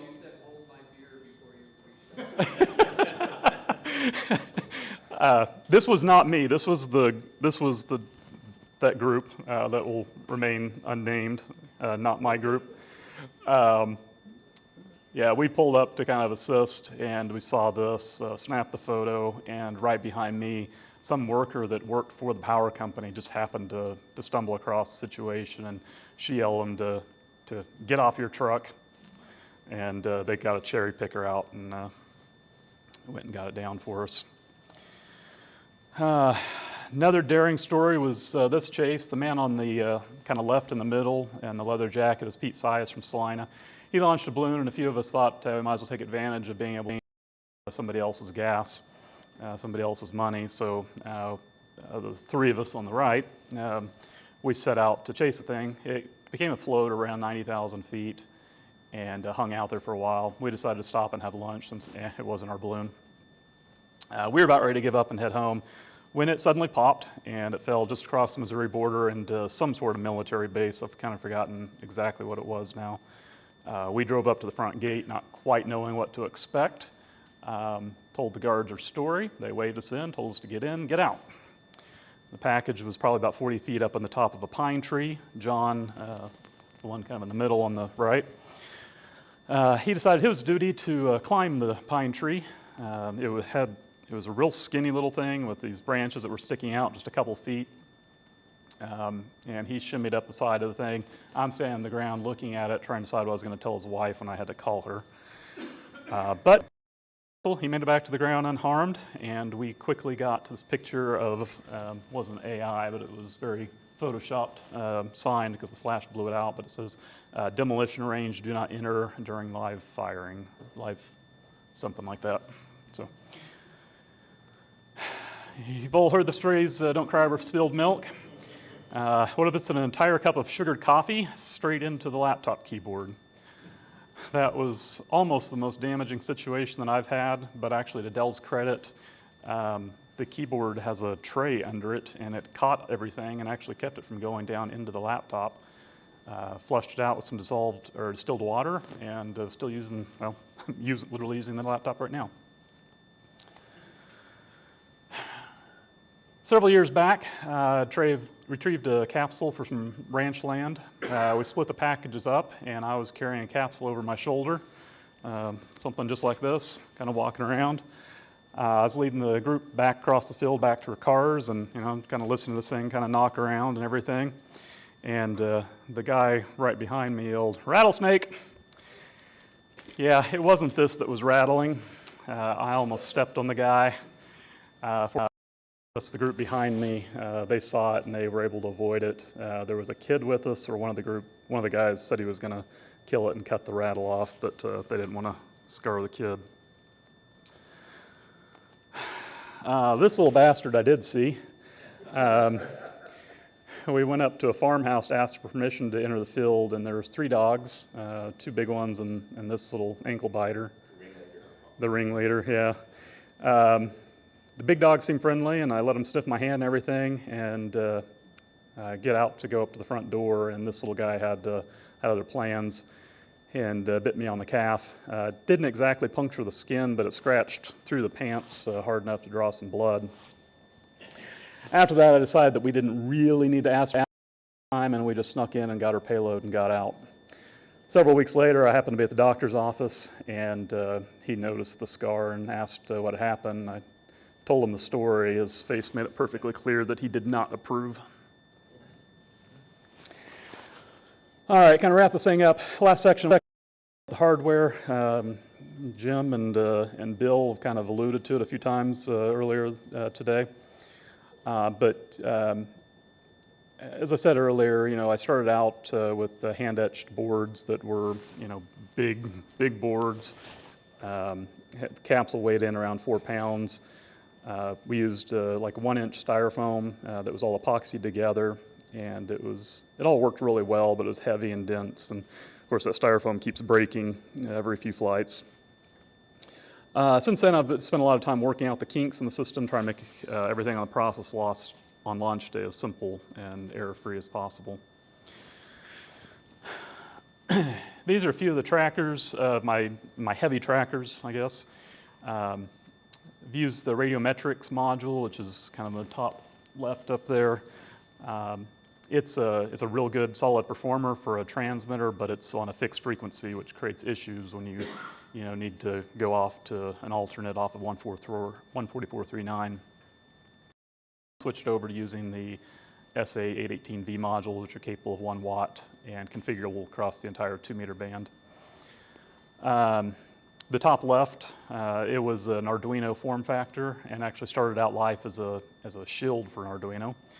And gradually that evolved into, well, I don't really need the Arduino there, so I created the top right unit that basically had the Arduino melded into it, and then that little daughter board there on the very top of the pig.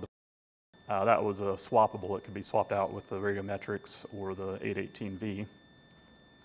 And then the bottom middle, that's the current version of my latest tracker. I'll be flying 2 of these things tomorrow. That shrinks the size down to 50 by 100 millimeter and weighs about 31 grams plus a battery. Typically fly on a couple LiPo cells around 500 milliamp hour, and it gives plenty of flight time, transmitter time, and weighs in about 100 grams altogether. Battery-powered trackers eventually evolved into a flock of Pico birds. The first iteration is shown here, which is solar-powered VHF that feeds about 5 volts into one of the 818V transmitters and sends APRS. At altitude, coupled with the supercapacitor, these can beacon that half-watt transmission about every 40 seconds if you lucky. There's no shortage of sunlight up there at altitude. They're frequency agile, so they adjust their APRS data frequency to whatever the local standards are. I've had a few of these up under my call signs, or my call sign, and it seems like they always get cut short, but I do have a guy back in Hutch, Jerry, AC0RL. He launched one of these back on December 30th, and I can't remember. I think I saw it this morning on Amateur, so it's been up for 6 months. It counted 163 days, and I think he's on the 10th lap around the globe on that thing.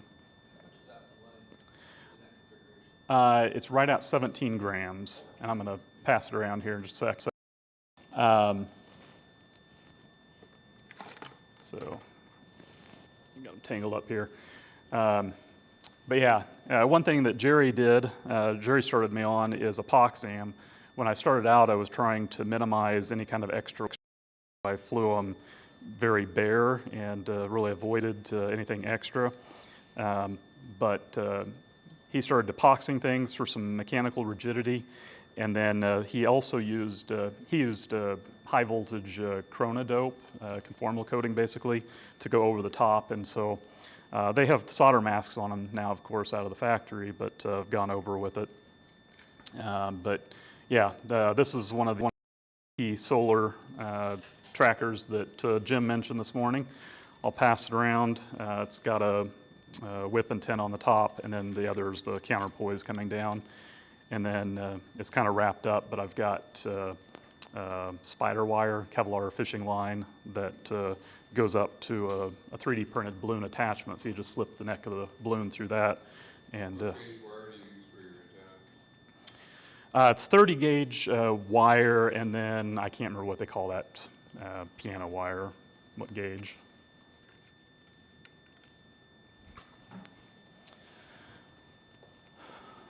Yeah, right about 17 grams. And then that led to this iteration that was an HF based. I've got it set up for 10 meters through 17 meters, and it runs off the SI 5351 chip, which is a clock generator. It can generate signals all across the HF bands and up into the hundreds of megahertz. I've never tried it above 30 megahertz, but I'm sure it could generate all the way up as long as you put a good filter on it. It is a square wave output, so you've got to filter the hell out of it to make it legal. Otherwise, you get harmonics all over the place. Transmitter chip to use on the, use that the 818 on the bottom side. Yep, right there.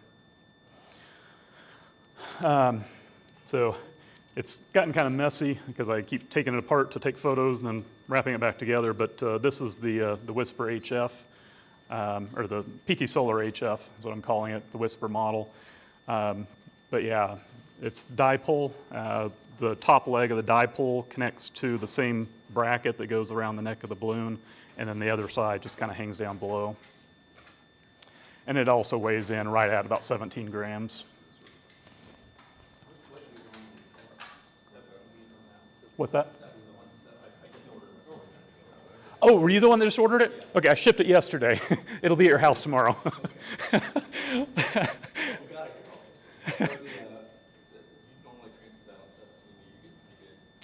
So the ones that I've had were my early prototypes, and the filters are only good for about 28 megahertz.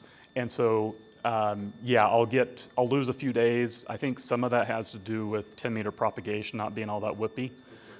So I expect it to go down below. I haven't flown one of these. Well, I launched one, but it hit the ground on the way up, and I never heard from it again. Something loose. So yeah, that's the only one of the current model that's been in the air. Let's see.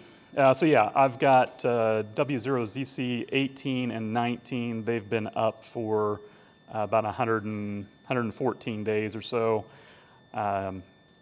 Jim, I need your spreadsheet thing because I can't keep track of how many times I've gone around. I think I'm around 6 times on that.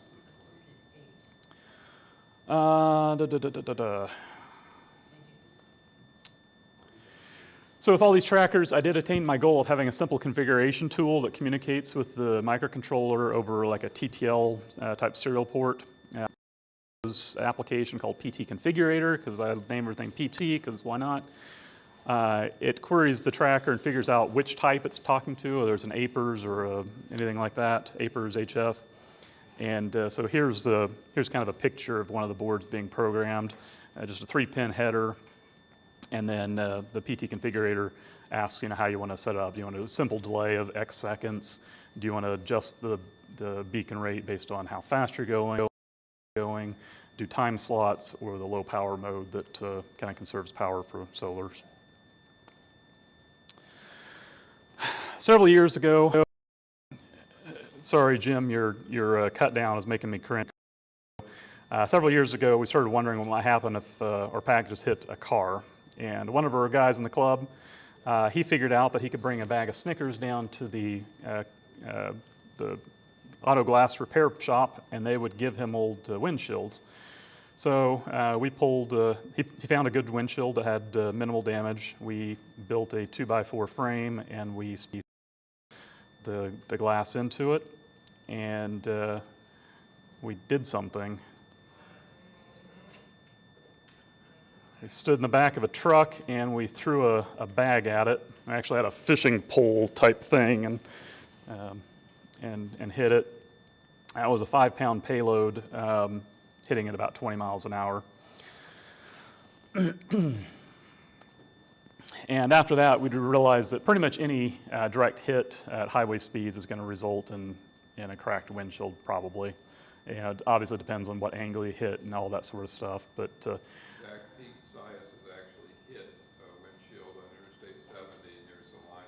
I've heard that story. And it cracked the windshield, and he immediately bought a new one. Yes, I've heard that story. That actually went around the radio club that I was part of. I called and said, found your payload, but...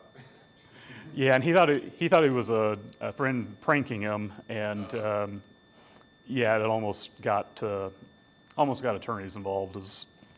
how it seemed to extrapolate.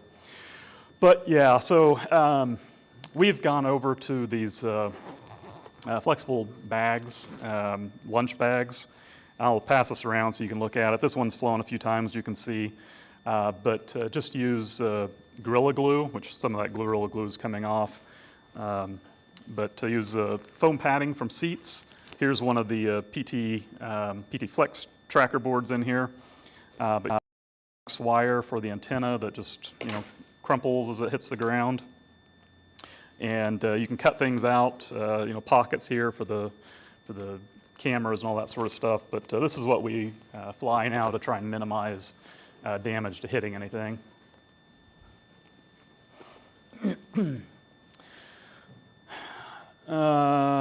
Yeah, so they're kind of in the middle of the blue. That's a little bit better close-up of the antenna. It's just a circuit board, and I can put either an SMA connector or solder and epoxy the coax directly to it, but it splits out and makes a nice little connection. Very simple, very easy, and very durable. For parachutes, I'm a big fan of the Rocket Man parachutes. They're a little bit expensive, but I think we proactively replaced our original from 2001. And then I had one that might have been in that picture that we saw earlier with the balloon that got all wrapped around. One of them, somewhere along the way, one of the shroud lines got cut as we were trying to unwind a balloon out of it. But otherwise, they've just got 4 simple shrouds, and they just work. For my load lines, I just use braided nylon rope or Dacron rope, and I use heavy-duty split rings on the ends of it. If you want to cheap out and go with cheap split ends, you will wind up wrapped around a power line in western Kansas. Don't use the cheap ones; they'll come apart, but good ones will hold you just fine. FAA regs are a little bit weird on this, but they call for the balloons to be able to separate it from the rest of the string by 50 pounds of force. So this is the weak link that I have. I guess it shows up pretty well up there. The bottom piece here is just a welded ring. It's fairly small. I'll pass it around. And the top side is a doggy clip. Between that's 2 50-pound test fishing lines. I use Kevlar spider wire, and then I back it up with monofilament. The Kevlar seems better suited to the task, but it's also really waxy, and I've had a few of them come unwound over the years. So I fly both of them, and they seem to work. On the parachute and the weak link here. But top of the parachute, and it's all tied together there, but pass that around. That's one of the Rocket Man chutes.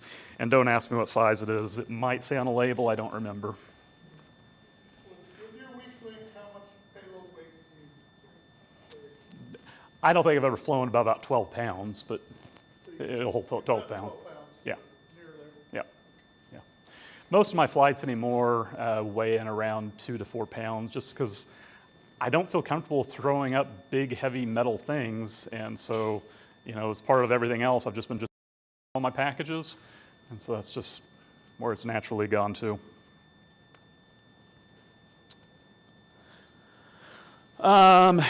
Just talk real quick about what our process is. Use a big, large steel ring around the neck.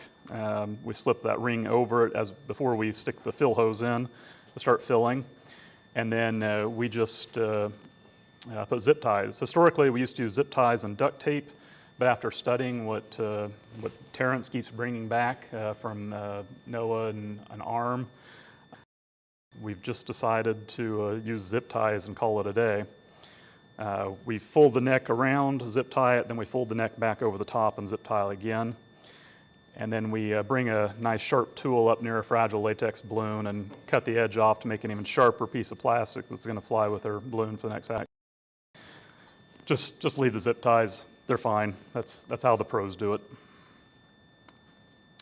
At this point, we have a neck. We have a loop on the bottom of the balloon. It's real convenient to handle the balloon, and it'll, even if you have gloves on, whatever, it's going to be fine.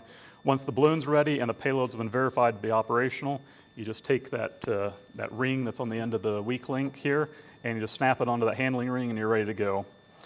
Sorry to interrupt. On your fold there, do you twist too, or do you just fold? I've just been folding. You could twist. It's not going to hurt anything, but yeah. I think last year, I think we're probably still flying some duct tape because we weren't quite confident enough, but tomorrow I don't plan on using any duct tape. Oh, and then this configuration has one advantage. If you want to winch your balloon up, have your balloon and run through it, 4 people, handlers on the ground, you don't have to worry about the dreaded rope burn of death like Andrew found last year. Yeah, there was another actual root cause in addition to the rope burn of death. There was some dry rotted string that we used. Cool. So once we recovered the remaining payloads, we could pull it apart by hand in different spots. So the rope burn was probably the leading issue there, but the second issue was just bad string. I won't point fingers, but provided some questionable string. And the other payload that was victim of that was the Insta360 X5 camera. It was a $500 360 camera somewhere in a field there near Hutch. And I'd still love the SD card, so if you find it in the cornflakes or anything, let me know. Okay. But the string broke again on that flight beneath the camera, but above the first tracker. Mm-hmm. So, yeah, we've changed policy on how we space our payloads and where the trackers go. Yeah, I always want to make sure your heavy one's on bottom or your whole thing can invert. Or in our case, the expensive payloads have a tracker above and a tracker beneath. It gets Yeah, yeah. Exactly. So you're saying that was probably the only high altitude balloon payload ever that had FAA compliant brake springs on the Yes. Just saying. More than compliant. And we never reuse string. Yes. Yeah, we got this from the EOSS group. I think you guys call it the Hail Mary launch approach. I don't know if that's an official term or not, and I may be completely wrong on that, but yeah, have the balloon handler up, lay out all your strings downwind. The instruction of the people downwind is you just hold it out and you don't hold on to anything, you just keep it off the ground. And then the person on the end needs to be able to be in case it kind of goes sideways. But yeah, hold that thought. So here's a typical Kansas launch. Yeah, this is a light wind day.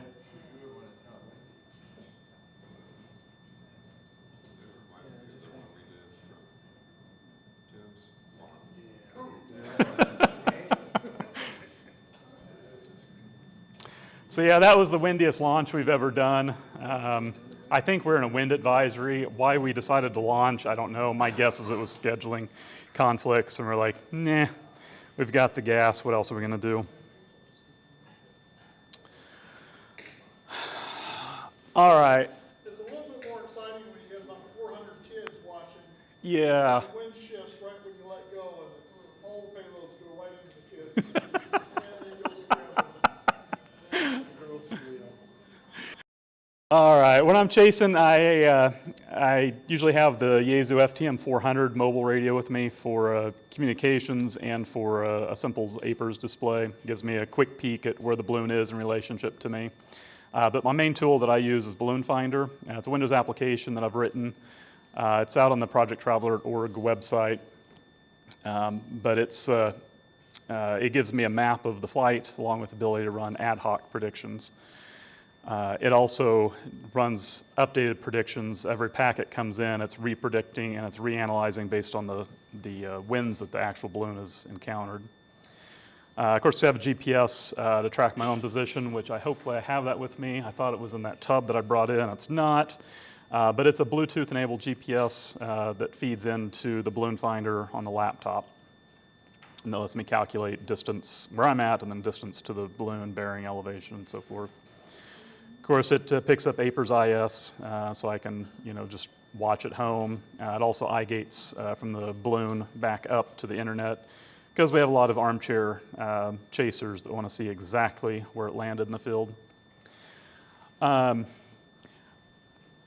these VGC N76 handhelds a couple years ago, and really them.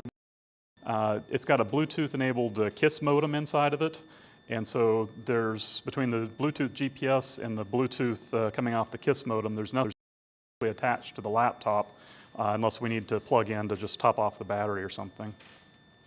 But then the N76, it doubles the field tracker for going that final mile, because it'll say you're so many meters away from it and it's to the northeast. It's updating the predictions, as I said, and by the time the balloon bursts, we know where the thing is going to land within a couple miles. I've got the Quanching handy-talkie that Bill showed tied into to Horace GUI. I've got the Horace GUI talking to Balloon Finder through a UDP port, so I can chase and see that. Of course, right now I don't have Bluetooth on that cable, but I think I may order so I can have another Bluetooth coming into the laptop and not have to worry about that. But Balloon Finder gives us everything that we need to see while we're chasing under one pane of glass. So this, yeah, we just what we chase with. It can also tie in up to two like serial-based TNCs and network-based TNCs. So that'd be like Direwolf and Horace GUI. So what's next? I'm not really sure what the next step is. I have my whole line of trackers kind of ready to go, and I have that manufacturing process down. GLC PCB has been interesting. The tariffs have, this is a really bad couple of years to decide to prototype a bunch of brand new equipment where I have piles of scrap PCBs sitting on my bench because I had a problem with them. I've been thinking about upgrading the microprocessor, something a little more modern, a little more RAM, but I just not totally sure what I'd use the extra cycles for. I've been selling a few of these on eBay. Sold one this week, so we stopped in Des Moines and shipped it. And sorry, I looked for your name on the roster because I was going to bring it to you, but oh, you ordered one today? Okay. Oh, yeah, then we'll square up. I did not see you. So there's another one going down to Huntsville, Bill. I don't remember the name off the top of my head, but Thomas, yeah. So, but anyway, I did attain my goal of having a simple to assemble tracker that a school group could do, and even potentially write their own custom firmware and place on this thing.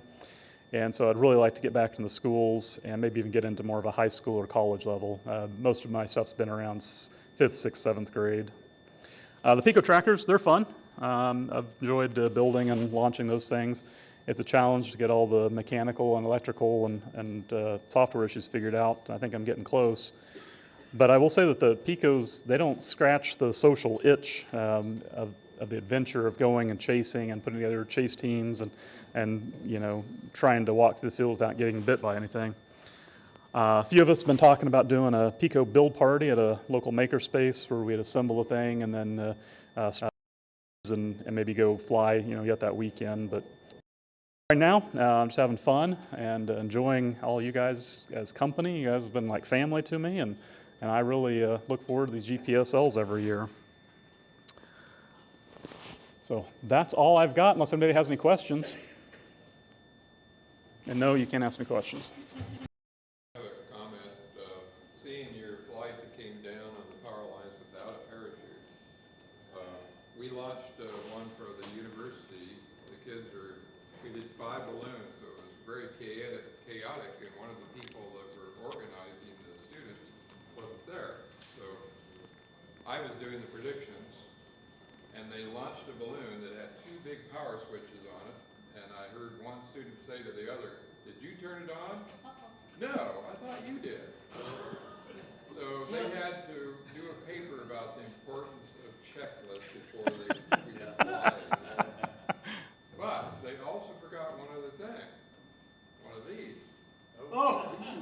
12-pound payload. Oh!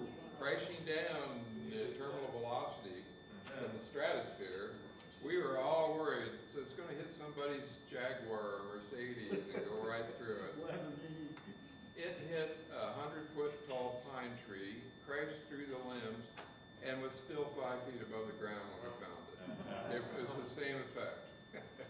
Ugh. So I got a solution to a lot of that. It's proprietary software, and it's not totally tested. But we typically fly N0, NPM 11, and N0, NPM 12 as our two trackers. But both of those trackers automatically, just prior to impact or just prior to going into the restricted airspace or anything that's illegal, immediately changes the call sign to WB000. And I spoof the GPS to where I'm in Hawaii on vacation. So that's our plan, to stay out of trouble. Which is in Kansas, right? That would be the right Yeah, location, that'd be right? right. And secondly, never missing a chance to brag about my home state of Iowa. PowerFilm Solar was a product of an incubator at Iowa State University when they first started up. In fact, their headquarters are still up at Ames in their research section of Iowa State University. So that's one thing to be proud of coming out of Iowa. Solar panels, hogs, and chicken eggs are what we're all about. Just in case you're wondering. You ready to go? Just about. Okay, so Patrick's going to tell us a little bit about AI and how that might hook on to our ballooning hobby. I've got a vision as soon as next year. We'll just say, hey, AI, put together 6 presentations, automatically send it out to all of us, and that'll be the end of us. Someone still has to launch the balloon, though, right? Or we'll have robots for that, We'll right? have robots for that. Yeah, but then where's the fun? Well, there is no fun. And therein lies the challenge, right? Can you have it pay for the picnic? Or lunch, too? I hope somebody pays for the picnic. We're doing better. All right, hi everyone, I'm Patrick, KD9 PRC. This is my first actual in-person Gpsl. I've been into ballooning for a really long time. Zach, we met last year over Teams, like the morning of or something like that. Thank you for making Teams work for me last year. I did a little presentation last year on Meshtastic. That was kind of fun. I've been playing with DFM radio sounds a lot over the years, and every year kind of doing something different and interesting with it. And this year, I'm here to talk about AI. This is what I'm spending a lot of my energy on these days, and how that might be interesting. And if you have questions, I'm a good person to talk to because I just like playing with it. So, and then I'm going to mention a little bit about RDZ Sond, which is something that Bill was asking about earlier, about the TTGo companion app. And then I've got a little bit of time and some prompts for you all on what might get you all to think about how AI can help us rather than just making this all very boring. Because AI can make things really boring. It can just do all the work for you if you want it to, but it takes all the fun out of life. So, so anyway, a little bit more about me. I got into ballooning about 10 years ago, totally by chance. I bought a circuit board that had a Uputronics little high-altitude balloon silk screened on it, and I looked at the thing, and I went, what on earth that is, went and Googled it, I had a look at it, and I was like, oh my gosh, I have to do this. And I studied computer science, I studied programming for the longest time. I spent a long time in managing people and teams and stuff like this. I moved around the world. I've traveled a lot, so the idea of getting in the car and chasing a balloon is obviously a lot of fun for me. And then I've been back in the Chicago suburbs for the last 6-7 years now. We're actually thinking about moving to Florida, of all places in the world, which is slightly different climate than Chicago area, but something happened in there with chasing balloons that I found that I like things that go up, and I found that I like things that go up really, really fast, and I kind of wish that I would have studied something to do with rockets. And so I left my big company job last year. I'm consulting at the moment and doing freelance IT. And I actually ended up teaching classes on AI coding, which is something, if you work in the software engineering world, is kind of running rampant at the moment. And so lots and lots of change going on in the world of software engineering. And so in the last year, you all met and heard my kids yesterday. So you've seen how much of a handful they are. And so I spend most of my energy just being and being at home and trying to be present to them and teach them stuff. But they love a good balloon launch, so they would not miss the opportunity to come to Gpsl and see a group of people launch balloons. So most of what I'm going to talk about today is stuff that I've done with AI and balloons. So AI never really clicked for me when I first started using it. In fact, I really hated it for like the first 6 months because I was annoyed that we'd been using AI for a really long time, but now we're using this other form of AI, which is now the modern chatbots and large language models. As a software tech, we've been using AI since like 2015 or something like that. Like AI and the algorithms behind it are actually really old. The transformer algorithm that powers the AI that we use today was released as a white paper by Google in like 2017 or something like that. So it's actually been around for a really long time. It's just the cool parts of it actually only came out relatively recently. And I thought the whole thing was just like a scam to steal my money and steal all of my personally identifiable information, sort of like a Facebook sort of thing. And so I kind of stayed out of it for a long time. But where it got me was when I started to write code with AI. I asked it to write like a couple of, silly little scripts, and I was like, oh, actually, it knows how to do this, and it doesn't need errors. That's kind of cool. And I'm a software engineer. I know how to write code without syntax errors, but I'm busy. I'm a dad. Oftentimes, I'm writing code one-handed, holding a sleeping baby. I first programmed a DFM radio sonde, holding a baby, doing it on my phone because I literally just didn't have the hours in the day to sit there at a computer and spend, serious time in it like it takes to learn this stuff. And what got me was there was this, we called it the cicada apocalypse a couple of years ago in the Chicago area, where there was this emergence of these two different broods of cicadas, and it was so loud outside you couldn't hear yourself think. And right before this thing happened, I thought, oh, it'd be really cool if I plugged a microphone into a computer, put it on my front porch, and recorded the audio every day and sampled the audio and made a graph of the audio levels. And it was one of those things I'm never going to get time for. I plugged in the computer, I put it on my front porch, and did nothing with it for about a week because I'm a dad, I'm busy. And I asked ChatGPT one day, I said, can you write me a piece of code that samples the microphone and presents it as Prometheus, which is a graphing system that sits behind Grafana that you see a lot if you click through on SoundHub, and make me Grafana graphs of the audio level. And it said, sure, and it spat out some code, like 5 seconds later. And I was like, I could have done that, but that would have taken me hours to learn. And it didn't work the first time. Don't worry, this is AI, it never works the first time. But it was close, and it got me really, really close. And I didn't understand at the time that this was just the beginning of it. And this is what got me thinking about how AI can be used for coding. And so, so that code ran, and I created Grafana graphs, and I could tell you I had a graph somewhere that told me when the peak volume level was of all these silly cicadas on my house in Illinois. So that was pretty cool. But it really opened my eyes. And so I always tell this story because that's what made it click for me and turned it into something useful. So last year I left my job. I had a little bit of time on my hands. I was doing a little bit of soul searching. We were on vacation in northern Wisconsin, which started out being 2 weeks and ended up being 4 weeks because we didn't have to be home to get anywhere. And I thought to myself one day, I just had switched iPhone. I've been an Android guy forever. There was this companion app for the RDZ TTGo firmware that you had to sideload to get it on your Android phone. But true story, I was wandering through a marsh at 10 o'clock at night trying to find a radio sound like an idiot.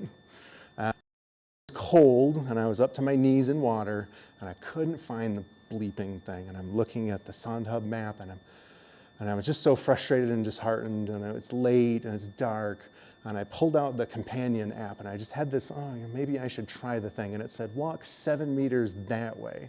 And I walked 7 meters that way, and there it was in a patch of reeds, like suspended in water, but there was the little red light, and it was, it was spot on. And I thought that I needed that kind of precision because most of the time you go to recover a radio sound, it's pretty obvious where it is. On my drive up here, I found one hanging over a power line that had landed an hour before I drove by it. They're usually pretty obvious to find, and this one took me an hour of walking around and searching. And I switched to an iPhone 2 years ago, and I went, oh, this guy he's written the build, he hasn't ported any of it to iOS. And I asked Claude Code, can you do this? And it said, that's going to take about 6 months to do. And I said, boy, that sounds expensive. And I said, well, why don't you get started on it? And about 30 minutes later, it had done it. And I went, whoa, this is really cool. And it was one of the first things that got me into agentic coding was this. And I told myself then, I said, the guy who wrote this thing's never going to get around to it. Like all of us, you never have time for all the hobbies and everybody's last feature request. He's probably an Android user. He doesn't care. I'm someone who has a little bit of time on my hands to learn how to do this. And so it was one of the things that actually got me into using AI for coding. And so, so I'm happy to announce, so anyway, but real quick side note. So what it is, it's an app that runs on your smartphone. It connects to the radio receiver that runs on a TTGo board, which receives the radio sounds that are in your area. And you can get the same thing off the little OLED screen. You can get most of the same data if you're on sonhub.org. But this is giving you the data directly from the TTGo if you don't have internet. But also the really cool thing, the story that I had there, the difference in position between you where you are and where the sound is might actually be helpful. I've never needed it since then. I never needed it before then. They're always pretty obvious, but that one time, it really did it for me. And so that's why I kind of became attached to this app and wanted to try and spend more time on it. And so, so anyway, I'm very happy to show you. This is what it looks like running on my iPhone. One of the first times that I got it working, it took me more time to figure out how to build stuff on a Mac. In fact, I didn't even own a Mac at that point in time, so I had to take a little break from it for a little while and then eventually bought a Mac, literally just to be able to build it. And what it does is it just gives you all that information that's within there, all the same information that you get on SoundHub, but gives you like the relative local information. And I'm happy to announce that that 30 minutes that it took was like 90% of the work to get the thing working and building and running on the latest versions of iOS. It's available on test flight for Apple phones. So I can send around these links later. But I've got automated builds working, so the developer of it, Hansi Reiser, if he just pushes commits to GitHub and tags releases with it, it will automatically push and go to both of the Play stores. That's my goal, is to be like his build person, so he can make changes to it and everybody can use it. And so I got an email from Apple actually yesterday telling me that I'm approved to release on the App Store, but it's not in there yet. I don't know why. I pressed the button and it's not. So it might take another few days or something like that. But a few people on the SoundHub Discord clicked on the link and have tried it so far, and it's working well for them. So, yeah. So one of the other products just released one for watchOS. Are you going to do that as well, and also get Wear OS for us Android Galaxy Watch people? I don't have any plans. I'm kind of a dumb watch person. I used a smartwatch like in really, really early days smartwatches, and all it did was buzz at me all the time, and it made me so crazy I literally threw it across the room one day and swore I would never put it back on. And this is the smartest watch I've ever bought since then, and I literally just use it for running. Think about when you're traipsing through the swamp, you don't have to carry your tablet or your phone. You Yeah. just look at your screen and say, hey, it's 3 feet that way. Yeah. I wonder how they work with Electron apps like this. I'll admit I don't know. I don't know. So no plans, but I don't know. With some of, that's what I was gonna say. I mean, I don't have any devices to test it on, but there's simulators and stuff. You could probably give it a go. So anyway, for Apple, it's there. For Google, it's in what's called internal testing. And so, I think, Andrew, you tried it, right? And you had to sign up for something. It wasn't just click and install. Add my email address to the thing. Yeah. So anyway, for Google, if anybody wants to play with this, if you're on a Google phone, I actually need 11 more people other than me for Google to let me publish it. 12 people have to install it on their phone and leave it installed. So if you're a TTGo user and want to chase sounds with the thing, I'll send around links for this later. You don't need to screenshot my ridiculous. But yeah, it needs testers to make sure that it works. Most of what's there is what Hansi Reiser wrote years ago, published to GitHub, and I'm just back and forth with him on email and trying to help him, get this project going a little bit further. So I was what it did for me. So I've since then, actually, before I put that on the screen and distract you all with that, what I went down the rabbit hole on was actually learning Cloud Code at a point in time where everybody else was busy doing their day jobs, and now I actually teach classes on Cloud Code. So that's what I've been doing for the last couple of months, is working with engineering teams and software as a service companies to teach people this stuff that is kind of like what Andrew just did. It's it's slightly more complicated than that. But if you're a software engineer and you're not learning it, I highly recommend like taking some time and learning it, because that world is really changing. It's no longer the world of copy pasting code and seeing if it works. It's using an AI agent that will actually do all of that testing for you. And it kind of closes the loop really quickly and gets you from something that's 80% accurate to something that's 98, 99% accurate. And it's pretty cool what you can get done really quickly. Isn't it frustrating where did you ever run into a scenario where you say, hey, write me a script that does this, and shows this, and gives me this output, and it says, here you go, and you paste it and it throws an error, right? Mm-hmm. You take the error, you throw it right back in, and it goes, oh, that's a comment. You did this. I didn't do anything. You wrote the entire script. So here's the fun part about using an AI agent to write. You tell it to write some code, and then it'll say, hey, do you want to go run it? And I'll say, no, you run it. And it goes and it runs the thing, and it says, hey, you've got Python installed over here. It doesn't work right. And then it just goes and it fixes it. And there are some things that it will actually do the same sort of dumb things over and over every single time I start a new project. And I've gotten to the point where I just go, I don't care. I hate it when something goes wrong, you say, well, that's wrong, this is probably will work, and it comes back and says, oh, you're right. Yeah. I go, I know. Exactly. Exactly. The server can't be found when I try to do the Apple ones. Yeah, I can't find it on the Apple. I just Okay. downloaded it, so I've got it running. Hey, all right, we got one. All right. Google or Apple? Make sure, Apple. Apple. Make sure that the code is case sensitive. Yeah. Anyway, these are not. Seriously, I'll write an email later so that you don't have to type these ridiculous URLs. We should probably do that with everybody's presentation at the end of all of this. Bill, can I send you an email so I can go to the next slide? So something that I'm working on tomorrow, I thought it would be fun to see how AI can help with balloon flights. One of the things I've always struggled with is that my mother has no idea what's happening during a balloon flight. I send her to SoundHub, I send her to the SSDV website, she gets overwhelmed by what's going on there.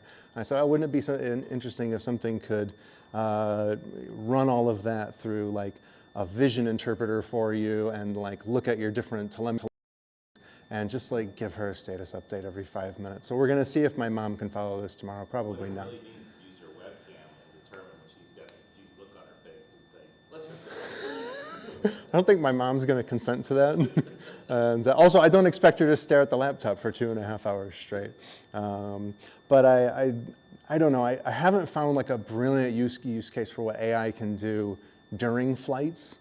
I can think of things for like prediction and launch site analysis and stuff like that if you have a primary and a backup launch site. My colleague actually used, I think it was Claude, I'm not sure which one, but he has an app that I use now for tracking, and it actually actively, every new signal that comes in, it redoes the prediction. Oh, okay. Where it's updating the prediction with every minute. Okay. You know. Okay. And actually on Iridium, it uploads it every 10 seconds. Okay. So if you look hard enough in that code, you might find Zach's call sign. True story, I was working with it was Copilot, Microsoft Copilot at the time, or GitHub Copilot, and I asked it to make some GPS or something that was mine, and it popped up a warning and said, this code was, the basis for this code was found in a public repository, do you want to incorporate it? I was like, yeah, that was probably my repository. It is good if you give it your own code, or if you give it something and say riff on this or make a change to this or use this to do this, it can actually do really, really good stuff. As long as you're within license limitations of like Gpsl or... running on the balloon with a down-facing camera and tagging vehicles that have IR transmitters on their roof and saying, hey, that's W0ZC in that vehicle there. There we go. Take my TV over here. There we go.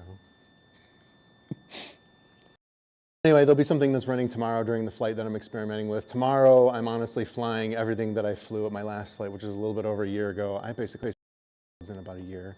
I've been busy. I have kids. But I've been playing with a lot of stuff on the software side.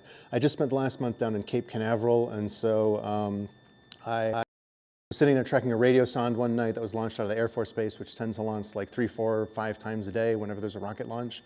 And they launched these old LMS-6 radio sondes that are really rare and not very many people get to see. And I was like, oh, I gotta decode this thing. And I realized my SDR was broken. The one SDR that I brought with me on vacation was broken. And RDZ TT-Go sonde does not have LMS-6 support. And there's an issue open for it. And people looked at it and were like, it's totally possible, but nobody cares.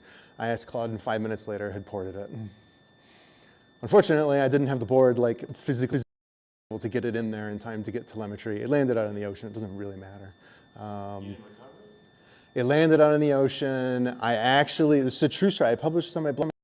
Claude do an analysis of tide and sea levels and directions of wind and waves of where it was going to land. Watch the beach next day. I never found it. I did find one reported sonde that had landed about 5 or 10 K out to sea further than, and they found it on a beach 30 K north of there, a beach that I'd been to recently. And I was actually, there are nerds everywhere who will really take the time and find that serial number and go look it up and figure out where it came from. But it floated a long way in the water. So I tend to like tread lightly with AI written software engineer by trade, but the question is always like, where does it help? The minute you put AI into the mix with code, you're still a subject matter expert in like, how to do stuff in code, but you didn't write the code anymore. So AI becomes part of the stack. It's almost like the new programming language for you, which means like a couple of things. Like open source communities have like a lot of like love-hate relationship with AI coding right now.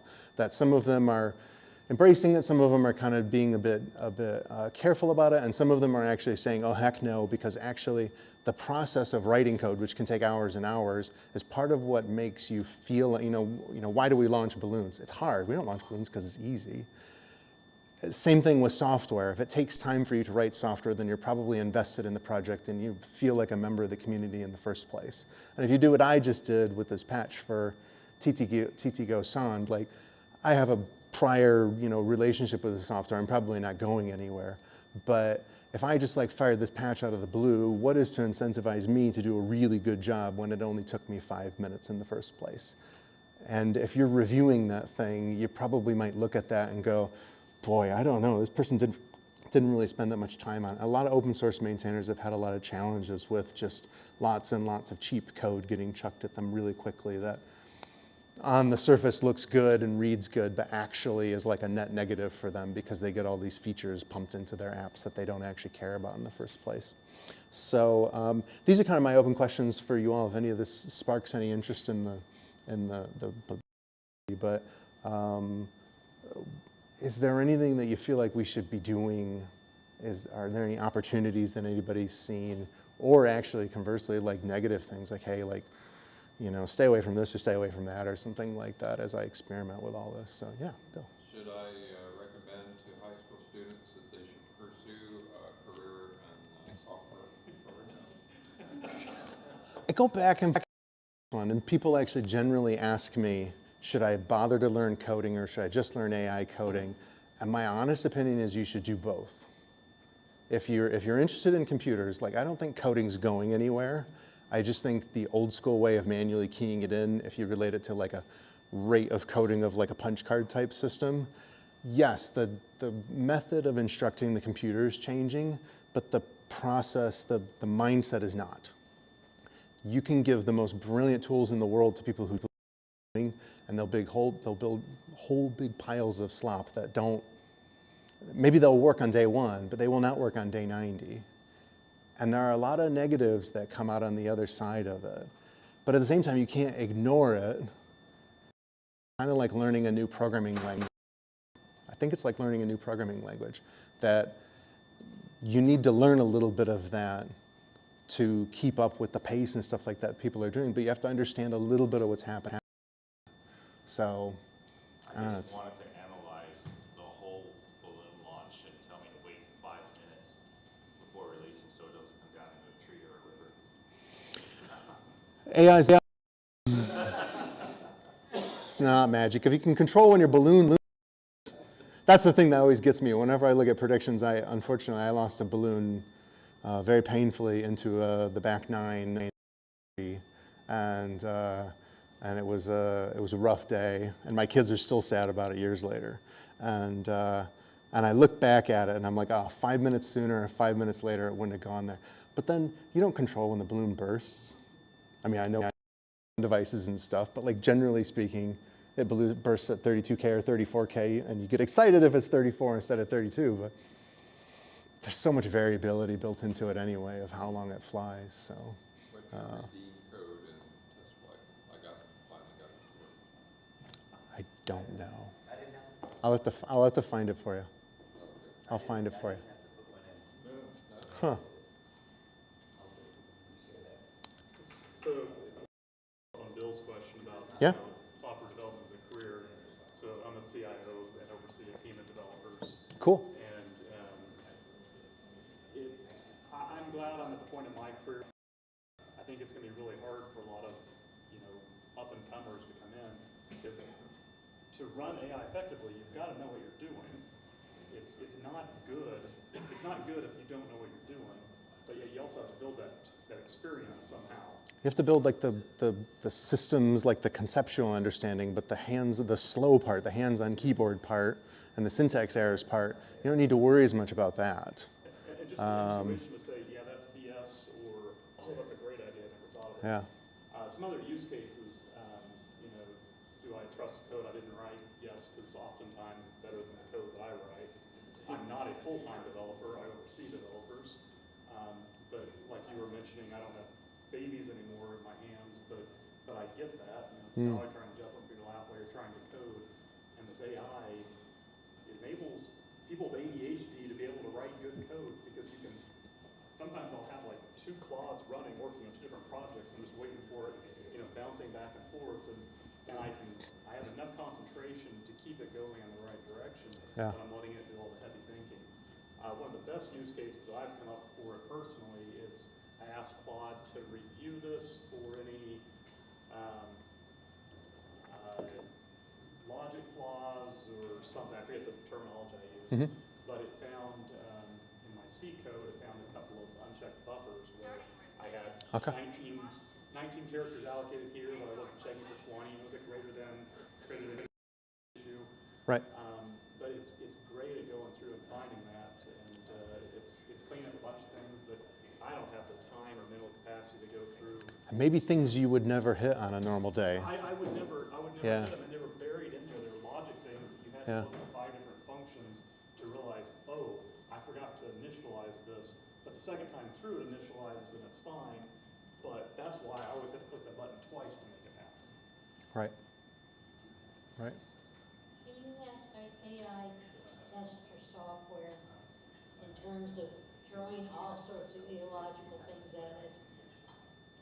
Depends on exactly what the software is, but generally speaking, yes.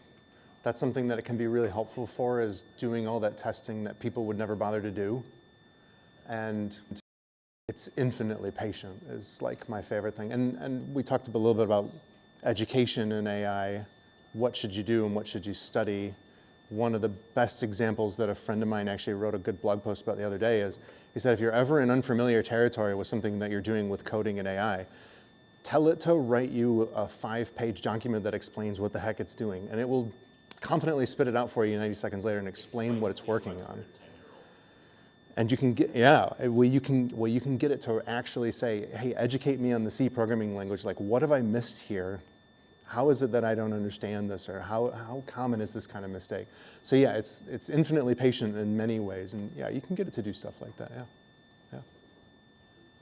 How long do you think we have before AI determines that we're all inefficient carbon-based bugs that need to be eliminated? Oh, we'll die before that. I think it's already made that decision. Yes, it probably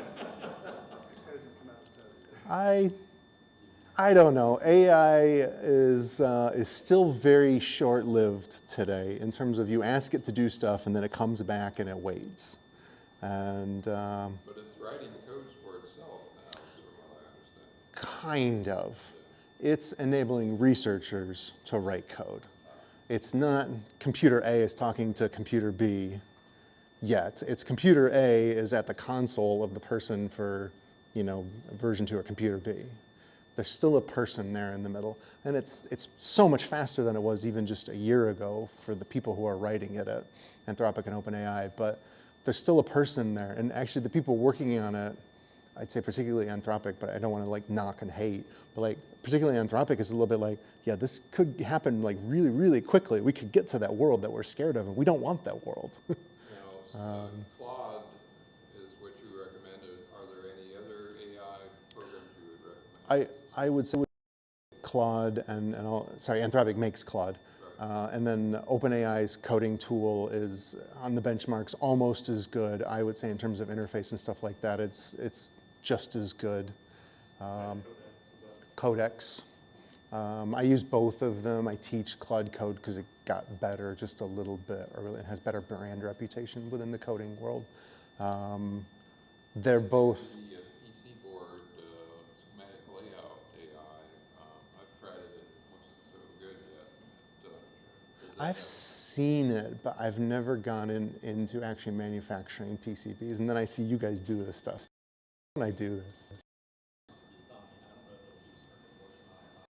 There is one that they advertise an AI program for a certain board. Claude itself just leaves something they use.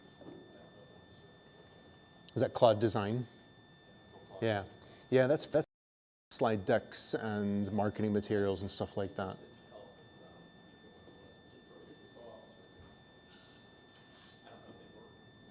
There's only one way to find out. I mean, I'm a rocket nerd, so my favorite story was like a year ago, a company that said, we let AI design the rocket engine and then manufacture it and 3D print all the parts and stuff like that. And I was like, I mean, that sounds like a recipe for disaster, but at the same time, it sounds like fun. One of the tips I use it all the time at work now for our teams. One of the tips I found for everybody, Claude likes Claude, Gemini, and like to make a lot of assumptions. So I do a lot of planning before I let it code. And I found that in my instructions I give it, so I don't have to type every time, I want you to ask questions unless you're 97% sure you're doing the right thing I want you to do. And it will prompt me back and make sure it doesn't just assume things like, I don't need 30 features, I don't need more. Right. Right.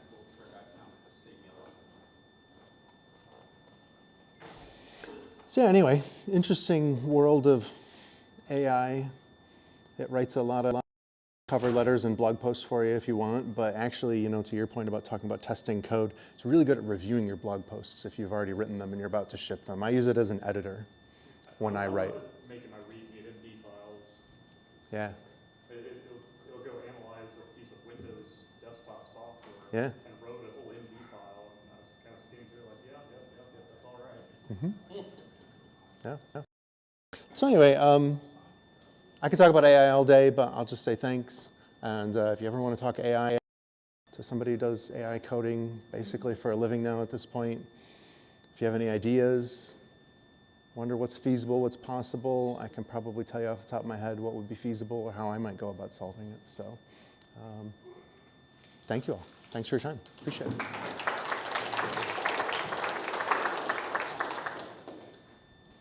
Okay, we're getting close to where the chaotic part of the conference is, and that's getting coordinated for tomorrow.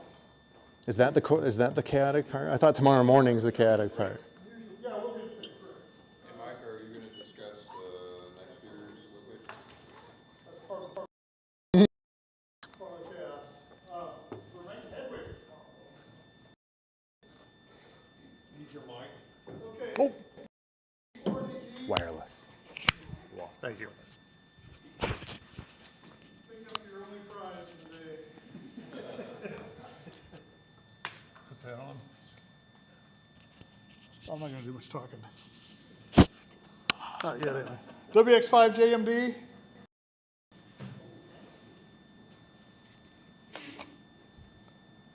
KD2 FOU.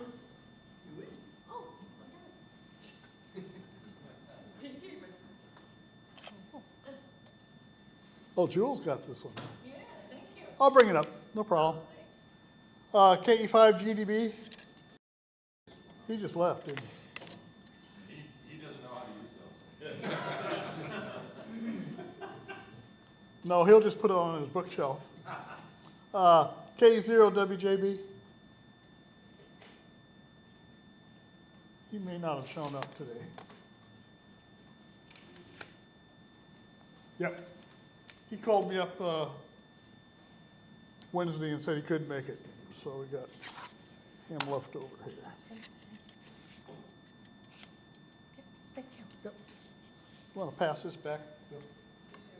He's coming back. Okay, so we got all those done. Next year, Tom. Tom, are you making, Yeah, are you thinking? I would love to have it in Ohio. It'll be in Northwest Ohio? Is, that kind of puts EOS on the far end of that. But there is a train ride there. All right. Yeah, you take the train, that's right. You did have to change to Chicago. Yeah, you have to, you have a layover in Chicago. We have nice airports. But it's not too bad. So, you know, we'll see how things play out with Tom. And if it works out, he's trying to get a consortium of, We've got 5 clubs that have been reached out to in Ohio. Yeah. There's a lot of interest in our club. We have about 40 members. We've got a lot of young people involved now in ham radio down in our area of Ohio. And I've given some talks up since it does have a crowd I could probably draw in. We've got 3 new hands from some of the talks we've done about balloons, which I was pretty impressed with, that they were going to do that, IT people. And our club's very interested. We have one or 2 people want to launch this now just from our club alone. So I would love to bring it there. We've got really nice facilities in between Lyman and Fenton. And like I said, if you don't want to drive that far, Cincinnati's for airport to fly into, so it's Detroit. Probably about what's that, Toledo. And there's big hubs there. So if you want to get there, probably very cheap flights. We've got nice facilities out there. The fields this time of year will be about 1.5 foot from the storm, so you're going to be able to find stuff. And it's beautiful this time of year. Weather, not so much. What's that? Well, yeah, I have contacts in the college for an auditorium, and the Findlay Radio Club, and it's also the site where 40 years ago next year is where I did my first fully flight, Findlay, Ohio. We'd love to have you in Ohio if you want to choose us. But that's a suggestion from Ohio. Well- But my question is, USS, is that Ohio actually is about the same distance as Alabama was. Yeah. Yeah, well, it's about the same distance as Dayton, really. Say yes, you'll be able to go.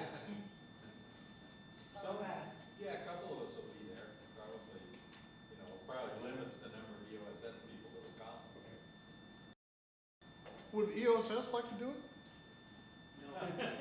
Not for another couple of years. Well then, suck it up. And Michael had mentioned Texas. Would you be able to go? Would Pella people go? Oh, we'll go. Ohio's, yeah, Ohio's not that far. No, I drove here. Yeah, that's right. You made it, right, Tom? It's not that far. No, that's an easy drive for us. So, well, for now, let's maneuver our way over to Ohio. And if you run into a snag early on, let us know and we'll twist somebody else's arm. What time of year? The same time of year? Middle of June? How does that work for everybody? I know Father's Day weekend always has a little bit of conversation amongst families, but the longer we wait, the higher the corn and the hotter the weather is. The bigger the bugs. And the bigger the bugs, yeah. Build day is typically out a week after. Yeah, and then you got 4th of July, so the next thing you know, you're in the middle of July. So go down. The Dayton Hamlet. That's, yeah. And a lot of universities that have historically come, students or just. Yeah. universities, even public schools or some public schools aren't out much earlier. And graduations, so it's tough. This weekend has worked pretty well, but it is, like I said, it does have its challenges. So, well, if you have any comments, thoughts, or ideas on timing, send them to Tom or myself or somebody, and we'll at least gather them up and see what the consensus feels like on that. Okay, are we ready to talk about tomorrow? Take a little break? Yes. Let's reconvene at 5 after 4. If anybody wants to hear what Horace binary sounds like, I'll do a quick demo. This is the Max board.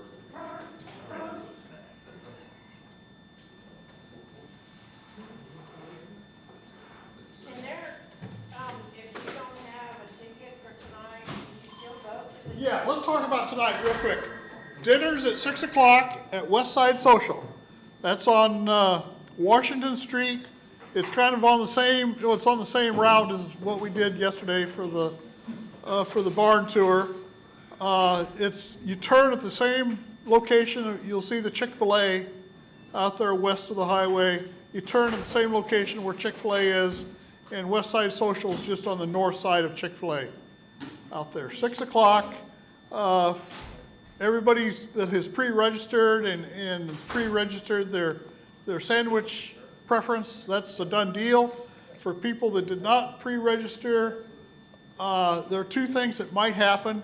I did ask the manager to make a few extra sandwiches, so you might be able to get in on our deal and just make arrangements to pay. If that doesn't work, just go ahead and order off the menu. You can all sit with us, order off the menu. If it doesn't work, that you can't use the sandwich bar, and you'll just play the game like you would if you're just a customer. Soft drink is included. Any type of bar drink, you're on your own for that. So 6 o'clock tonight, and we'll share a few extra stories and have some fun. Randy, are you going to be able to talk a little bit about our weather forecast? Would you like to? Let's put it another way. I would like you to. I'm not ready for it. I think there's...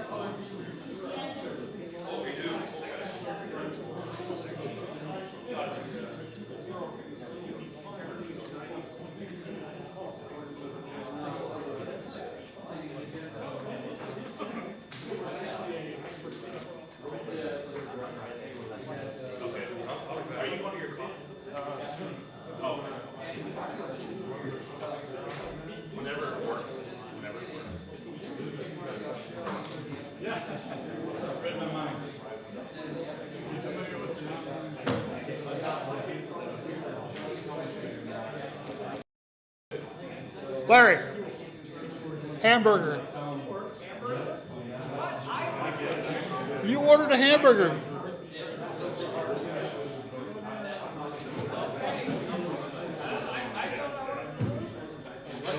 There is no Reuben. What Langstead sign up for? Langstead is on a diet. You got pulled pork. Okay, good to know.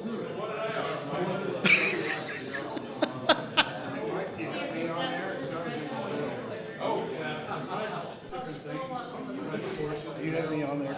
I don't see myself. Hamburger. Mark? Yeah, Yeah, I know. Here's my problem is I had a failure with my printer today. So what do you see in yourself? You got pulled pork.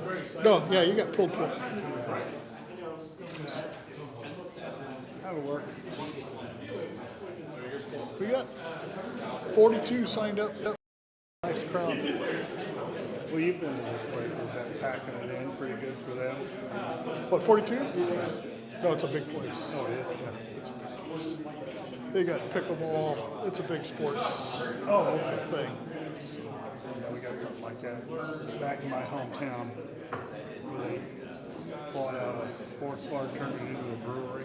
Oh, yeah. And they got ball fields and everything. And do a lot of sponsorships. Pretty good beer, too.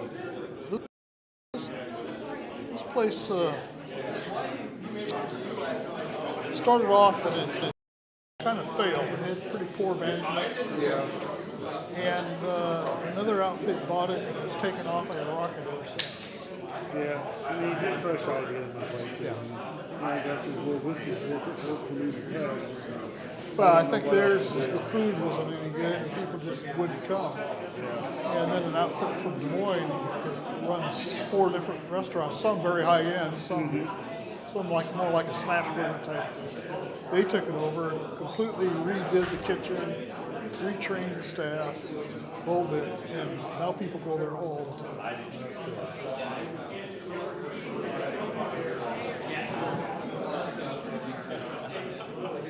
You're probably going to talk about this, but I have a standard process that I do when I launch it. I always file a NOTAM even though they're not required to. Oh, I filed an order before. You already filed it? Yeah, here they want 24-hour notice. So Oh, okay. I filed, but something different happened to me today. Usually you file a NOTAM and you're done, right? They wanted me to file a launch NOTAM and a landing. I've never done that. That's I've heard of that from other Midwest people. In the East, they're like, no, never been there. Yeah. So because we can't pinpoint where it's going to land. So they're like, no. But, well, the landing NOTAM, they say, well, I can see it. I can see whether you want it. Well, I've heard that. They asked for a Different radius. managers. They asked for a radius. Right. Landing. And I've had this discussion with them, and they've said, no, don't file it. So they actually extend the area of how far it's. I put a 15-mile radius, maybe a 30-mile plus or minus. Right, yeah, that's probably pretty good. So, yeah, I so it's all filed. filed already. I filed that 6 Do you have a note of it and everything? Yeah. Because I record that, I like to record that. You'll see. For my insurance. Don't, and that's the other thing, if anybody does that in a tree, don't yell at me in my notes here because I was doing this. The launching modem is from 1300 Zulu to 1400 Zulu. Oh, okay. It's an hour window. I always do it a little, an hour before. Yeah, So I do think it's right. I'm trying to get them in the air. That's a 06/003. Okay, the landing modem, we are right on the edge of Kansas City Center and Chicago Center. Kansas City, it looked like Kansas City and St. Louis. Like we're down. Kansas City's the FAA center. So, Okay, that makes sense. So I filed 2 landing agreements. One for each area. Okay. So Chicago Center is 06. What's that? It's the Chicago Zulu Alpha uniform. Where they came up with that one, I don't know. 06247. Right. And then KSC, which makes a little bit more sense, right? Actually, it's Zulu KC. It's not KSC. Zulu KC. That's it. It usually starts with. That's a Zulu. And that's 0654. Yeah, got it. And that was fine. And I've got those modems open. You did that? Yes. 6 in the morning. I got those modems. The landing modems. 6 a.m. DXE 11. Oh, when I filed it? Yeah, it's 11. It'd be 11 Zulu when I filed it. Same as the launch. And I've got it open until 1800. All right. So we're flying between 1300 and 1800. Right. So yeah, that's what I later time when it's going to land. So it's that's the longer window. But that's actually how someone told me there, which I remember talking to somebody up in Michigan and saying, yeah, no, they want us to do that separate landing. So that's Midwest. It's the Midwest. The first time it's who's in charge. Yeah, you're right. It's who's in charge. Well, All that the people. Someone makes a decision. Someone makes a I wonder if decision. we're going to fly our ADSB. I don't know. That'll be funny because we put up on the screen and see what we're doing. Do you actually have an ADSB? Take with tail numbers, yeah. Two of them. Fly out. There was some discussion. I was worried they were going to do that. Do you have a small one? Because I looked into that. Yeah. I'd love to see that. If we have it, I'll show it to you. I don't know if we brought it or if they. Because I would like. Because I fly professionally, and I would like to fly with that or something like that. The cost of it is just. But if you fly your ADSB, do you get to file your own modem with your tail number on it? I don't know. So that's kind of why I'm kind of wondering if they never asked me about tail numbers. Because it has one. We may not have brought it. ADSB is Don't do that. Yeah. We may not have brought it. So one of the things I wanted to tell you. Cover you were just talking about, somebody has agricultural animals, don't even go down the driveway. You might cover how we're supposed to deal with that. Park on the gravel road or find and yell at them? No, find the farmer will not be next to the confinement. Hog confinement. Okay, so he's got like a house someplace other than that driveway. Yeah. I've never seen a farmhouse anywhere near a hog confinement, and you wouldn't want to be. No. You know where I came from, right? Yeah, I understand. No, I've just never seen that they don't. It's really getting strict. Is it? I see my name up there with pulled pork, so I did order dinner. Because I thought I didn't, but I did. Okay. Yep. Okay. That's right. We didn't even understand what the hell we ordered. So. Yeah, I didn't remember, and I was actually going to try to find an email or something. I don't know if it was ever any confirmation, but I see my name up there. The confirmation was just your PayPal. Right. Yeah, which I got that, but that didn't tell me what I ordered. No, it did not tell you. In retrospect, I said in the comments. Yeah. You know what, I might have saved it somewhere, and I just hadn't taken the time yet. I'm keeping track of it. But if anyone does land in trees, I'm all set with climbing gear, and I have a slingshot and all that stuff, so I don't climb until I have to. I got a couple of grappling hooks in me. But I'm also, well, I shoot a rope. I like your system. Yeah. Yeah. Emmer has a chainsaw. To insurance, so I can. That's because I do it. So you fly professionally? I do. Yeah, it's launch up cameras. It's basically a film business, really. It's a business I'm in. So it's kind of interesting to see what you guys are doing, and when people start talking about live streaming, I would love to do live streaming, except that I get 8K video. You can't live stream 8K video. No, you'll have to choke it. You'll have to choke it way down. You're talking about 256 gigabytes in the entire the video. I do have that information on ADSB to talk to you guys about. When do you want to do that? Or I want to hear about that. Maybe I should. What's that? I want to hear about that. Okay. Because I'm very interested. Maybe at dinner? I don't know. Yeah, I'll tell you what. Or tomorrow at the Pizza Ranch. Pizza Ranch tomorrow night. Here's the notes that I put together. Here, do you have copies of that? I'm just very interested in talking to you more about it. Yeah, I don't. Take a picture of it. Make a copy. Well, here, no. This is how I do it, anyways. I don't like paper, so I got to run up to the briefcase. I'm going to take a picture of it and give it right back to you. But we fly ADSBs now on our. Step back. Well, that's the one thing. The biggest reason I've done it yet is the cost is ridiculous. Yeah. And they're also heavy, aren't they? Oh, it's about 600 grams. Pound and a half. So you can't get them small. I was wondering if someone miniaturized it somehow. That's Well, these are the ones for flying drones. Although they're bigger drones. Thank you very much. By the time you put the power on. Yeah, this UAV on it is about $5,700. So the question is, yes, we are flying ADSB, yeah. You are going to fly. And I'm very interested. Is it this Ping 200 XR? Uh-huh. Yeah, I definitely want to take a look at it. It's packaged up in a box. even though you look at it, it's only too big of a box. It's not very big.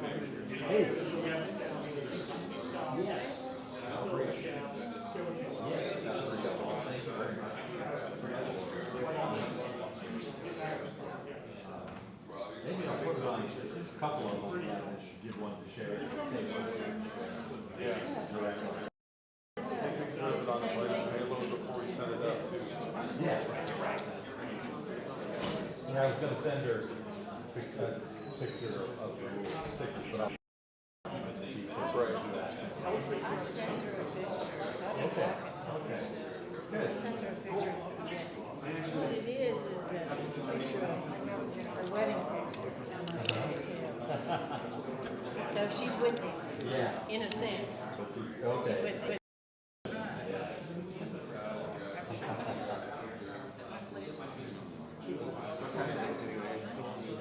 Look at all this stuff. Here's Tahiti. Here's a passport.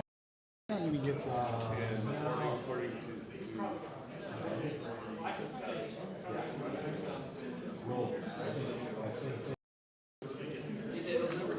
I think he'll be notifying air traffic control. We'll probably tell him. We'll probably. I call Des Moines Tower and Chicago Center when we launch. Okay. And then I close out the NOTAMs when we land. Okay. So you've got a NOTAM filed. I filed it this morning. Okay. Good. Then we'll, I think we need to notify him that we'll be flying in ADSB. You're on your own with ADSB. Yeah, That's we'll do that. over my head. Yeah. That's well over my head too.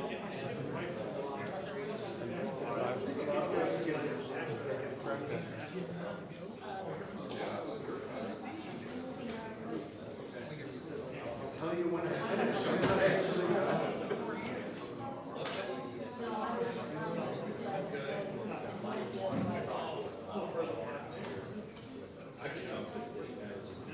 I should have been a little bit more organized than one at a time.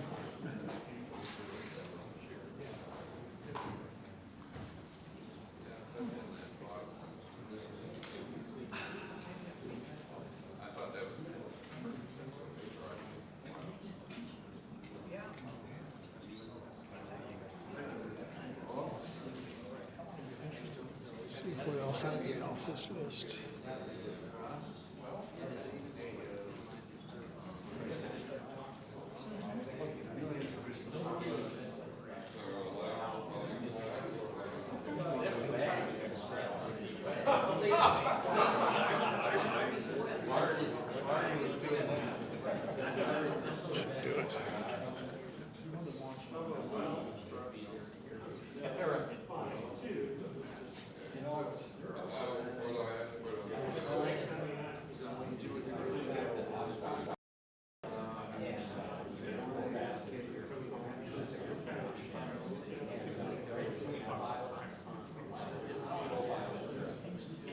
They've changed where the paste goes. And then if we could just do this one.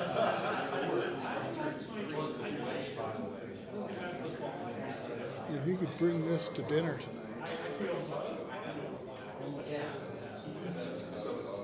This thing doesn't whatever it's Let's do.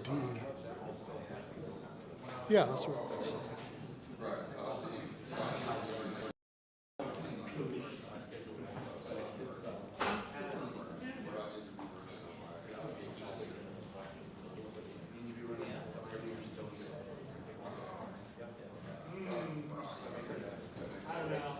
Yeah, he could print these 4 files. That'd really help a lot. Thank you, sir. I'll print those and then come back. Oh, just bring them in. Just bring them. Just bring You them. just need it by dinner. Yeah, yeah, that's great. Okay, we ready? Yeah, we're ready.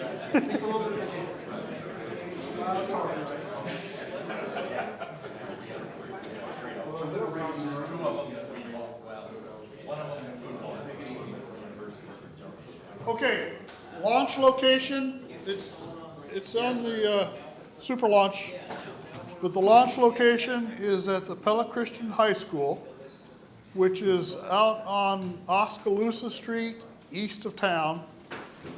And then you turn south on Eagle Lane. It's the Pella Christian Eagles High School. So it's, from here it's probably 2.5 miles east from here. It's easy to find. On Oskaloosa? It's on Oskaloosa Street, yeah. Is there like a particular place there? It's a high school. Yeah. Yeah. That's what, it looks a lot like a high school. My wife and I went and looked for it yesterday. We ended up in a Oh, you went way past the high school. on your phone, it comes up in 2 different areas. Oh, really? Map where it is. Oh, okay. It's Pella High School, Pella Christian High School. and that's different than Pella High School. Yeah, one of them are Christians and the others are heathens. Oh, there it is. So it's not far from the country and it's sweet. No, it's not far at all for you. It looks like they're. So we'll be launching on the north side of the high school, which is going to be the closest to Oskaloosa Street. You'll see a little red barn on the corner. Did you find it finally? Did you find the red barn? Yeah, we did. Okay. We'll check. The last I saw, the winds are out of the north-northwest at 2 to 3 miles an hour. So that's encouraging. We'll see. That's kind of on the edge for me. You don't know how to do it. So that's encouraging. But being out of the northwest, that means we'll be launching somewhere near where the red barn is. So that's going to be handy because that's where we're storing our hydrogen tonight. So we'll do that. Inside the barn, we got a table set up. If people need to fill a pico balloon tomorrow morning, we can close the door and you can fill pico inside the barn. That should be pretty still air. Bill, you're thinking of filling a little bit of some helium at the hotel? No, transporting it would be a little risky to the balloons. Okay. But that tank of helium is on your doorstep. Is it? Okay. Yeah. You can bring that out. I will. I will. In case we need some extra gas. Yeah. So the trick with filling picos, it takes a little time to get a pico filled. Well, we can set up 2 stations. In fact, I could use that tank of helium for a few of them, and then your tank of hydrogen. We can do an assembly line of 2 filling stations if you have that. Okay. I think we have potentially 9 picos going up. Wow. So that's a lot of filling. I've got 3. Yeah, you're taking up a third of them. Well, I'm hoping my Yeah, I know. Raise your hands if you're flying a pico. Tony and I are gonna pre-fill, so. Okay, so you're out of the picture. So we got quite a few picos to fill. I'd suggest you get there early. Because, you know, the chaos begins, right? You got the pico group, and then you got the latex group, and you got confusion. So it's, and we got the solar. You're gonna have enough sunlight? 8 in the morning, and you're not gonna get a lot of sun. Yeah, so we should delay till like 10 in the morning. Yeah. That'd be better. I gotta put that word in. Why don't we do it from the parking lot of the hotel? Well, the campground, there's a big open field. Anybody else second that motion? Okay, so before we head off into Never Never Land, the launch NOTAM is good from 8 in the morning till 9 in the morning. So that's our window. It's a good thing we're exempt. Yeah. Well, the NOTAM is a NOTAM, and it's out there. Can we launch the picos a little earlier? Picos don't qualify. You can launch them anywhere. I mean, we'll be there about 7 in the morning, so you can start filling at 7. Okay, so we'll start filling the picos at 7. You can if you want to. Yeah.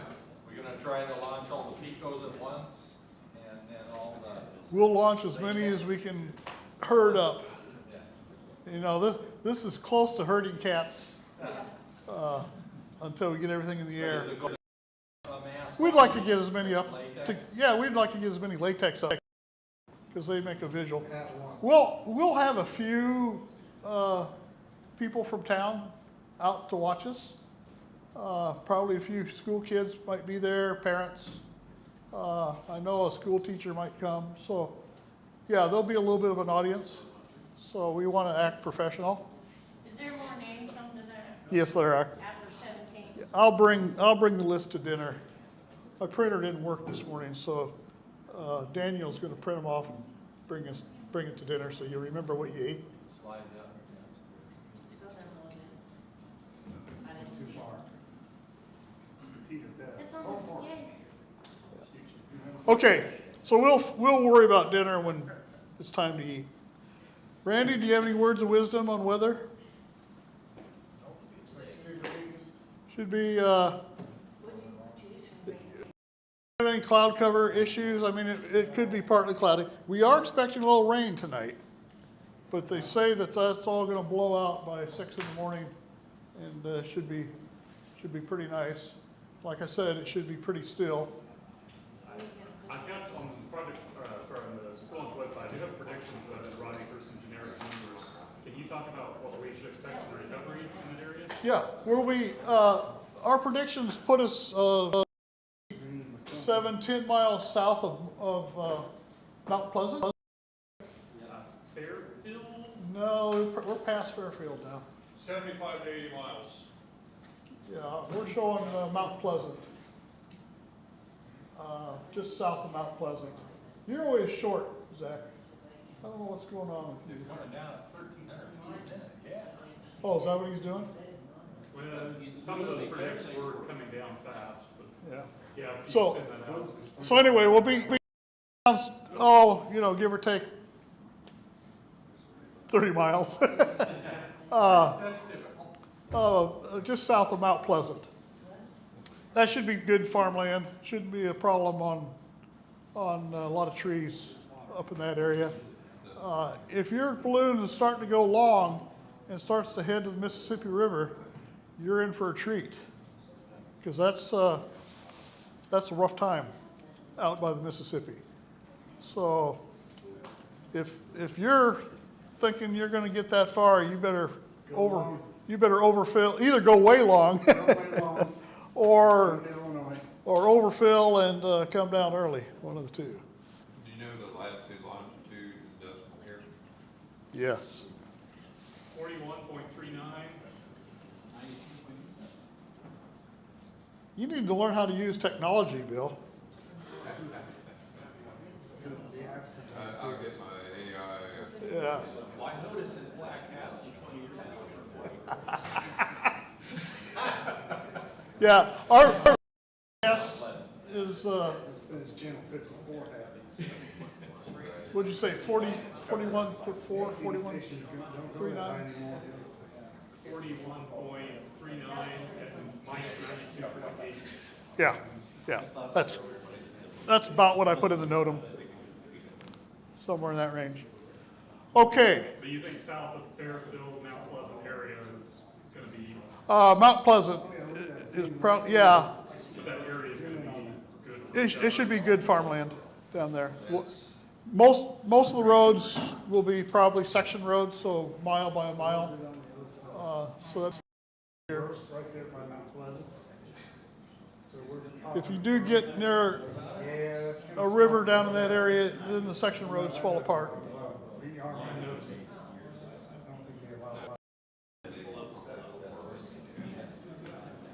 What other questions we have here? So I brought 2 regulators. These are free to anybody that can make good use of them, preferably a newer balloon group. But there was an electronics. Is it helium or hydrogen? It's helium. I think that's the helium regulator. What is it? The CGA 350? Yeah. Anyway, there was an electronics fab shutting down across the parking lot from my place of work, and they had a couple dozen of these. I picked them up, brought a handful of them here. So if you could make use of a regulator, if you're a new group and wants one of these, we got 2 of them here now. Please don't let me take them home. I mean, on eBay they go for like $80. Yeah, that's a great offer. But I don't want to take them back to Texas. So. Okay, questions, Patrick? One quick thing, I do not have a hydrogen regulator or fill nozzle, anything with me. You kindly offered yours, but I know there's gonna be a lot of chaos and stuff, so. Anybody sitting on one tomorrow morning and looking Well, at me? we'll have chaos, but we're bringing our equipment. So I just know there's gonna be a lot of people filling. on the big, I'll tell you what, on the big hydrogen bottle, the free bottle, so to speak, we'll just go ahead and install our regulator on that. And so anybody that wants to suck off of it, it's good to go.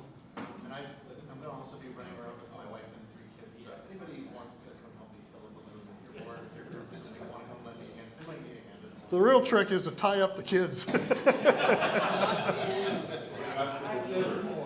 big kids have done balloon launches before, so they're pretty cool.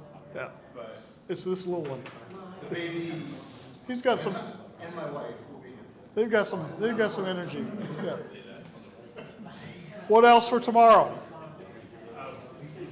So getting out there at 7, you said? If you want to get out there as early as 7, that'd be fine. Do you want to go earlier? Anybody want to go earlier? No. The goal is to Jules, how about? Okay. But the trick is to get up and down. I was telling some people here, for the first time in my career, I had to file a landing NOTAM. 2 of them. 2 landing NOTAMs, Yes, landing. which was a little weird.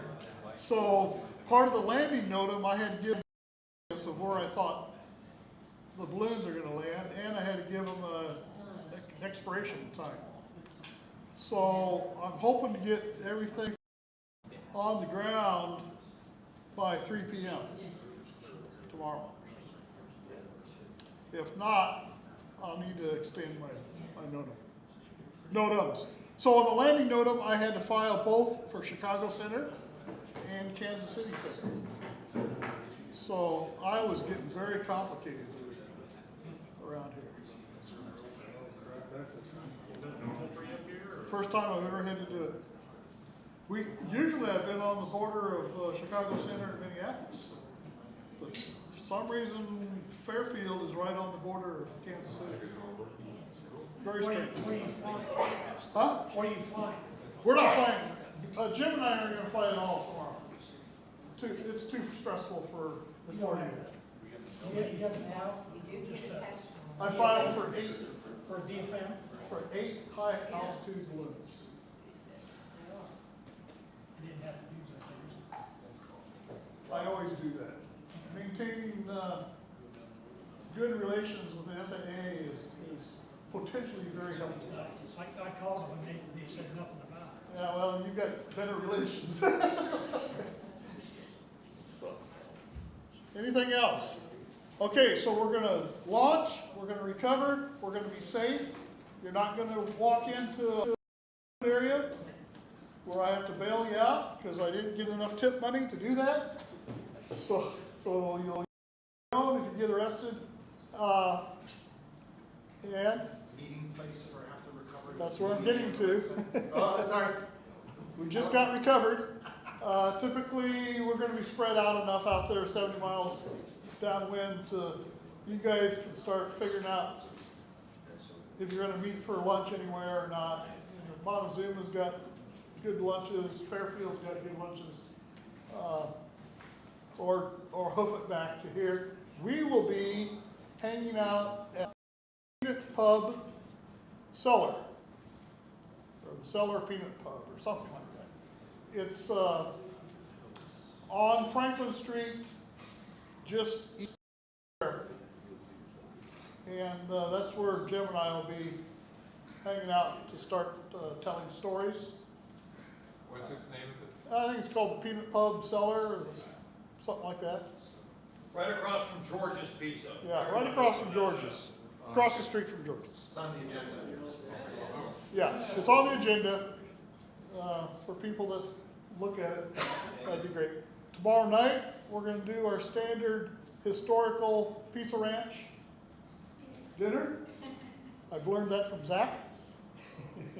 And so at 6 o'clock, we're going to gather at Pizza Ranch. You're on your own for your meals, but I do have a room reserved for us Saturday night. So the only other thing I want to say, well, 2 things. One is thank you. Thank you. Thank you. Thank you.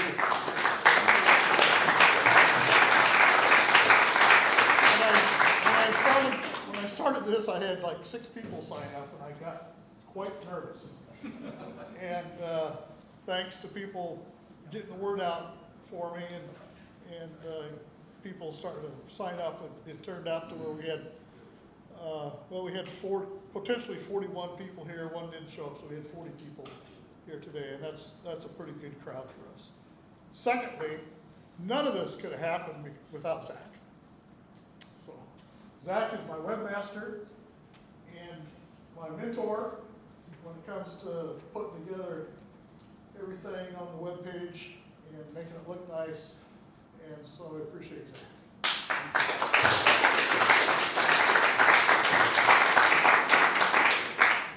What time do we want to start filling at the barn? 7. 7? Did you not listen? So if I'm there at 7, that'll do it. Yeah, yeah, we're all going to be there. You and I are going to be there at 7. So, Gotcha. got it.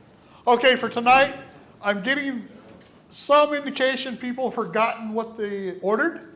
Yep. I will have a sheet tonight, so when you get to the West Side Social and you forgot what you ordered, we'll figure it out for you. So